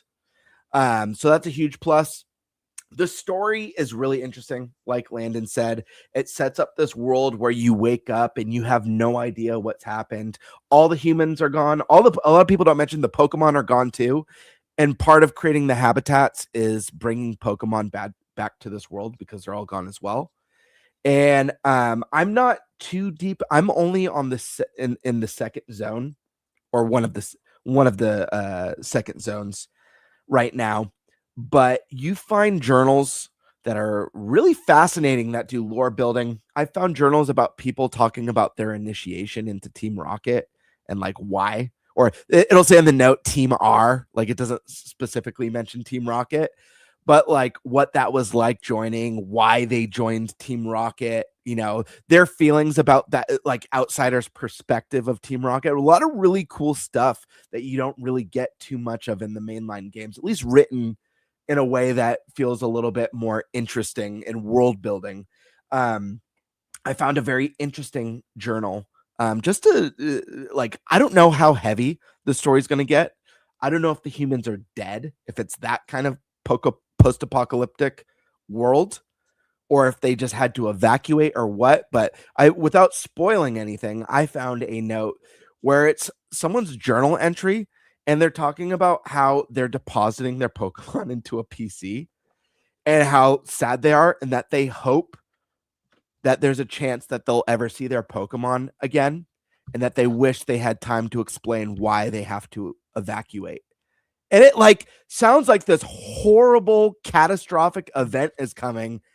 Almost like think of the side quest of Majora's Mask, where I think there's a mom who's putting her child to sleep as like the moon's about to crash into the earth, and kind of saying their goodbyes. It's really neat. So I don't know how deep, dark, or heavy it gets, but it's definitely more intriguing than any setup, at least, we've had in some of the modern games. The music's phenomenal in this game.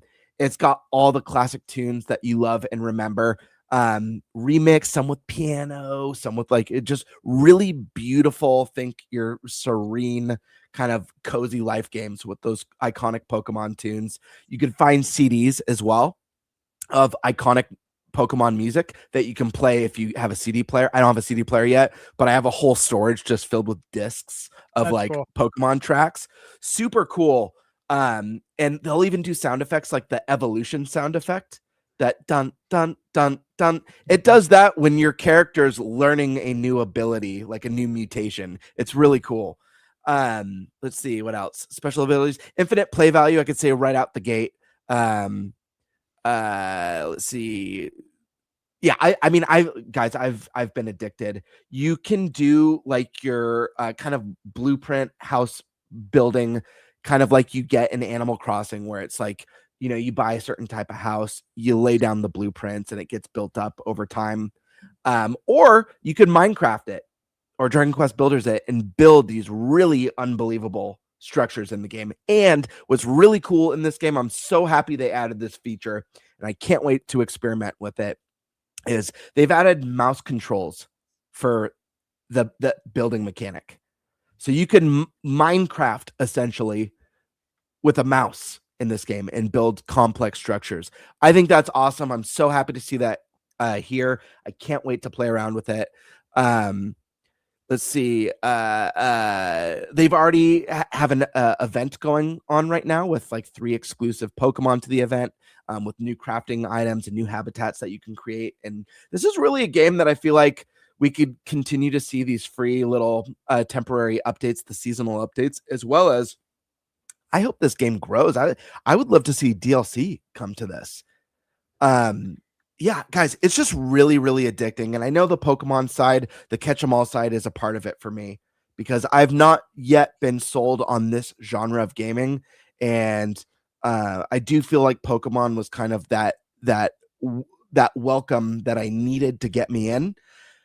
But it's truly been a lot of fun. And even, you know, me highlighting some of these things, the game is much deeper than anything I've articulated here today. And I think if you're willing to get past that slow, maybe 1 or 2 hours of startup, if you like Pokemon and you're in the realm that I'm at, where you're cozy curious, I feel like you should give this one a shot, because I think this game, in my opinion, blows Animal Crossing out of the water.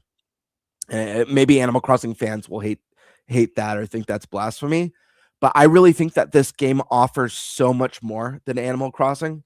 So much more options, multiple regions to visit and build up. And like Landon said, you don't have to worry about weeds, and you don't have to worry about paying off your mortgage or paying off debt. It's filled with side quests. Not only do you have daily side quests, but certain Pokemon will run up to you and be like, "Hey, Ditto," or your name that you named your character, and they'll have like a side quest for you randomly. Really, really cool stuff.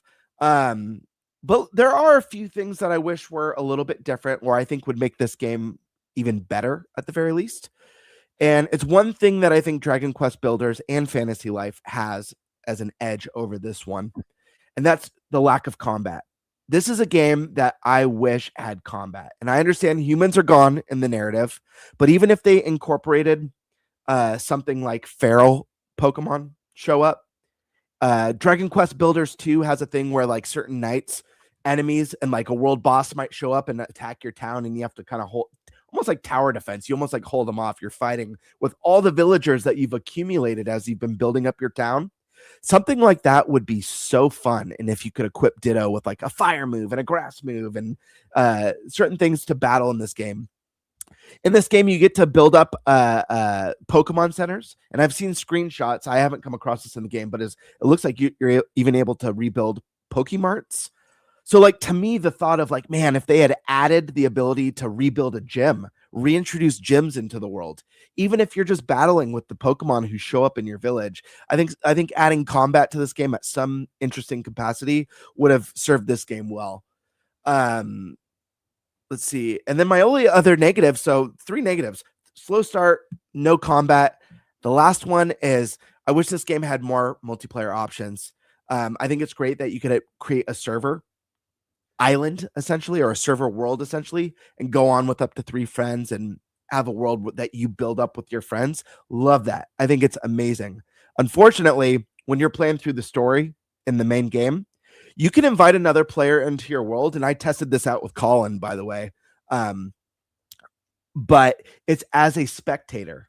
So you can go to their world, but you cannot interact with anything.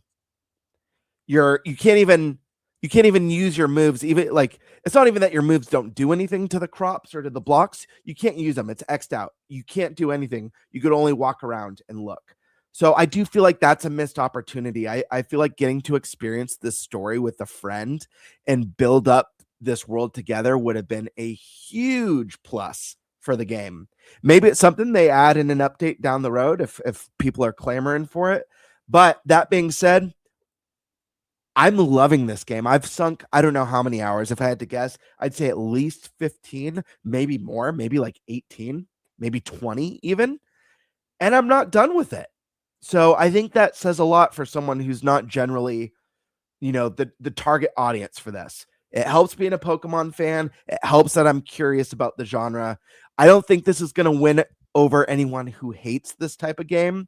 But I think if you're interested and you're open to it, I think there's a lot to love here. And I think, like me, you'll be really pleasantly surprised as you get deeper. And one tip of advice for anyone who's just picking up this game or plans to pick it up this weekend, you could get stuck in that first zone for probably 100 hours. Because I was like, I'm not leaving this place until I've made this like my dream place, and I've found every Pokemon here and found all the secrets, because there's a lot of secrets. I found a hidden underground area that requires ancient relics to unlock the purpose of it. Cool stuff like that.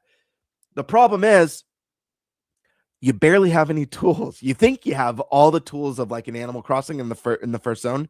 Go to the next zone. Your tools and your abilities and the things that you're capable of doing grow exponentially. And from what I understand, that happens as you reach each new zone. So don't trap yourself in that first area as a completionist, because I could see myself getting stuck there for 50 hours and then moving on and be like, holy crap, why did I stay there? I'm burnt out. Forget this. But yeah, I listen, I recommend it. Bottom line, this is a great game. I hope Game Freak is watching. I hope this is kind of a call for them to be like, hey, like, third parties doing Pokemon better than we're doing Pokemon. Let's step it up. Let's kick some butt with this next one. And maybe they're planning on it. This is going to be the longest development time, getting this next game in 2027. I hope they're watching. But yeah, those are my thoughts. Interesting. Good insight, dude. Yeah. Interesting. I swear. Nope, I'm not buying this game. Sorry, the temptation popped up for a moment while he was talking. But it's also not financially in the cards regardless. So it's pretty easy for me to not give it the temptation when it's like, well, I don't have the finances to buy this thing right now anyways. I'd be worried recommending it to you for two reasons. One, you don't like cozy games. This game does share a lot in common with DQ Builders, and you didn't like that one. And second, you're not a big Pokemon game. So it's like kind of like it might be a 3 strikes you're out situation for you. Not big Pokemon, not a Builders fan, and not really a Cozy Life fan. But I don't know. Colin doesn't like cozy games at all. He picked it up. He was feeling the FOMO.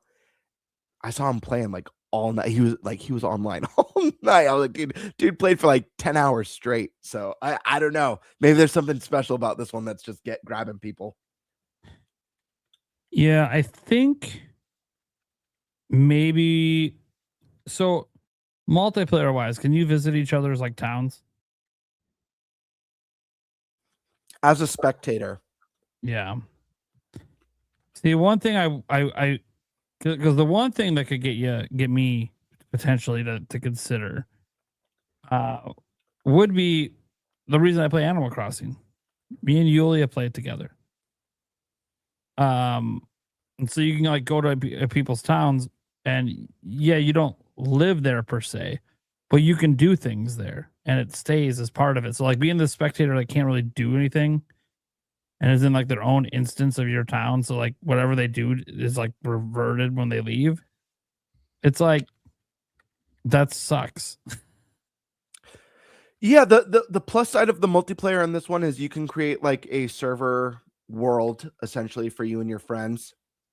And I believe, I haven't done it, I believe you or your friends can enter that world and expand on it and build up on it at any time. You don't need if I recall, you don't need the creator of the world to do it. There'll just be like a world password or something like that, I think. Yeah, I read about that. I gotta get some more information on it, because the only thing I've seen come out from people talking about that dream thing or whatever is that if you bring your Pokemon there, you lose them.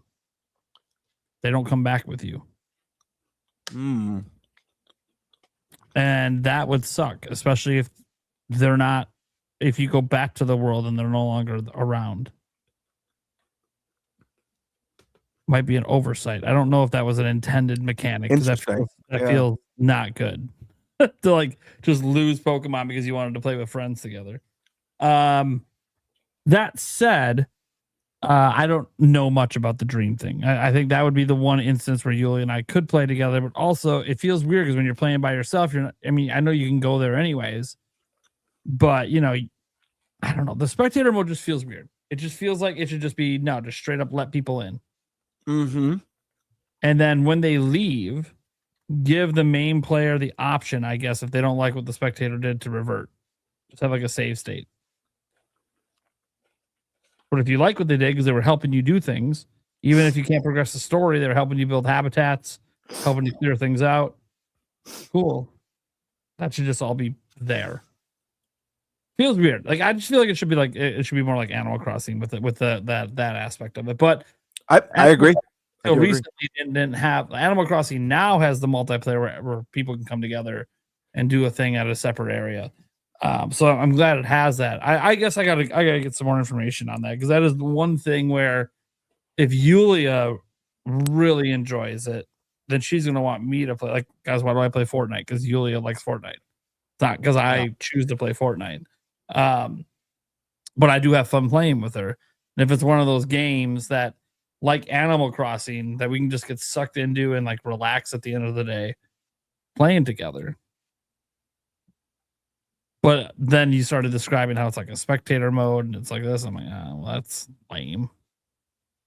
Yeah, like, I agree. That's really lame, actually. That's why I say one of the pros. I mean, it's kind of a wishful thinking pro, I guess, because I imagine like it feels like there's room for this game to grow. The game's massive. It is packed with content. Do not get me wrong, but it feels like a game like Splatoon or Animal Crossing, where it's like, man, I want to be seeing these updates throughout the year. But not only that, I'd like to see some DLC where they really expand the mechanics and what you can do in this game. Multiplayer is no exception. You're right, Prime. Like, that's something I noticed right away. Me just being stuck as a spectator visiting Colin's world was a bummer. I want to be able to interact with his world, interact with his Pokemon. And I think they need to add that. I hope they do in time. And I don't know. It's I will say this. Animal Crossing has got some I feel like I feel like Pokopia kind of set a bar. I feel like Animal Crossing, whatever's next for the series, is going to need to crush, because I do feel like people are going to be cross-examining it with this game and how much this game has to offer. People are going to be making comparisons, and this game offers a lot. Especially if there's regular content updates coming. Yep. Which we don't know. Like yet. I've found, I don't want to spoil anything, but like iconic trainers from Kanto, like I've found their outfits. Like you discover outfits hidden in the world, That's also sad. Gym leaders. I mean, I know they're dead, but right. Right. But it's really cool stuff. And I will add a speculation. I have a feeling when all is said and done, we already have like these like larger than life mascot characters from Pokemon that have just like transcended other Pokemon in popularity. Pikachu, obviously the face of the series. Eevee is a huge fan favorite. Another one that comes to mind is Gengar. Like there's Gengar stuff everywhere. People love Gengar. I feel like after like all said and done with this game, that Ditto is going to be one of those new iconic Pokemon characters that you're just going to start seeing more in like marketing, and whether it's plushies or shirts or whatever it is. I have a feeling that this character is about to explode in popularity, like a Pikachu or an Eevee. All right. Well, let's get to our little super chat / Q&A session, guys. You guys can still get your questions in right now. There's still time. If you want to super chat them in on any of our channels. Demonic Brawler did his rounds here, gifting people memberships. Thank you so much, Demonic Brawler. Thank you. We always appreciate the support. Joey Pitts. Convince me on budget to get Pokopia FOMO. Getting me. Are you trying to convince you to buy it or convince you to not buy it? Joey was asking me to review it. Okay. So he's like he's obviously on the fence. So he wants to be convinced to buy it, basically. Yeah. I told him I don't have time to fit it in right now. I wish I could. I just don't. Well, but Bird just gave a really good explanation. Yeah, honestly. the Game Bird just sell you on it because that might have been what you needed. Or it's what you needed to not buy it. Story sounds awesome. Yeah. Wait to man. When we'll see the last Switch 1 game?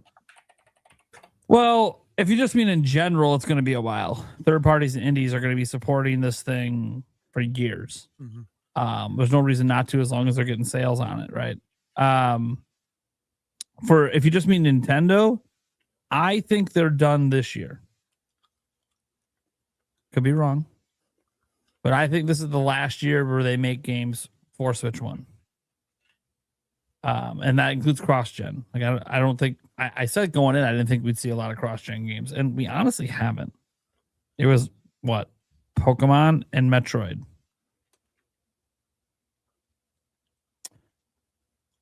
By the way, both of those games announced before Switch 2 was even revealed. So it's like they haven't really been doing the cross-gen thing. So yeah, you have Tamagotchi Life, you have Rhythm Heaven, and I don't know if there's anything else really coming from Nintendo for Switch 1. I think at some point they flipped the switch and said we're all in on Switch 2, which again, if you listen to Nintendo, they have repeatedly said they believe exclusive games sell systems. Well, doing cross-gen would be the opposite of Nintendo's strategy that exclusive sell systems, because then it's not exclusive. You don't have to buy Switch 2 for it. And again, this is one of the criticisms that PlayStation's had for years. I think the difference for Sony is they're not reliant on their first party to sell their system. They never have been, going all the way back to PS1. It's always been third parties. So yeah, so like for Sony's like first party games to be cross-gen, I don't think it actually was as big a deal or as detrimental to sales because they're not as reliant on those exclusives to push units. You know, Call of Duty comes out, it's pushing units. Madden comes out, it's pushing units. I mean, they have GTA is going to be the biggest selling thing for PlayStation ever, and that's not their game. Third party, and it's going to be on Xbox Day 1. So yeah, it's one of those things where there's just different reasons that the systems are successful. And Nintendo truly believes in the exclusive strategy, even though they are seemingly giving third parties room to breathe. That's the one thing you can say is, hey, we're trying to let third parties shine a bit more. Cool.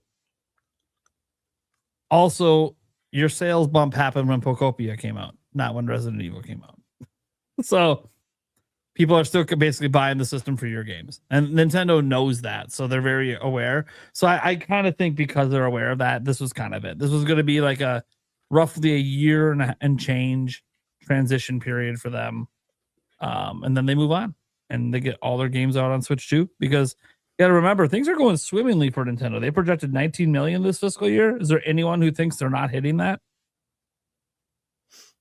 And by the time we get to next year, they should be north of 30 million. So that install base is already up there with the N64 and the rest. They're going to be all in on pumping the games out for Switch 2, so they can keep pushing those sales even higher. So we'll see. We'll see what happens. And I hope Furukawa's right. He was hoping that it was a really weird hope he did about keeping the price down. He said, because RAM prices are going up. You guys go back and read what he said. He said that one of the things we hope is that as mass production continues, the other parts get cheaper to make up for the RAM getting more expensive. I found that really fascinating, as Nintendo made like 20 million in a year. They're already in mass production. I don't like, how much more can you make in a year? I guess they topped out with Switch 1 at like 28 million in COVID, but a lot of that was like back stock, that they had sitting there from years prior. Like Switch Lights were barely selling and they sold out in 2020.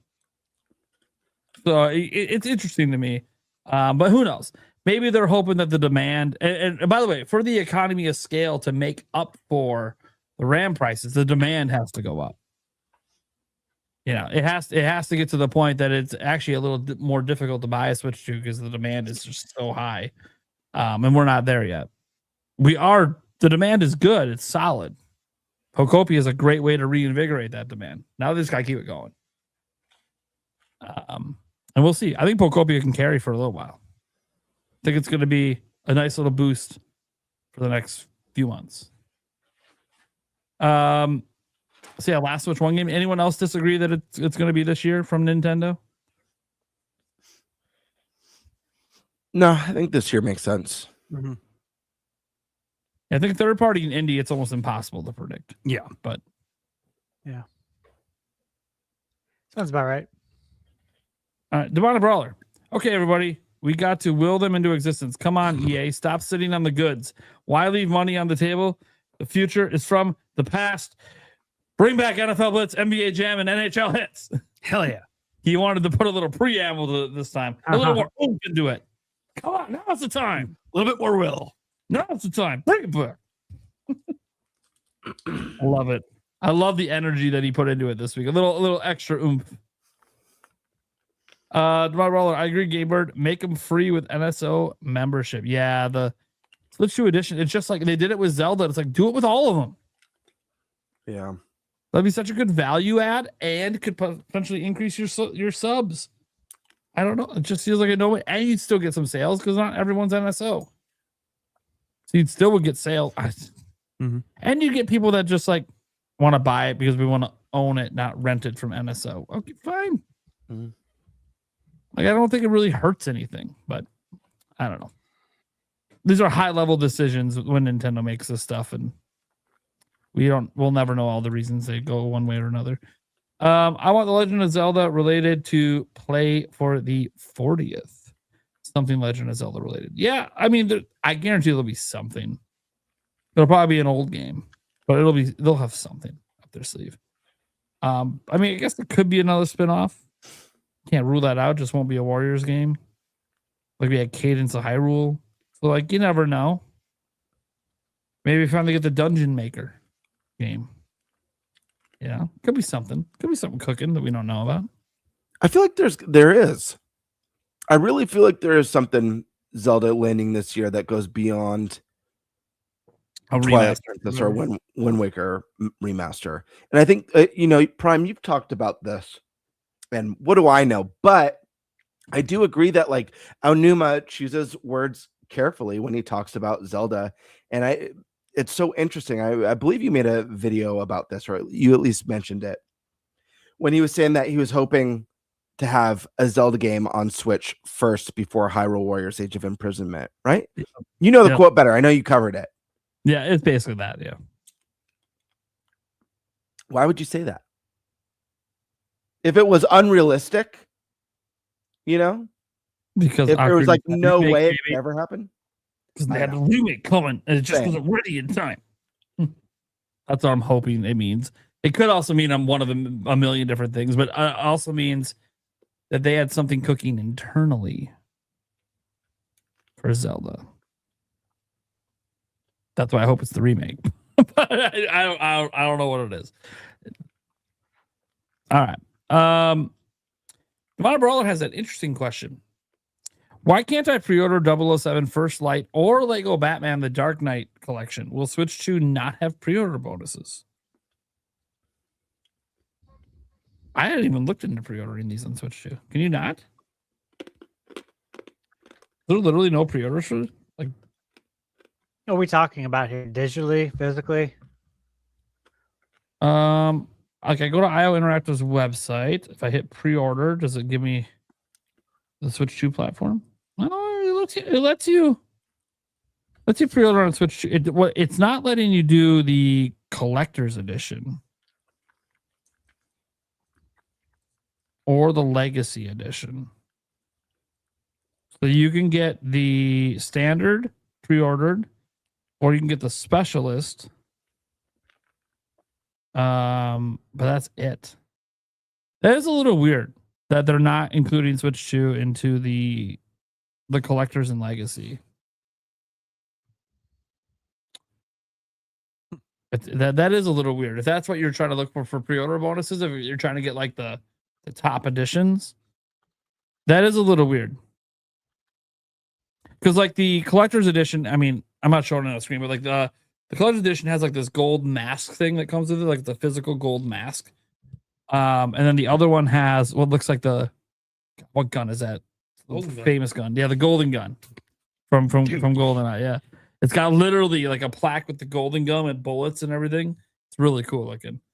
That's the legacy version, of course, because that's referencing an old Bond game. Yeah, you can't get those. The only one you can get is the standard, and then the specialist one, as you can guess, includes like digital goods.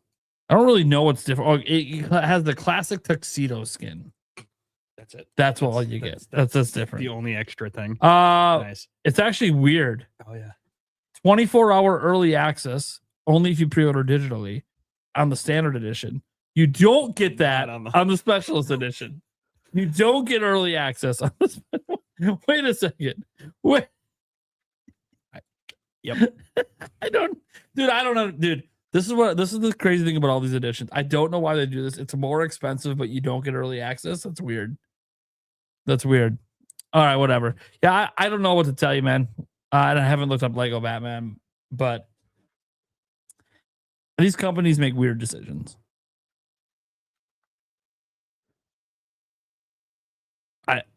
I don't know how else to explain it. I think Luigi's Mansion 4 or Dust Bloods will be the holiday game, says T.J. Mayor Hoffer. Yeah. I don't know that Dust Bloods would be the right move. I'll be honest. Dust Bloods. I think Dust Bloods should be a summer game. Yeah. Luigi's Mansion 4? Sure. They could pull it off with that. Again, like look at what they did. Like, I was just gonna say, look at what they did with Donkey Kong. You know what I mean? Yeah. I think it needs something else with Luigi's Mansion, but it could be a holiday game. It could be an October or November game, but I feel like there should be at least one other thing to pair with it. I just don't. The Dust Bloods, I don't think would be the right call for that. But I don't even know. It depends on what else they have to offer. Which again, we don't know until there's a direct. And even then, we might not know because, as September proved, you're not necessarily going to get exciting things in the direct. We don't know. From Nintendo, that is. There's always something exciting in every direct. But, go to 10 Gaming for the Birdman. You're muted, or your audio died, or something happened. I don't know. No, just messing with you, just for the thrill of it. Well, you're messing with him. It's his super chat. Thank you, dude. Appreciate you, brother. Damn. Carcon. Nintendo Direct delayed until Elden Ring's ready. There we go. That's what's going on. Contractual obligation. No general direct until Elden Ring's ready. Makes sense. They can shadow drop it the same day. Oh man. I mean, that's not the real reason, but that is, you know, it is supposed to come out this year. Of course, it was supposed to come out last year. So that one I do believe is actually coming, though, unlike Borderlands, which, you know, is on an indefinite delay. Yeah, an indefinite delay where you pulled all the developers to go work on the main game that all the other versions are playing. So when you're pulling the whole dev team, that feels like the end. It just is what it is. Plus, I don't care that much anymore about that game coming over. Jorge, I always go by how Nintendo presents their next big games. They'll announce them when their teams are ready to share them again. I want their teams to do it on their terms. Well, that's exactly what they do anyways. Mm-hmm. We can demand what we want. Like, I want to see 3D Zelda now. Like, dude, Nintendo don't give a fuck what I say. I mean, they might care about certain feedback I give, but when it comes to when they're going to reveal their games, they don't give two shits. Also, hi, Nintendo. Yeah, hi, guys. I know you don't give two shits about when you might personally agree with me that we should reveal. It don't matter, though. You guys are going to make the decision based on what's best for your dev teams and your marketing. I know this. And it doesn't always fit our impatient, dopamine addicted brains. I get it. I still want to direct. Mm-hmm. Like, doesn't really change my mind, but I know you're going to do whatever the fuck you want to do. That's fine. As I said, there could be literally no direct this year. They could do like all Nintendo Today announcements or something. I don't really care, honestly. Just announce games that excite me. You want me to send you a list, Nintendo? If you care that much about my personal desires, I'll send you a list. Call me. They don't get two shits. Daniel Alvarez, Pokopia keycard sold out. We save physical media. I don't get the comment. Does anyone else get it? It's selling out, so physical media is good because it's selling out. Oh, he's basically he's just saying that it's saving physical media. I think the physical editions are selling out. How is a key card saving physical? Doesn't that advance us more towards physical going away? Because it's the physical version of the game. It is the physical edition. Key cards are the physical edition. Mm-hmm. Right? Am I right or am I wrong? Yeah. No. I don't consider key cards physical. So it's tangible. Yeah, can you touch it? You can't touch the game. No, you have to download it. Fuck off! You can't touch the game on a key. You can touch the game and you can lick it. Yeah, you can. You can crack it open and touch the memory module the game's on. Oh, fuck off! What are you actually getting mad about this? Seriously, this is the first time I've seen Eric getting upset mad on the over podcast. key cards. Wait a second. Fuck AI, but key cards are good. I never said key cards are good. Okay, well, I'm not going to call a key card a physical game. I'm just not going to do it. It is a physical digital game because you could trade it in. Yeah. But it is not usable without the internet. Internet doesn't exist. You can't play it. It's not physical. Wait, you just said you're not going to call it physical, but you just called it. I'm going to call it physical digital. Digital physical. That's a caveat. That's you can't physical. use the word. No. You use the word physical. No, you use the word physical. It's a hyphenated word. Stop. Yeah, but digital physical is an oxymoron. Stop. It is. And you know who uses oxymorons? Who uses oxymorons? I do. Morons. That's fine. Call me a moron then. Listen. Key cards are not true physical. They require the internet. Nate, I'm trying to help you, man. Just give the people what they want. And what the people want is for you to call them physical copies. That's what the people want. Well, I'm not going to do that. People are sick of hearing it being called digital because it is a tangible object. The masses believe key cards are physical copies. Listen to the masses. Are you a person of the people? No, I'm not a person of the people. Never been a person of the people. Oh. My entire channel is built on what I say and what I like and what I do. It's not based on anybody else. The show this podcast is based on all of them. But my show, my channel, I cover the things I want to cover. And I've been very adamant that key cards are not physical. If it's something that needs the internet to function, that's not physical. So you could go into it. So if you have a device that requires internet, is the device not a physical device? What device requires internet? I don't know. A router? Or requires internet service to... Technically, it does not require internet service. A router can be used locally. I guess, okay. That would have been a better save. The modem. Yeah, the modem. modem I itself. can't. Modem. Fair enough. Modem. I'm not a tech. We already know I'm not a tech guy. Modem. Eric, help me out here, man. Yeah, I am. Modem requires internet to work. Well, yes. I mean, it powers on, but It just powers on. Doesn't really doesn't do anything. That would be like if someone, like if I needed a modem and someone was selling it to me for a lot of money, and I asked, since it's digital goods, if I could get a discount on the price, since it's not a physical good. You're stretching this so far. I love it. This is something I thought Stash was gonna pull, stretching it to a modem or some shit. Instead, it's gamer doing it. Look, I don't care if you guys care about key cards. Don't you buy them? Do what you want with them. I have a couple key cards. I'm not gonna sit there. I'm not and interested in key cards. Go buy key cards. It's just funny to me because like I see the word "we save physical media," and then I think by buying key cards, I think that's the opposite of saving physical media. I think that's just furthering our descent to not have games on an actual cartridge, and everything's digital and requires the internet. I think it's just that's. By the way, I'm fine with it all digital future. I've been all digital on my PC for like 25 years, so it doesn't bother me to go that way. But I just seeing the words "we save physical" next to key card selling out feels like an oxymoron.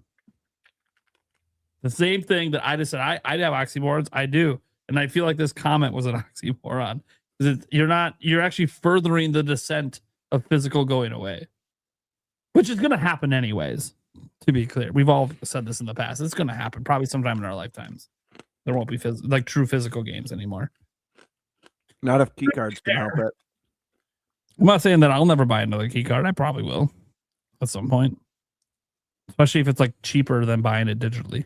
Like that's the big thing. Like, Pokopia physically will have like some sale at a retailer that's cheaper than digital. Like it's going to happen someday. That would be the move. I feel like you just nailed it, dude. That would be the move. If Nintendo just universally made key cards cheaper. Just a cheap option. Can you imagine? It's like 15 buying it digitally. It just is.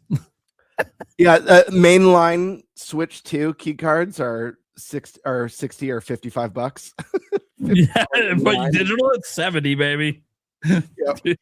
Well, they would definitely further into the hey, we're gonna make key cards everything.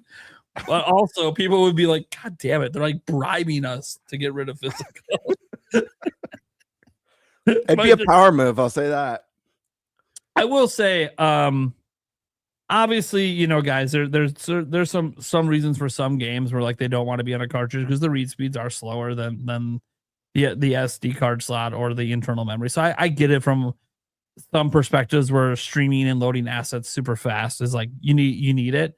But I also just say then just do what the other systems did and use Switch 1 cartridges and have them be install carts. So you have to install off the cartridge, but you still don't need the internet. My big bugaboo is just the requirement of the internet. And I know once the game's installed, you don't need the internet, but you still need it to install it. And it's like, I don't like that. That's why I don't like key cards. But it's whatever. The all digital future is here. I already know what happens in my house when the internet goes out. The only system that's usable is my Switch 2. So wait, does that mean that like how like most AAA games on other hardware require like a day one download? Like you have to connect to the internet to a day one download. Yeah. Does that mean that we've got it all wrong and that key cards weren't the start of this and that we actually have key discs? No, we've had key discs long before we had key cards. Mm-hmm. That's been a thing. Like I've seen people complain in the past, but is the uproar bigger with this because people expected Nintendo to be the last bastion of hope for physical media? The uproar is two reasons. One, Nintendo's honest about it up front. It's on the box. Yeah. All the Xbox games are this way. And you could look at those box arts and never know. Yeah. Because it's like hidden. I've never heard someone complain about it with any other company specifically. And then the amount of adoption. So a lot more third-party games are using game key cards than use key discs. So I think those are the two things. I don't think it's about Nintendo's reputation. I think it's more so the rapid adoption combined with just right out front, ugly but honest advertising. This is a key card. You need the internet to download the game. Those two things kind of put them in the forefront because game key discs, I can't even tell you what was the first game key disc because it's never been marketed. It's been around. Such. So someone in the comments added me. This is sorry, I'm not wearing my glasses. Michael Gutman. Or wait, was it him? Sorry, it popped. Indiana Jones. I think it was him. Indiana Jones. Internet connection required. I think it was him who said it. Yes. Yeah. He said we have key discs that say internet connection required. For example, Indiana Jones on PlayStation 5. So does that mean there's no physical version? If key cards aren't physical versions and key discs, we're all in agreement because the rule has to apply across the board. Yep. So a key disc is not physical. Does that mean there's no physical version of Indiana Jones? No. Except for Switch 2? Yeah, Switch 2 that will get it. But like Switch 2 edition. I'd be curious to see a list, and I don't even know where you'd find this list, but I'd be curious to see a list of every first party Xbox and PlayStation game from this gen and see how many are actually key discs versus for Xbox it's all physical copies. For Xbox it's every single one. So Xbox, even with the disc drive, it's basically a key disc console, and there's no such thing as physical media on the Xbox. Well, no, there are third party games that are full physical. Probably a few. I just want to make sure because I don't have all the answers. I get stuff wrong on this podcast. I've gotten stuff wrong on my channel. I get the reason I want to know. The key discs, I understand why there's not as many of them because one, you could put like a lot of 100 or 200 gigabytes on a disc and they're super fucking cheap. So why not just do it? And so I understand for cartridges it's more expensive, whereas obviously I'm assuming the game key card is significantly cheaper than even the Switch 1 cartridges. So like I get it a little bit, but it really even more egregious to have a key disc if carts are way more expensive. I think key discs are egregious only because while they do say download required or internet required, it's always on the back of the box, small print at the bottom. Most people aren't looking at that shit when they buy the game. They look at the front and they buy it. And the front is exactly where it does not tell you that you need to use the internet. So it's interesting to me. And I think it's egregious because a lot of people weren't even aware it was a thing until key cards got announced. And that is because the game key discs came out during the era here in PlayStation 4 and PlayStation 5 where you have to install your games. And most people aren't paying attention if that installs off the disc or if it's downloading it. So it felt really scummy when you think about it in hindsight because they took advantage of people that didn't know the difference. And now you have more and more games that are like that. And it's only going to get worse moving forward, I'm sure, if they even keep a disk drive on the next systems for anything other than backwards compatibility. And at least, I always said this about Nintendo. I mean, we can be mad about it, but at least they're being honest and upfront and they're not trying to hide it. There's no scheming here. So my last question then, that makes sense. I think that makes a total sense. Their scumminess is out front. Are we seeing because we see a lot of with Switch 2, when a game doesn't have a physical release. I know we've all seen it here on the podcast and people in the audience have seen it. When a game has digital or key cart only, there's kind of an online boycott the key cart, right? You guys have seen this? Yeah. Don't buy it. Don't support key carts. Yeah. Are we seeing this with the key discs? No, because they still don't know.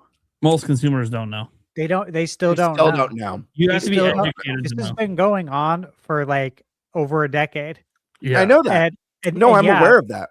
When Nintendo released the key card, as Nate said, they were honest. They came forward. They explained it, and everyone's they threw a fit. And then when a few people pointed out said, that hey, this has been going on for years, it was just like they didn't want to hear it. They but just here's wanted to what's keep complaining. But here's what's weird about that to me.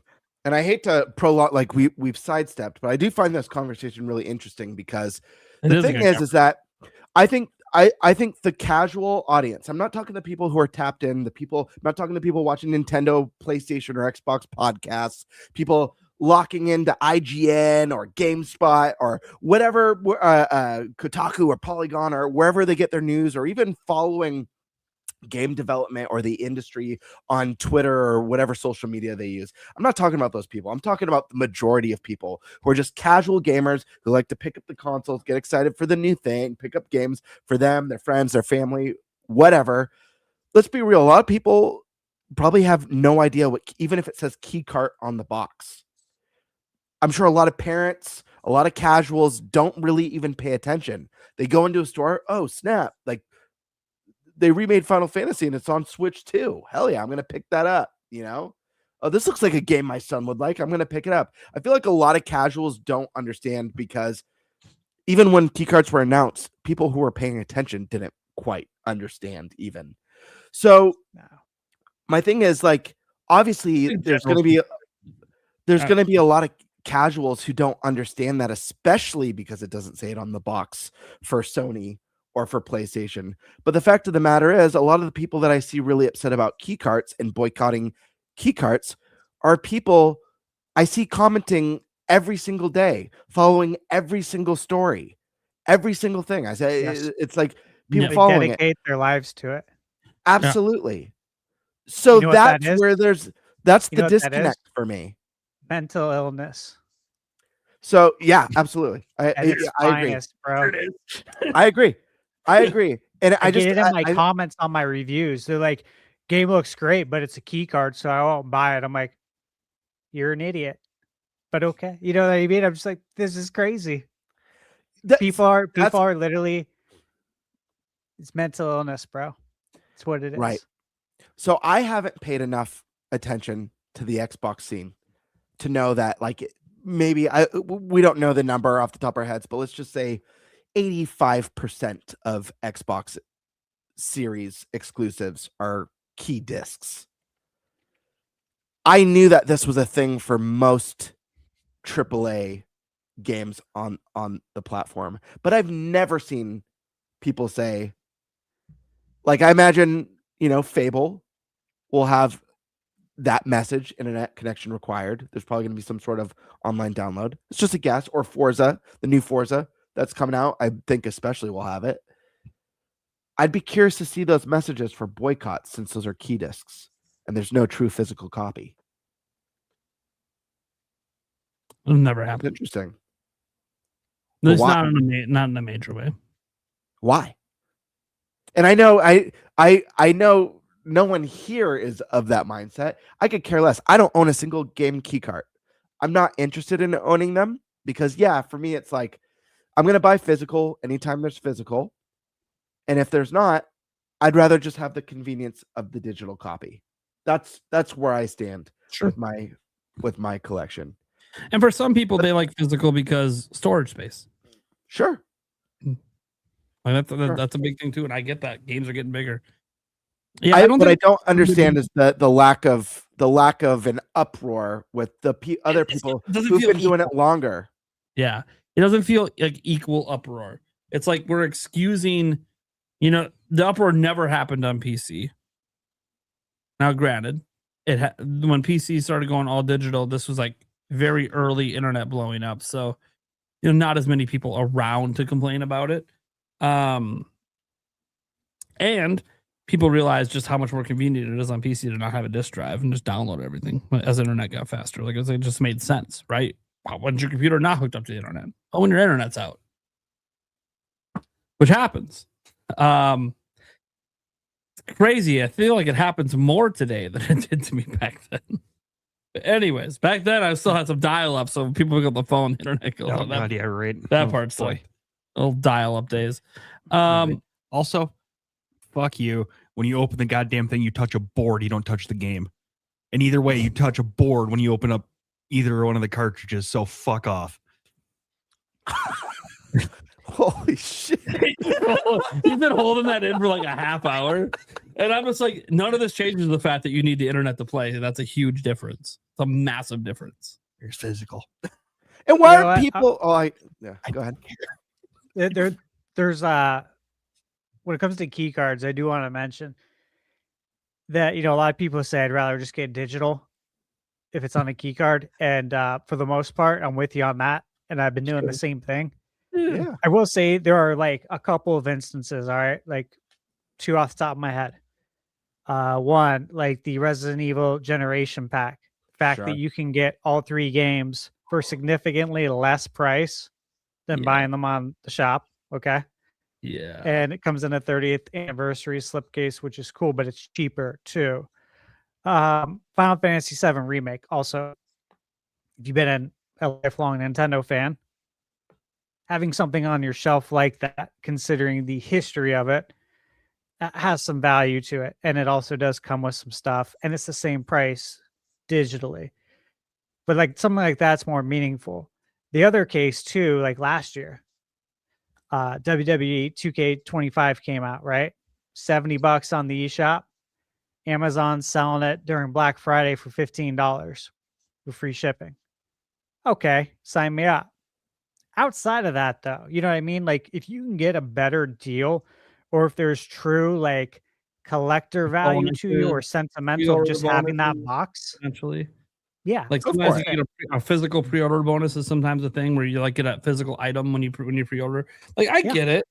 Like, I'm not, guys. As much as I like bitch, I'm not like this big anti-key card person. I think it is a way to, one thing that it does do that there isn't a clean way otherwise, is give you the ability to trade and sell your digital games, which is kind of neat. Even if we know it's just you have something physical. Yeah, it is really nice to be able to have the opportunity to play digital games. You're right, Eric. I have a physical game code on the thing that allows me to play. Yeah. It is like when we used to get those scratch offs with the game key up for PC. You know, that's how much physical you have, is that key right there. I can hand you the key and you could use it. I can have the key and I could use it. Because PC back then was weird, because don't give a shit. PC was weird back then because you could install it on an unlimited amount of computers. It was kind of fucking nuts. You didn't need the code after you installed it. Yeah, right. PC gaming back then, way different than today, where they try to limit how many computers you could install on. Yeah. That was not the case. People would literally buy the game, post the code on internet forums, and everyone has the game. Pretty much. It was not good. Not good for the companies. Anyways, great for consumers. Just need one person to bite that bullet. One last super chat we had here. Reaper says Stash is incorrect. You can buy the generation pack digitally for the same price. Yes, you can. I think you gave off the impression that you couldn't. But you don't get the slipcase, do you? No, well, you don't get the slipcase. No, the 30th anniversary. Sentimental value. For Can I ask someone, one last question? if you've been playing it your whole life since '96, you might want that. He's talking about himself, guys. If you don't know, all these references are always to himself. Like the Final Fantasy VII, that's a sentimental value for him. There's got to be other people who are gaming. Oh, I'm sure. Well, I'm sure. Back then, and we're upset that only applies to him. I just want you guys to understand, when he talks like that, he's talking about people like himself. He's not talking about everyone. Not everyone's going to care about the slipcase. Not everyone's going to care about the sentimental value of Final Fantasy VII, because that was the first Final Fantasy to leave Nintendo. Like, not everyone's going to care about that, guys. But he was just pointing out that there could be individual reasons that even if you don't like key cards, you still might consider it if you're buying those games anyways digitally. I think the strongest argument is obviously when there's sales. And I have to brought that up myself. Like, hey, dude, if you're selling me a key card for like $50, but it's 70 digitally, fuck yeah. Why the fuck wouldn't that happening with fake physical too? Which I guess we can call it that. You know, like that's what's been happening for so long. How many times could you get games way cheaper in store versus the PlayStation Store price or the eShop? Entire Switch generation at Walmart walking store $10 cheaper on launch day? Yeah, all the time, dude. Yeah, Literally, it was a thing. The entire Switch gen. I can't tell you how many games they got for like $10 or $20. And you look on the eShop, full price. All the time. And yes, folks, it does go the other way. There are sometimes digital sales when the physical are not on sale. It does go both ways. That's why it's important to have both. Yeah. I don't think guys being like, there's some people are just anti-digital all around. I don't think that's a good mentality either. There are so many games that will only ever be digital. Why would you just Is there really people like that? Because the reason why I asked that is this was going to be my last question. Was there a huge boycott backlash for Steam? Or is there one for Steam Machine? Excluding price, like price concerns. Steam was a little nothing will. Yeah, but nothing's going to damage physical more than Steam. In gaming space, the physical media. Oh, I know. There was almost no backlash. Could be that when PC went away. I know. But what about fears with Steam Machine? Are people saying don't buy Steam Machine because this could be the final nail in the coffin for physical game media? Because it could be. Well, why would they say that? It's a PC. PC doesn't have physical, so why would that matter? Xbox is probably going PC. There will be a bigger backlash if there are no PlayStation 6 or Xbox models that come with a disc drive. There's 0 at launch. But what would it matter if PlayStation 6 has a disc drive if it doesn't have physical media? Let's assume that 90% of the game coming to PS6. Backwards compatibility. Okay. That's the reason. Yeah. Do we think it's there are some rumors out there that PlayStation 6 will not have a disc version at launch. Just you could buy the accessory if you want. Yeah, I highly doubt it's gonna have a built-in disc drive. It's for sure gonna just be an accessory, and this will probably be the last time they do it. And then people are just gonna get left behind. And people will probably backlash about that a bit because that'll be the first time the big wake-up call. Oh shit! They don't even come, and the disc drive is sold out. What am I going to do with this fat stack of PS4 and PS5 games I have right here? You mean the fat stack of key discs that they've been collecting? You get depends on what they've been buying. It depends on what don't actually make up a majority of the releases on the platform. But if you only buy from certain companies and only buy certain games, and yes, you will have a fat stack of key game discs, which by the way, you also can't use because you need a disc drive. It's almost a worse version of digital in that case when you don't have a guaranteed disc drive on the system. Yeah. I swear, if they do that and they don't make the PS5 disc drives compatible with PS6 so people don't have to buy a new one. And by the way, it would behoove Sony if they're making a handheld to go all digital. Mm-hmm.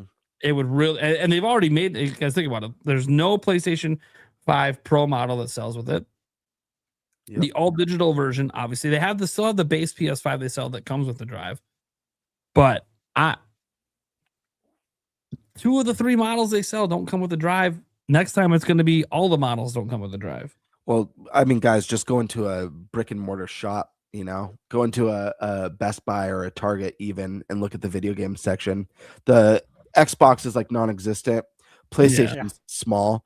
Nintendo takes up most of that real estate because whether or not you like game key cards, they still have the most robust lineup of actual physical video games.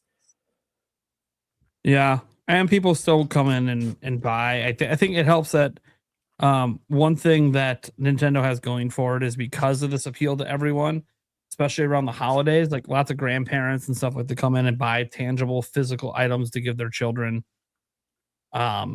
And you're seeing this come back a lot where people were doing gift cards for so long, and now people are kind of like, no, we should do something they can hold in their hand. Because it feels like even if it doesn't mean more to the kid, like maybe the kid doesn't care if it's digital or physical, it means something to the gift giver. That they get to see their eyes get wide and open this thing, get super excited about ripping that thing open and slapping the cartridge in. Like just something about seeing that as a gift giver feels so much more impactful than here's a gift card. Absolutely, I 100% agree. That's why it feels way better giving a specific gift over like a gift card. You know what I mean? Which is essentially just giving money. It feels so much better to see someone open an actual gift that you picked out. I get it. You know what I liked? The Wii. When you could gift games. I bought my cousin some games on the virtual console. Yeah. I think I bought them like Earthbound. Why can't we do that today? Because we grew up on that. There was like a few games I bought them, and you had like a present notification and was like, what is this? I got you some games. That is weird that we could do that so back cool. then, but we can't do that today on Nintendo. I don't know about the other platform. We can't do it on Nintendo at all. You can't do it on the other platforms. You can't. I know, not on Sony. I haven't tried on Xbox, but I also don't know a lot of people that play Xbox anyways. Don't know that I'd want to gift anything on there. Can't. I'll check Xbox Series here. I have Xbox out of necessity for exclusives, which is not Xbox. You can. Xbox allows you to gift digital games, DLC, and subscriptions directly through the console store. So, I wonder if it shows up as a present or just an email. I've never tried it. Yeah, it probably pops up in like a sterile email. It'll be like the notification thing. It'll be a notification. The curious is when you click on that notification, does it do something cool on screen? Like that's what I want to see. It does like this cool little congratulations or you got a new thing. Like that would be cool. Nice. I've never used it on Xbox, but that is a good point. And in the fact that you're right, Nintendo used to have that way back on the Wii. It's like, okay, that was a really good idea. I should have kept that around. And how's it hurt you? You're making more money because people are buying things for other people. It's a win-win. Yeah, it was legit. But oh well, is what it is. Hopefully it comes back. I mean, the fact that Xbox is still doing it, cool. Let's get the other platforms on board. That'd be nice since the other platforms are the more relevant in the console space. Dude, nice there's this turd game that I've wanted to review. Like I know it's going to be a turd. We've talked about it.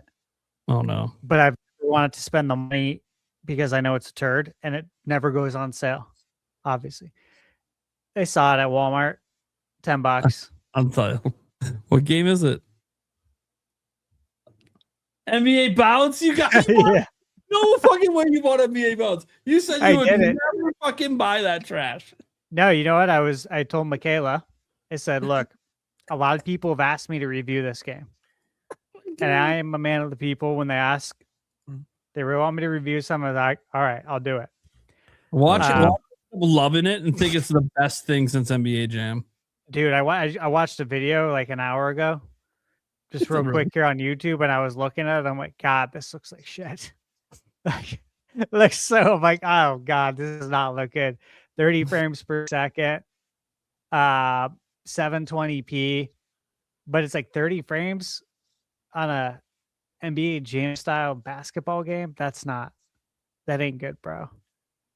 It just looks horrible. But hey, you know what? I'm gonna play and give it an honest review. Dude, see what happens. I just realized I started glancing the chat, dude. We have started a firestorm in the chat of people just raging and debating physical versus digital. Mm-hmm. It's fucking insane. Hey, really? I'm so glad I didn't read the chat. Now that I'm glad, I'm like, oh my God, we started a war. All right, I'm getting the fuck out. I'm getting the fuck out. We got to end this show. We got to pull the plug on this show. I'm not, guys. I wasn't about a war. It's fun to have the debate when we're all just friends here. I actually still buy digital all the time. Like, it is what it is. But Jesus Christ. All right, let's get the fuck out of here. Go around the room, let us know what we got going on, and then peace out. Gamebird, what's up, man? Guys, you know where to find me. First off, Gamebird Classic here on YouTube or on Twitter at @the_Birdmaster. I did do a video recently, not on my channel. I actually guested on one of our guest channels, N64 Josh. He has, let me see, what's this show called that he just started up? NPC Interview. It was live last week with N64 Josh. Guys, I had so much fun doing this on his channel. It was one of my favorite collabs that I've ever done. We just talked about our past, how we got into Nintendo, you know, some of the titles that are important to us throughout the years and certain memories through each generation. Really fun video. And if you guys are interested in getting to know me a little bit as a gamer, I definitely recommend you head over to his channel, give him a like, a subscribe, and check out that video. I've got a bunch of content coming. I'm not going to say anything more than that. Just stay tuned. Life's been crazy. I've been sick. a loss in the family. So I apologize. I have like a stack of stuff that I'm working on though. So it's just a matter of time before it's pumped out regularly. So hang in there, guys. It's coming. I'll give a plug too for Josh. I've been on his podcast. I will say it's always like it's a great time with Josh. He's great to talk to. So I'm interested in watching your collab with him, Gamebird, just because Josh is just good people. He's obviously he hung out. We all hung out together the whole time at PAX, and we'll see him again there in the end of August. And we probably won't let him recommend where we go for pizza.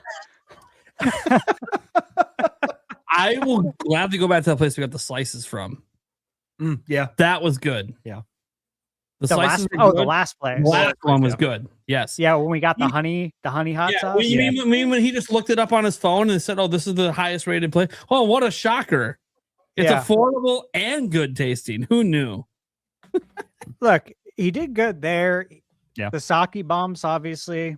That was well, great. I mean, like, you were at a place that had sake bombs. Yeah, that was. Yeah. I wasn't a big fan of the ramen, but that's okay. The sake bombs were made up for all of it. But the first place, that's where. Wait, you're just getting basic pepperoni? Yeah, I'm not into this bougie ass bullshit. Yeah, I'm not into that either. Hey, at least we stopped before going into that one pizza place that was like $50 a pie. Well, that's about what I said. Pie. No, I mean the first place we went was cheaper, quite a bit cheaper than what that when we were wandering around trying to find when we ended up Mexican. Oh yeah. That pizza place that we almost went into was really insane for pricing. And I should taste a full physical game key card to see if the taste is different. Yeah. Between a full physical and a key card?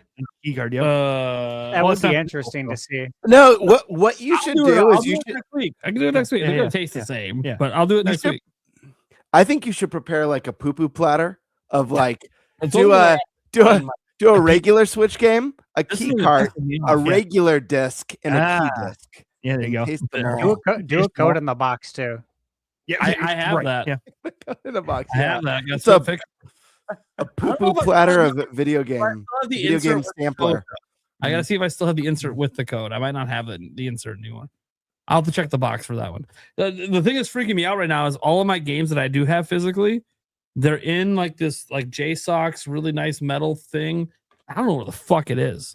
This? Like this? Yeah. And I don't know where the fuck it is right now. Yeah, I have that exact one. I literally don't know where it is at all right now. I couldn't even tell you. You're like, well, how you playing your games? Guys, I said I play a lot of digital games. Most of my games are digital. Mm-hmm. But you better find that. I know, I'm pissed. I got like fucking 20 games in it. Dude, that's the fear though I have of putting my games in something like this, because this is not something I've ever done, but they sent it to me. I'm like, yeah, I'll try that out, And it's nice. I do if I travel, sure. But if I misplace it, dude, screwed. That's what I am right now. I'm hoping it's in my office. Gets stolen. Right? If it gets stolen, it's so easy. My kids took it. Fuck. This can store 40 games. So like if you lose this, you're in trouble versus misplacing one game. Yeah, misplacing one. Dude. So risky. As we were talking about Josh, yeah. You guys reminiscing and how big of fans of me. Well, are you this big of a fan? This is his book. What is that? I didn't even know he wrote a book called Another Castle by Josh Schmidt. And it's funny you don't know, since I bought this while he was talking about it while interviewing you. Funny. I paid more attention. I wasn't even the one being interviewed. When you first held it up, I thought it was a menu from the pizza restaurant. Yeah, it's also like reversed. Yeah. I'm like, did you take the menu? It's also reversed. No, his name's on the bottom, Josh Schmidt. It's Life Lessons, illustrated by Mario Bros. Another Castle is learning to enjoy the journey through its ups and downs. The lessons was taught to me as a child. While playing Super Mario, it carries over to every aspect of life. I take a look at my life and my struggles with depression and my journey as an entrepreneur and content creator. If you're thinking about creating content, you'll find a few chapters with some best practices and lessons from my mistakes over the last 6 years. When life hits you with those Another Castle moments, find The joy in the fact that your journey continues. Oh, that book. Good. My bad. Yeah, I went right to the YouTube section. So anyways, the point is, as you guys are like sitting there almost bragging about Josh, I was like, wait a second. I'm the only one that actually paid the man and bought something from him. No, I wasn't going to say anything about this until when we were at PAX West, and I was going to razz him. I probably still will because he's not even watching this. Just razz him about the $50 pizza and how much he fucking owes me for that. And as he tries to get his wallet out to pay me, I'm just going to whip this bad boy on. Dude, all I want is your signature. That's all you got to do to pay me back. Just sign your fucking book. That's it. I don't need anything else from you. Because I'm never letting that $50 pizza go. I'm just going to razz about that shit 10 years from now.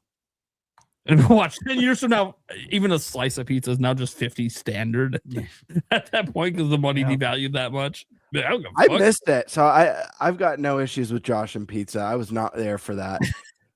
The only pizza memory I have from Seattle is when we were looking for dinner that first night and we were stopping at that pizza place and we're like, how much is it for like a medium pizza? And they're like $90.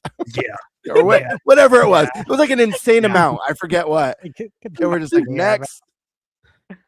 Yep. Good for you. We looked at him like the size of a car. we looked at him like, dude, you must be smoking crack. There was also like no customers there too. Yeah. It's like, wow, your business model's really working well for you. How many other people walk away the moment they hear the price? Like, Jesus Christ.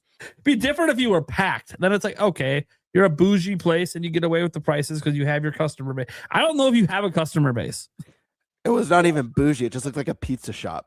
It looked like a standard pizzeria. Like you'd be downtown New York walking up to a billion pizzerias. That's what it looked like. It didn't look like anything special.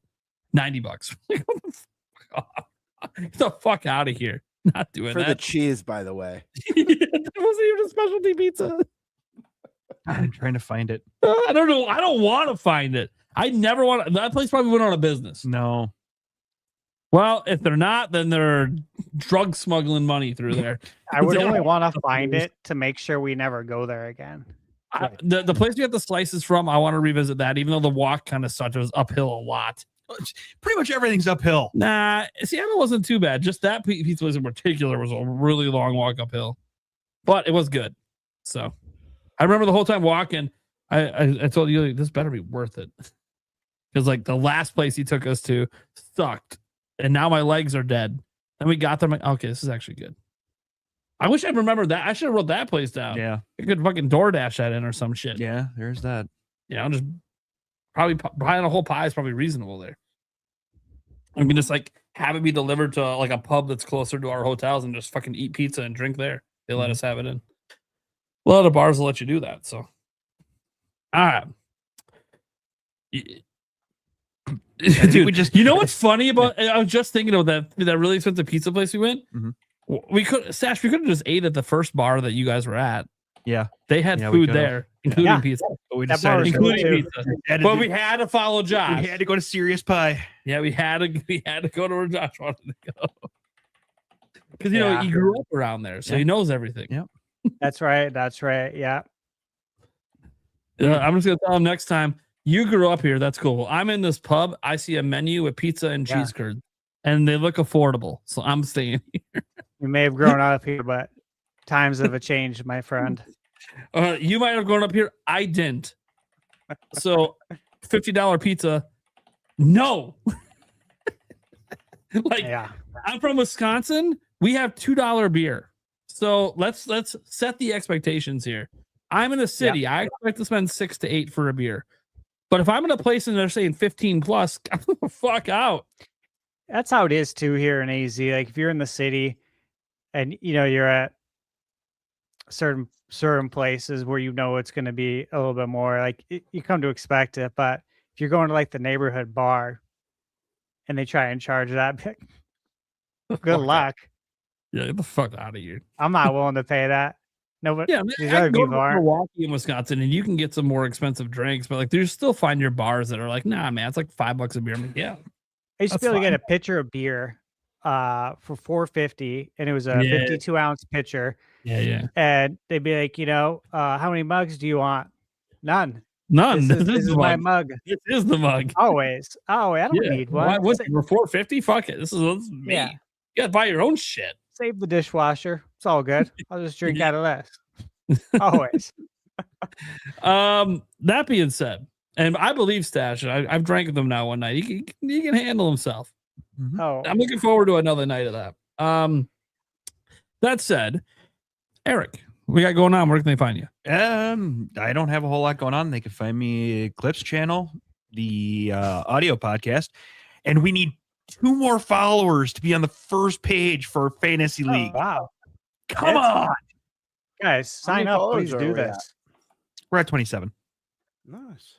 The bottom of the list is 28. So to get for sure past them, we need 29.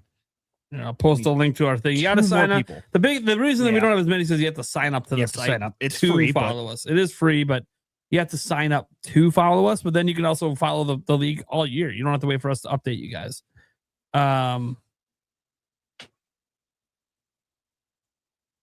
Okay. Sorry, I was looking at this weird symbol I saw on there, but I know what it means now. Okay. Yeah. Cool. Anyways. All right. Hey, I had my first game score in the 80s. Woo! Of course, I've only had 2 games get reviewed so far. Most of my games are way later this year. But here we go. You gonna read it off, Gamebird, or are you just gonna put it up? No, I like the silence. The quiet was peaceful. Okay, what about the people that are listening to the audio version? Daniel says, "LOL, my key card super chat was meant to be a joke. I went away, saw the discussion later about key cards, and saw Eric fight back. Love it." Yeah. You literally your little super chat joke derailed us for like 25 minutes. Oh yeah. But it was a great conversation nonetheless. Because it's an interesting subject. That's always a great conversation when everyone gets to pick on me. It is what it is. That's true. Thinking about it. Maybe I might have went hard there. Let me think for a second.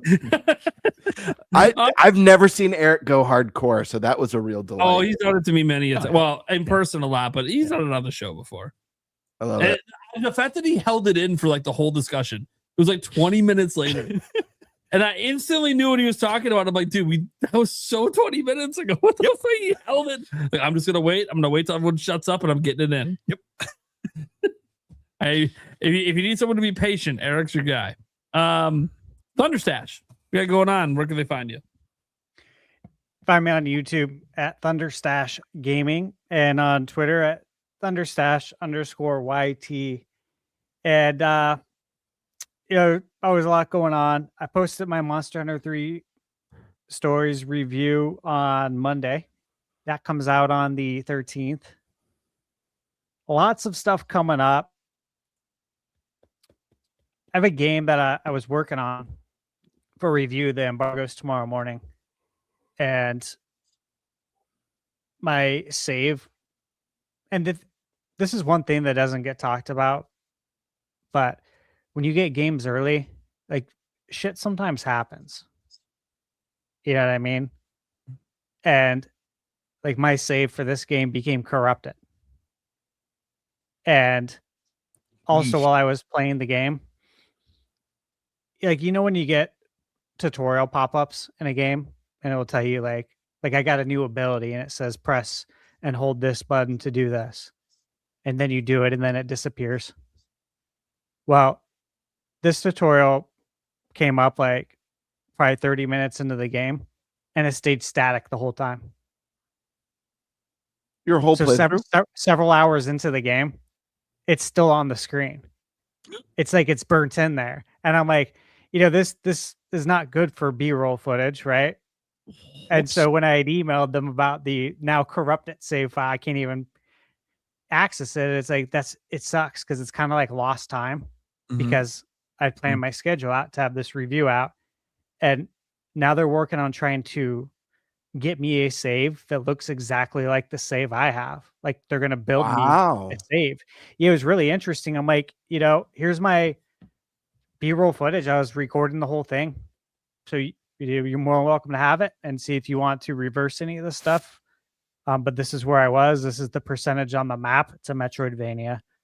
So yeah, sometimes shit like that happens and it's unfortunate, but I never say what the games are because these things happen before.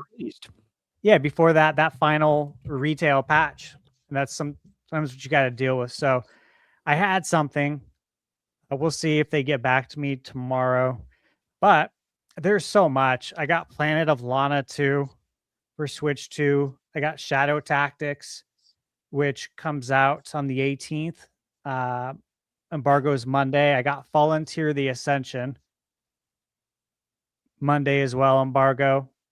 I got Ariana and the Elder Codex, which is a very cool game. The Midnight Walk. You got Mega Man Star Force to check out. Machine Gun Fury. Mr. Sleepy Man. The Super Bomberman collection. The Rayman collection. I've been working on wrapping up AC Shadows at night. Last couple of nights, been playing it to like 2 or 3. I've seen you on there. Bro. When I've been on Pokopia. Have you? I've been seeing you. Yeah, I've been seeing you on. That's AC. right. There's a few. I had to like private my account, but a few people. Do I have any of you? I don't even know if I have anyone on my list. I have you Prime.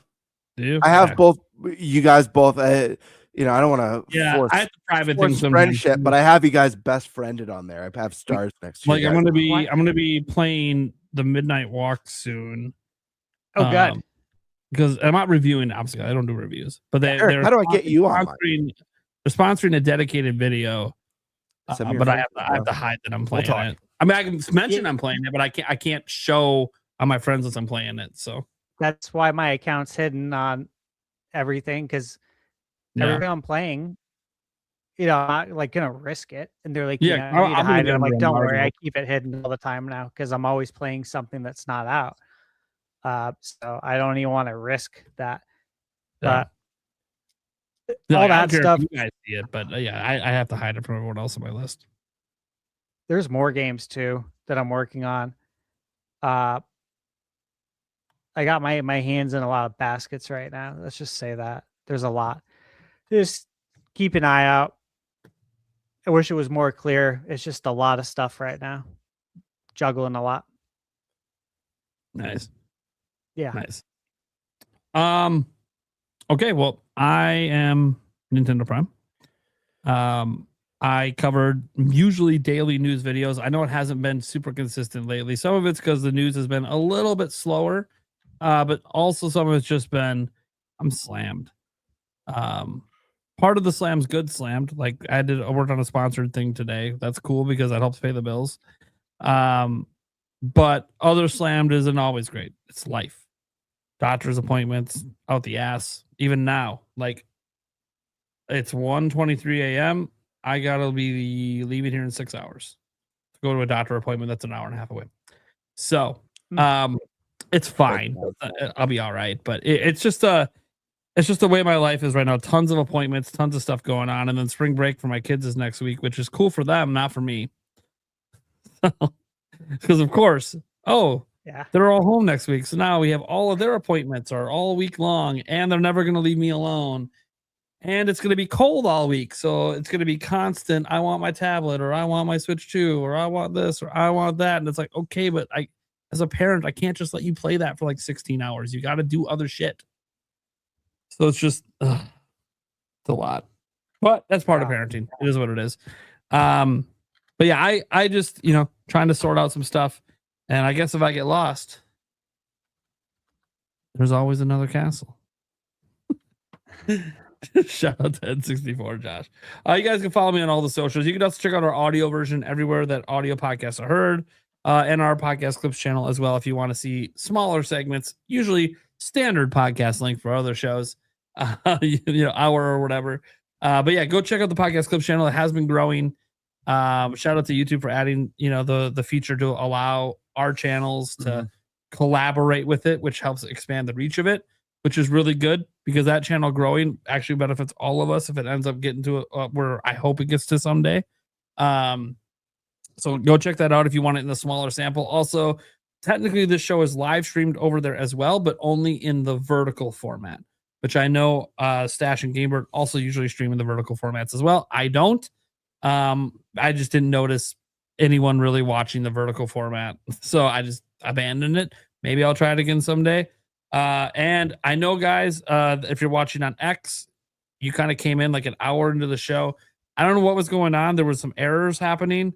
And then with me and Stash trying to stream on X, it just wasn't working. And then I reconnected my account on the back end and it fixed everything. And then I could stream to X. I don't know what happened, but I'll try to make sure that I get it fixed sooner next time if this becomes an ongoing issue. I'm sure it has something to do with X's API and shit, because I know they messed with some stuff with it recently. So, all right. Well, thank you guys so much for being here. And we'll catch you same time next week. I guess I'll give you the tease. People always like to know who's coming on next, as I already closed the document.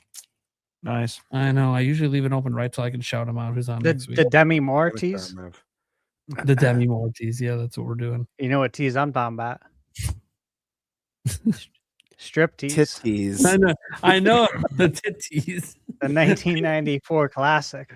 Yeah, I know. Next week we have on Scott Sortalissa and Professor Noctis, which some of you guys might not know. I've met him in person before. Yeah. Dude, we have kind of a loaded slate coming up. Dude, Special Nick is going to be coming on soon. Andres Restart, N64 Josh. Do I know Special Nick? Is he been on the show before? Kiwi Talk, Switch Force. Oh my God. No. Rogers Base, Hoops. Jesus Christ, we have a loaded slate. Yeah, we do. It's be fun. And then even like Wood from Beat 'em Ups is trying to slip into one of these episodes. So guys, we're trying over here. We're trying to have a nice slate. We have some weeks right now without anyone scheduled, which is all fine. Nothing wrong with the core four. Probably a great time to go over Fantasy Critic when it's just us. Yeah. Because I don't know that it's that exciting for the guests. That's why we always save it for the end when we do. We were going to get to it today, but as you can see, we're good. Yeah. Bye, It remains a fantasy. I gotta go to bed, man. Yeah. Me too. Me My too. throat hurts. It's an In-N-Out you ate. That's what it is. Punishment.